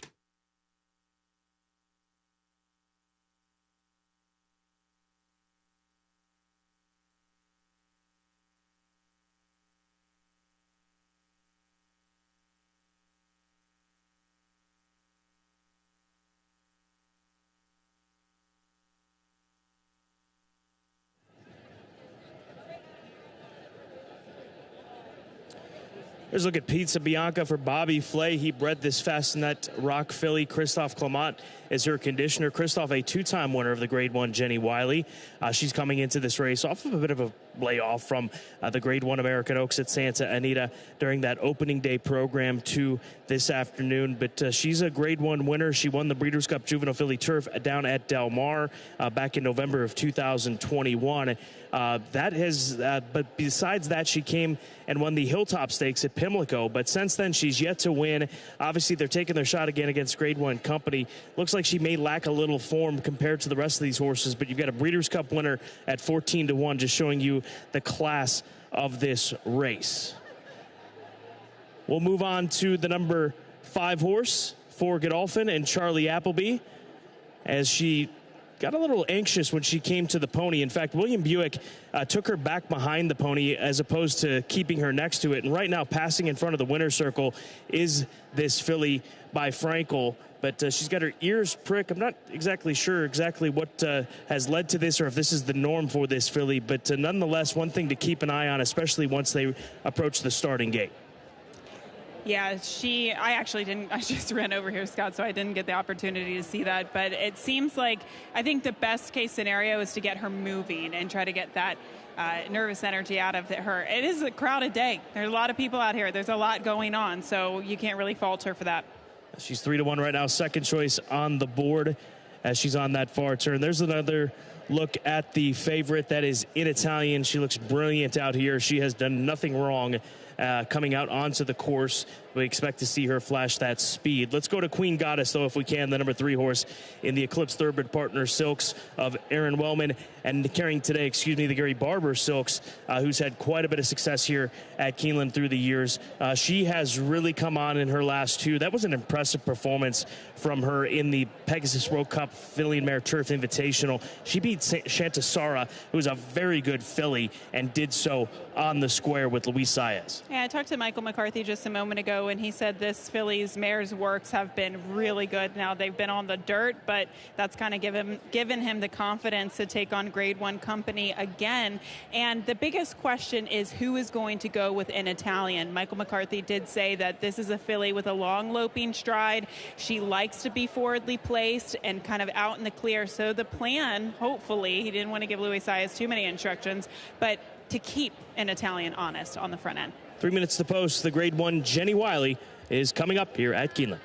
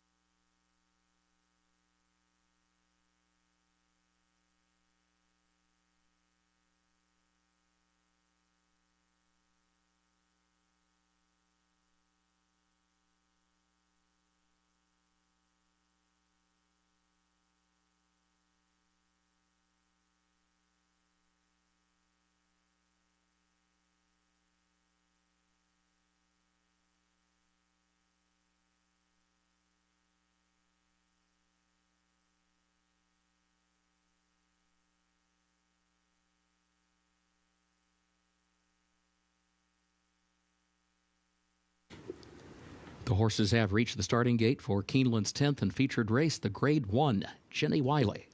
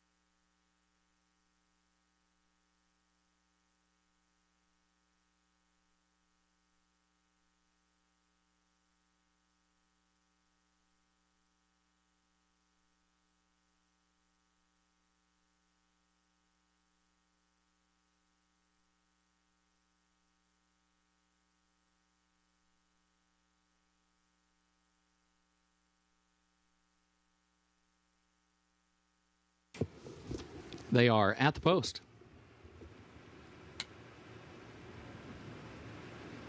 And they're off in the Jenny Wiley.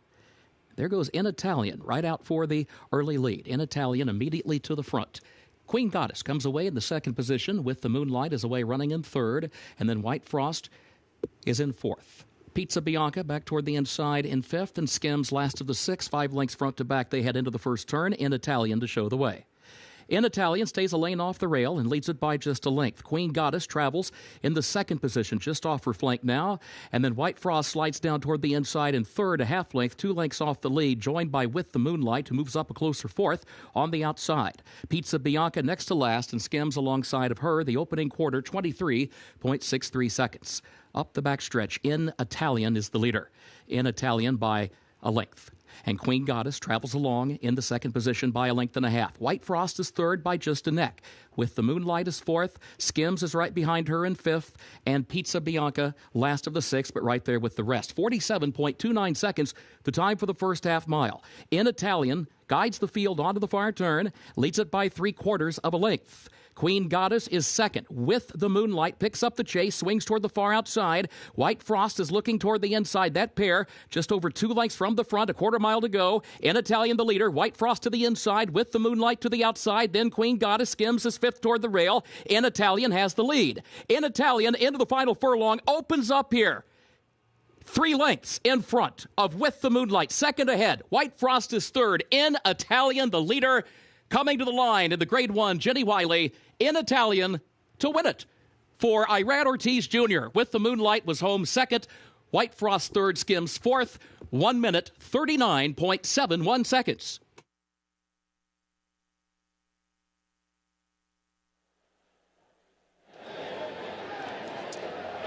Well, they chased her around there, and they tried to come to her late, but in Italian, too much for them on this fast turf course, doing what she does, going to the front and never looking back.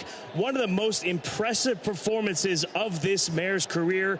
Congratulations to Peter Brandt, Chad Brown, his 6th win in the Jenny Wiley, and Irad Ortiz Jr. aboard for the ride. Irad Ortiz Jr. never moved a muscle. He was just sitting chilly by the time they got to the top of the stretch. It looked like the 5 With the Moonlight. She was rounding the turn and trying to make a bid, but once Irad Ortiz Jr. asked Italian for a little bit more, man, did she give more. And she delivered in a big way in her seasonal debut.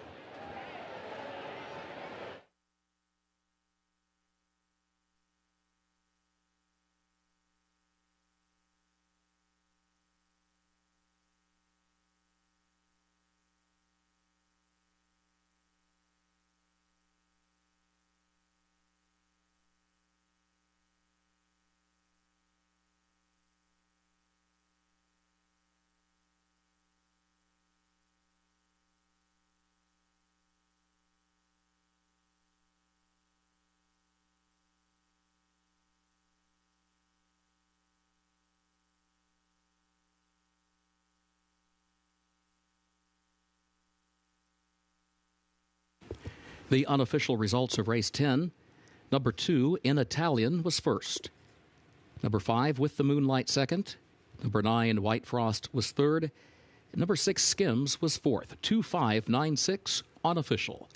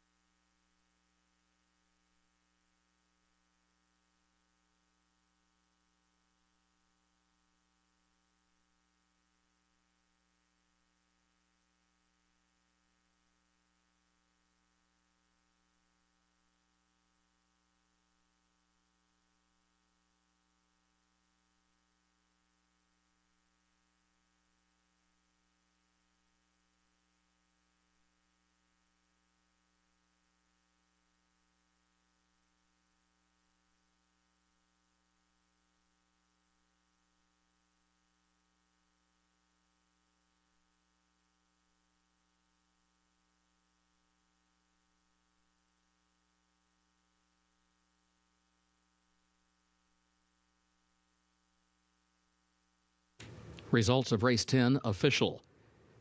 2-5-9-6, the official results.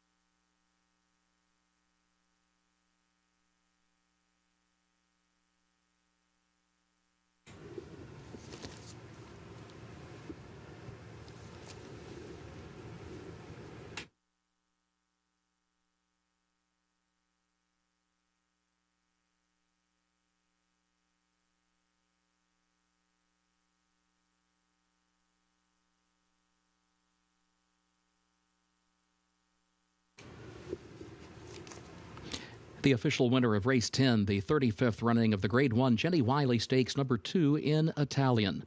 Owned by Peter Brandt, trained by Chad Brown. 2 stakes wins today for jockey Irad Ortiz Jr. In Italian, a 5-year-old daughter of Dubawi out of Florentina by Redute's Choice. Winner bred in Great Britain by Fairway Thoroughbreds. A mile and a 16th over the firm turf, 1 minute 39.71 seconds.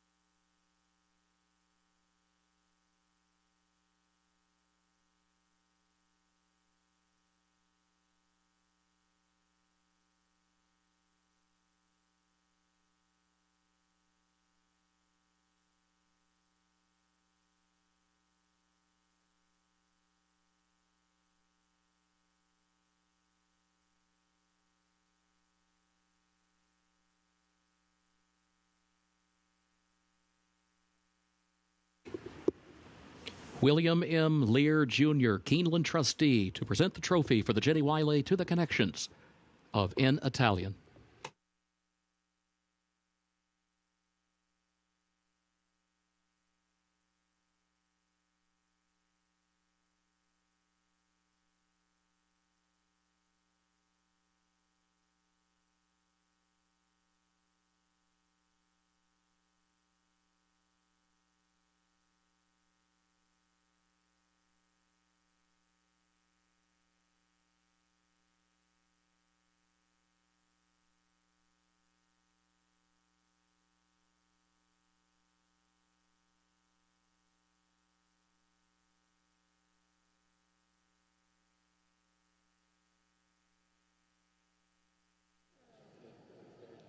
In Italian, once again, brilliant in a Grade 1 here at Keeneland Racecourse, this time in the Jenny Wiley for Mr. Peter Brandt and Irad Ortiz Jr. She goes fast, but she switches off. How does this mare do this for you, Irad? She's been a nice filly all the time. Since she was 2, she break quick out of the gate, and then she relaxed. You can see her ears up. She does it all the time, and I was confident. Trainer told me just to go to the lead, and she broke so good. I tried to relax her going to the first turn, and she switched off. That was the key. After that, the backside, I can let her, whenever somebody come get close to her, I can let her do her thing because I know I have plenty on the tank. So she was nice. She deserved all the credit, and she got the job done. Thanks, Peter, for giving me the opportunity. Congratulations. Thank you. Peter, how would you describe what we just saw from her on this quick ground? Well, she's a wonderful filly, wonderful mare. She's been good from the very beginning, and we're very proud to have her. She's going to be a great broodmare for us, and we're so excited. I mean, to win this race this number of times has been a great thrill for us. This is one of the most important filly and mare races, and it's just a great honor to win this race. You've been so invested in this game. What is it about thoroughbred racing that you get such a thrill out of? Well, it's not losing, that's for sure. But unfortunately, you're going to lose more than you're going to win, so that you have to get used to it, and it'll humble you. But it's well worth it when you experience the thrill of winning. It's a great sport. No opinions in the sport. It just first one to the finish line and a fairway, and I love the sport. I've loved it ever since I was 13 years old. So I plan on continuing to do it.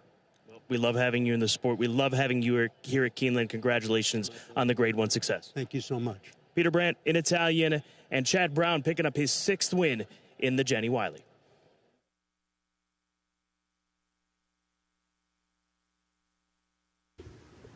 Thank you, Scott. Keeneland's 11th and final race upcoming. Main track listed fast.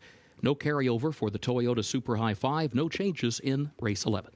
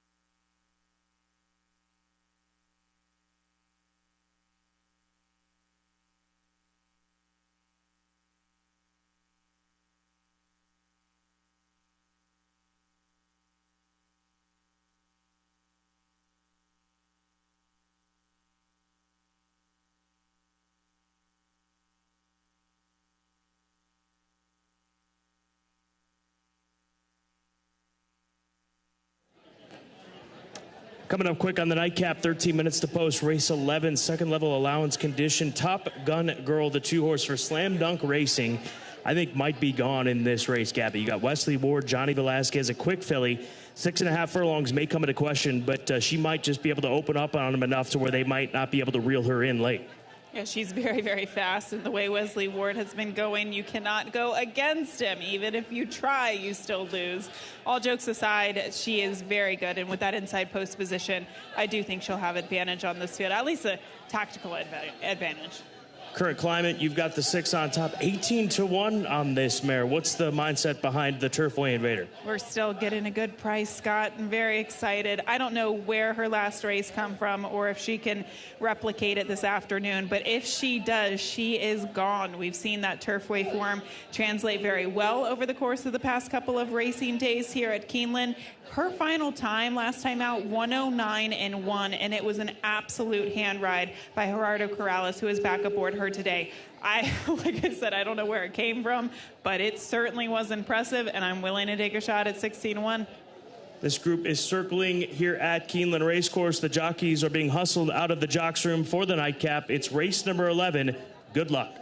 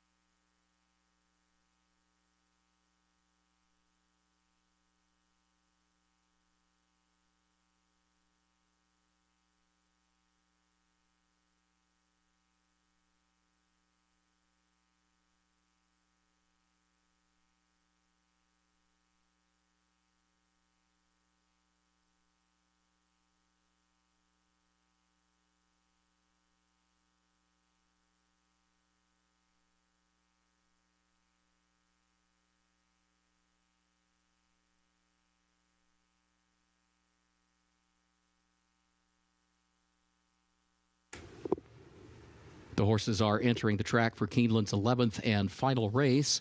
The Lady Samurai allowance optional claiming race for a price of $80,000. Fillies and mares age 4 and up. 6.5 furlongs over the fast main track. No carryover for the Toyota Super High 5.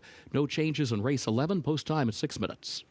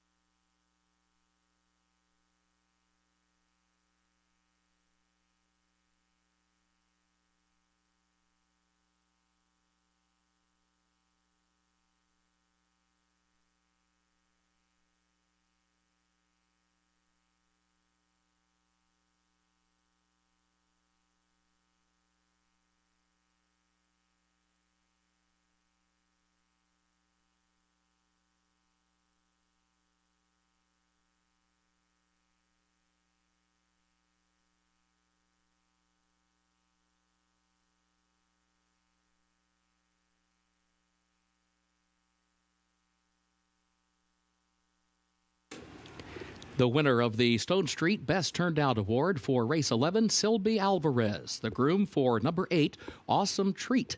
Presented by the Permanently Disabled Jockeys Fund, which assists jockeys who are permanently disabled from on-track accidents and builds awareness for their needs. Silby, congratulations.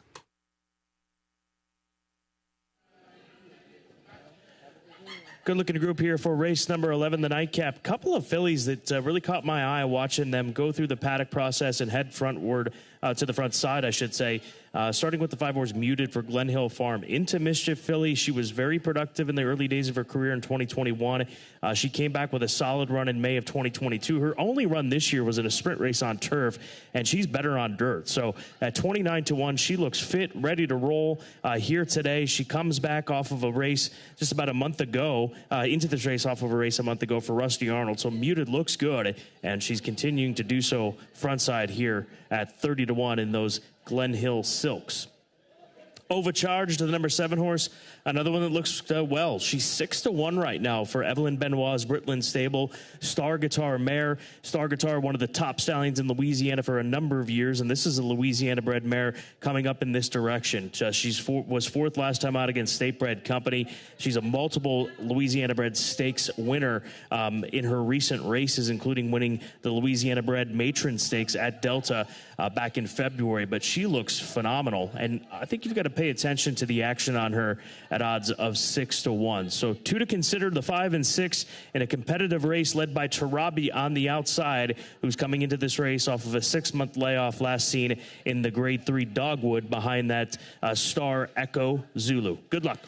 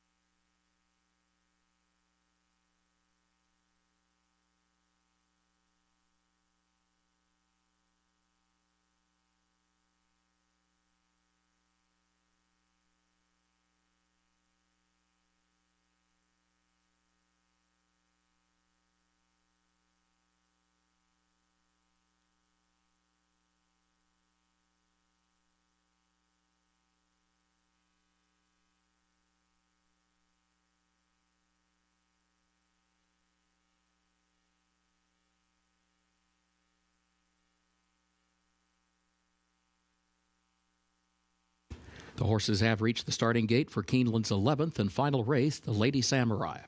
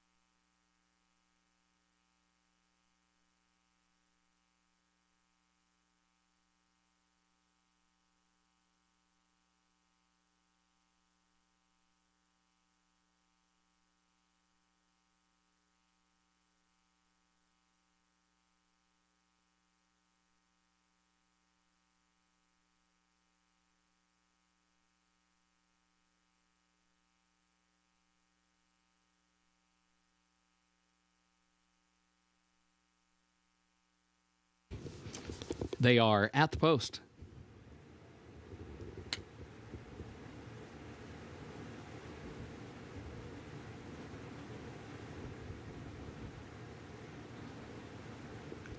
And they're off. There goes Tarabi from the outside, right out for the early lead. Overcharged is there. Awesome Treat outrunning in the third position. Muted is up close in the opening strides as well. Ironic Twist is there. Top Gun Girl now moves up, puts ahead in front. Top Gun Girl to the lead by a head. Ironic Twist goes second. You're So Silly moves up the rail third. Muted fourth. Awesome Treat fifth. Tarabi sixth, moving up 2 positions out in the center of the racetrack. And then further back, Overcharged is now back in the 7th spot, heading onto the far turn. Current Climate travels in 8th. Radio Days is 9th. Napa Candy 10th. Street Jam is 11th. My Kentucky Girl last of the 12, 22.15 seconds the time for the opening quarter. Back up front, Top Gun Girl against the rail, leading Ironic Twist, but only by a neck. Tarabi third, stacks up to the far outside, just a length off the lead. Overcharged tries to move into contention, still fourth though, 3 lengths from the front, has to go to the far outside. You're So Silly is fifth and behind horses. Break of 5 more lengths back to Muted. They turn for home. Ironic Twist has the lead clear from Top Gun Girl, but has company from Tarabi. Tarabi right alongside of Ironic Twist. You're So Silly is in third position. Overcharged is fourth. Final furlong to Robbie going at it for the lead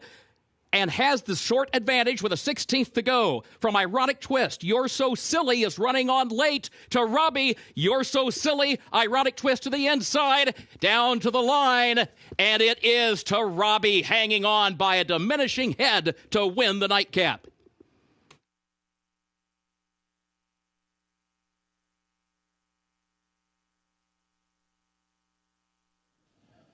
And once again, Luis Saez, the jockey, never giving up on this first Samurai filly. Coming into this race off the layoff, she maybe starts to go up and down a bit at this point in time. The 4's hanging around, the 1 is as well, but Saez not allowing them to get by him or her in the end. Yeah, it's so strong coming down the lane. Tarabi had a little bit of late pressure from the 1, but that did not deter her from getting the victory today. She was the class of the field, and she did prove it today as she gets the win at 5-2 in the nightcap.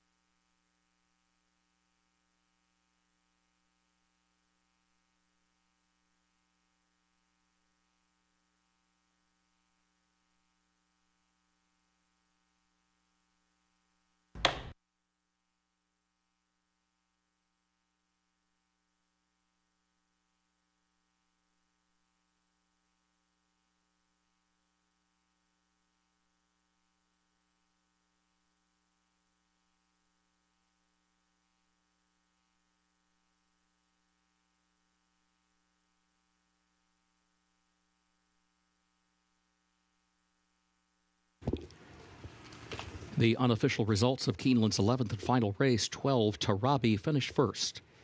1, You're So Silly was second. 4, Ironic Twist third.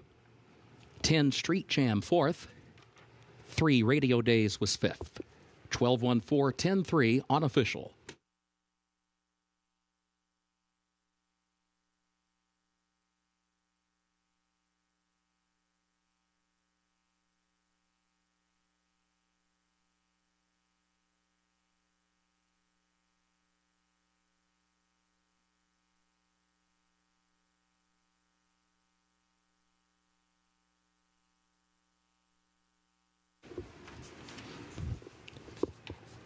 In the winner's circle for Keeneland's 11th race, the Lady Samurai, the unofficial winner, number 12, Tarabi, owned by LBD Stable LLC of Paul Winandy, owned also by Manganero Bloodstock of Paul Manganero, owned as well by David and Gordo. The trainer, Cherie DeVoe.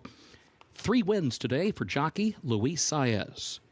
Tarabi, 4-year-old filly by First Samurai out of Indian Bay by Indian Charlie, bred in Kentucky by Hinkle Farms. Keeneland September graduate gets the 6.5 furlongs over the fast main track, 1 minute 17.99 seconds.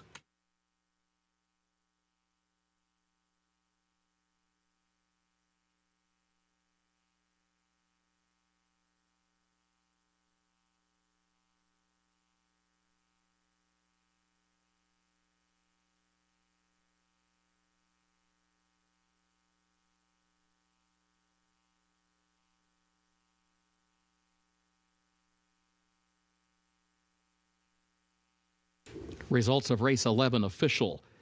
12-1-4, 10-3, the official results.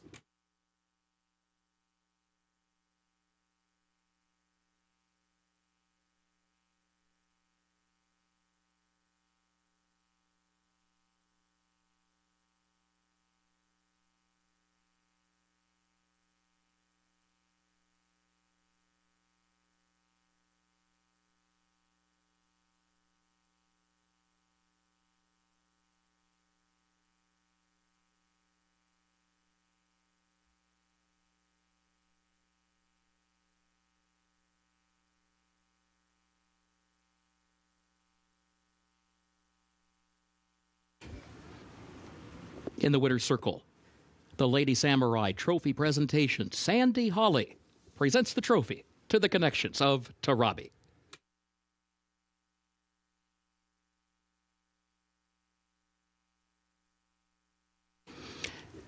At Keeneland, the pick 6 pays on 6 of 6 with a consolation 5 of 6. The late pick 5, 5 of 5, consolation 4 of 5. No carryover for the Toyota Super High 5 for tomorrow's card. Live racing resumes here tomorrow, 1 p.m. Eastern. A reminder, the second floor grandstand, including the sports bar and the mezzanine bar, will remain open for simulcasting for approximately 30 more minutes. You may advance wager any races occurring after that time. For now, on behalf of Keeneland, thank you and good evening.